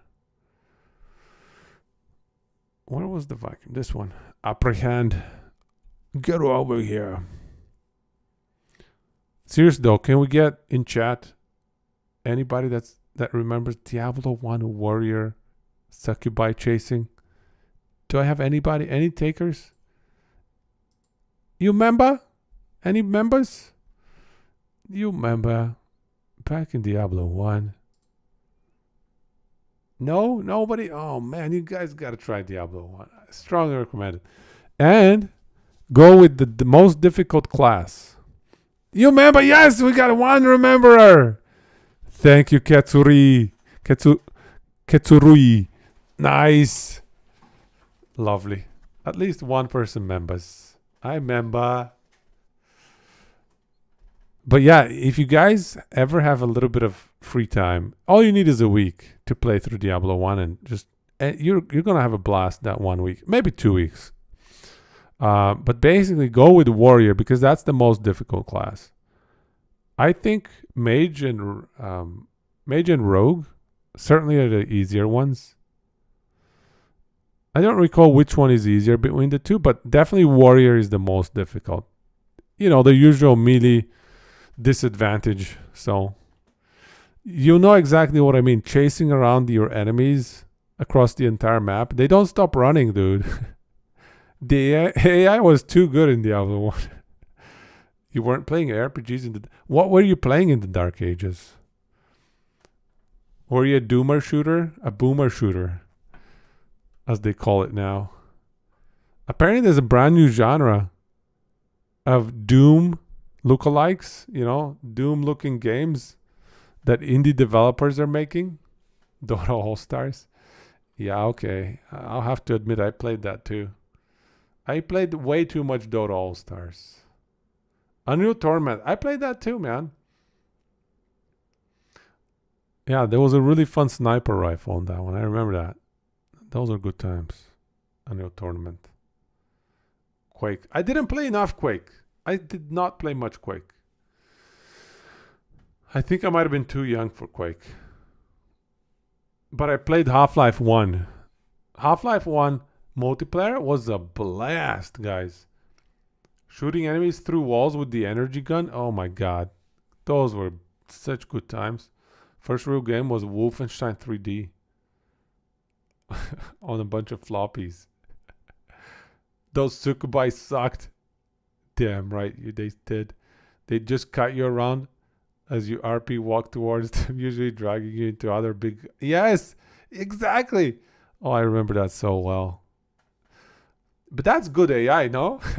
It's infuriating AI, but somehow they created, very infuriating.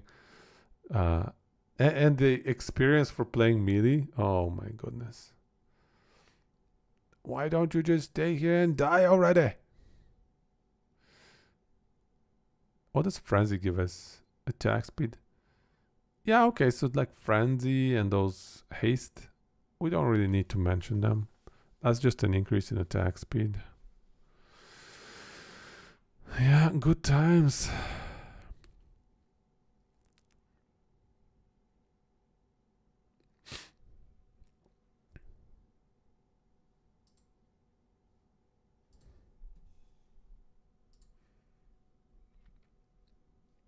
So does anybody...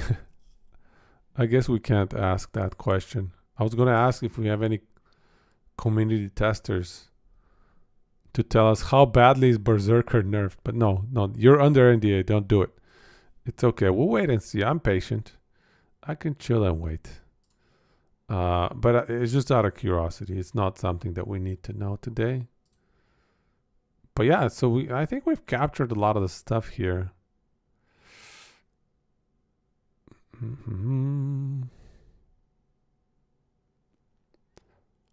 Attunement. I should probably get to sleep. I'll tell you guys about my plans tomorrow. In Canada, there's this place called Cora's, and it's like a restaurant, right? But it specializes in breakfasts and stuff. And recently I discovered that they've got this thing called Crepe Week or something, where you can have unlimited crepes. So that's my plan for tomorrow morning. We're going to go with the family. Unlimited crepes. I just need to figure out, I don't know, maybe somebody has done this unlimited crepes thing. Are they going to give me some honey with my crepes? Can I have like some custard or something? Do I have to pay for that stuff? But anyways, yeah. I had to make sure I didn't eat too much dinner tonight. You just got to prepare for these kinds of all-you-can-eat adventures. You got to go in ready. Especially because I've got 2 little kids. They're not going to pull their weight. I'm probably going to end up paying like full... Oh, no, I'll probably order them something else. I don't know. But my wife is not going to pull her weight. So I got to eat for 2 people, and make sure we eat $11 worth of crepes. That's for sure. Yeah, it's only $11 for all the crepes you can eat. I just hope they give me some honey.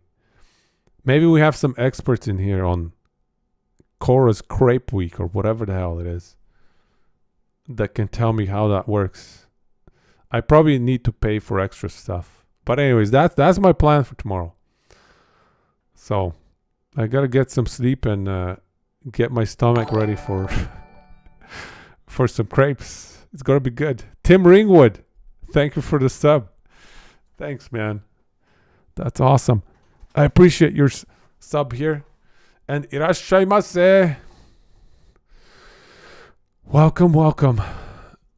So yeah, I think this thing it's pretty close to done. And honestly, ideally, I would cover all of these things in one video, but I don't think I can. I don't think it's feasible. Because like there's so many things to talk about just when it comes to damage. This is probably at least 20 minutes trying to cover a lot of these topics, highlighting important little things, little quirks about how the game works. So I don't know, I might have to split it into multiple videos because people don't like to watch like hour-long videos probably. Or maybe they do. I guess, I don't know, I'll think about it.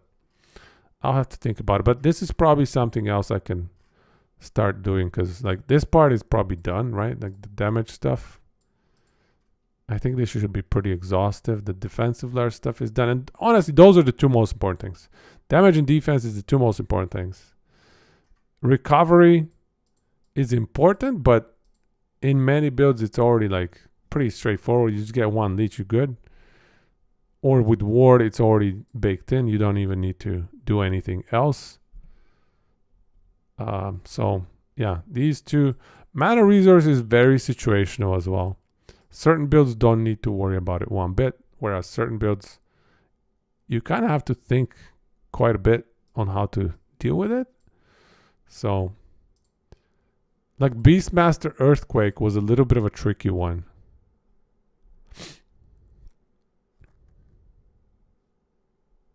And it's a funny one too. Because I think there was a content creator right around that time they released a video. And I'm not gonna name it because I don't wanna throw shade or anything, but there was one of the bigger content creators on Last Epoch that released a video that was like, Earthquake is too expensive, was one of the arguments they were making.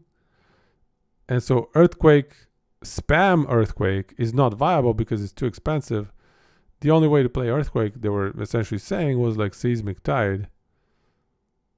But then, you know, clearly that's not the case. Earthquake is very spammable. At least my humble opinion is that Earthquake is a spammable skill, and you just need to manage and mitigate the mana loss and essentially spam swipe to get that mana back. And it's a really smooth rhythm, actually, I find. Earthquake, swipe, you know. It's fine. It's not a problem. It's pretty good. Anyways. Okay. I think we're in a good spot. Pretty good progress today. Honestly, I kind of maybe we need to start running some actual Last Epoch gameplay. Because a lot of this prep, the only stuff left for me to do is mostly just me actually working on the YouTube side and creating the videos. You know, there's not much more cleaning to do beyond waiting for patch notes, I guess. So I might be good to go for starting up on some YouTube vids. So then in terms of next stream, I'll think about it. We have no more work here, probably. This is pretty much done. So maybe one thing I was thinking we could do is do some trial runs. Like level 1 to, I don't know, 60. Or level 1 to empowered monos. See how fast we can do one. That's probably a single stream, like 4 hours or so. Although I'm slow, so maybe it's like 6 hours. So that's something we could do. Just to prep for 1.0 is practice that campaign flow, essentially. Which nodes to hit, which quests to hit. Playing games. We're just talking about it, Nisho, right? First, we got to talk about playing games before we even consider playing games. We might, but only if it makes sense. This is a non-game playing channel here. Yeah, so we're considering it. Vitality gives poison and necro rest. Now it does. It didn't used to. That's a new thing. Don't feel bad about it, Amp. It's a new thing. It didn't used to. It was like, it gave you more HP per point. Now it's only 6 per point. 6 HP per point. But instead of more HP, it gives you 1 res of those 2. No, it's a new thing. Maybe 0.92 introduced that. I don't remember. One of those patches. Anyways, let's do this. Let's see, who do we raid.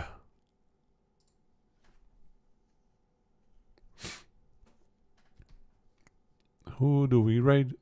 Do you guys have any raid recommendations? Any raid requests?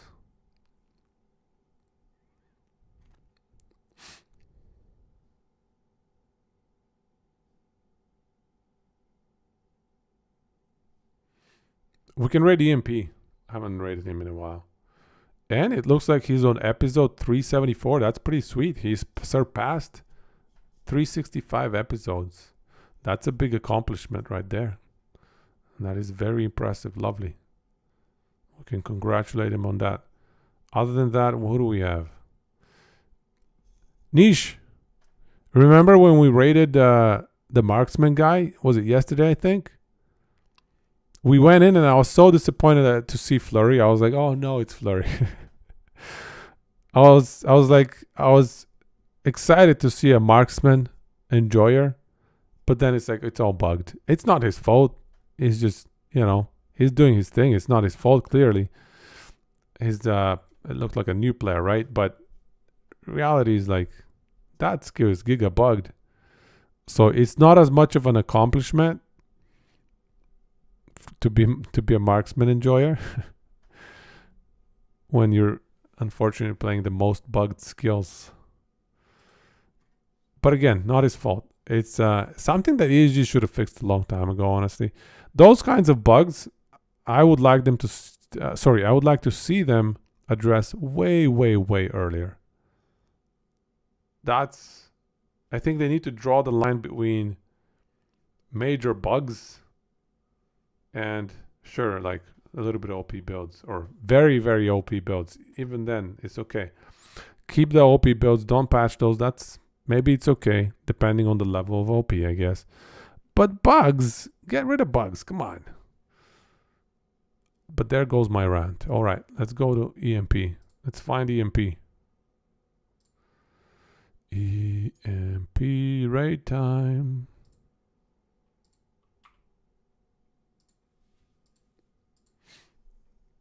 Thank you as well, man.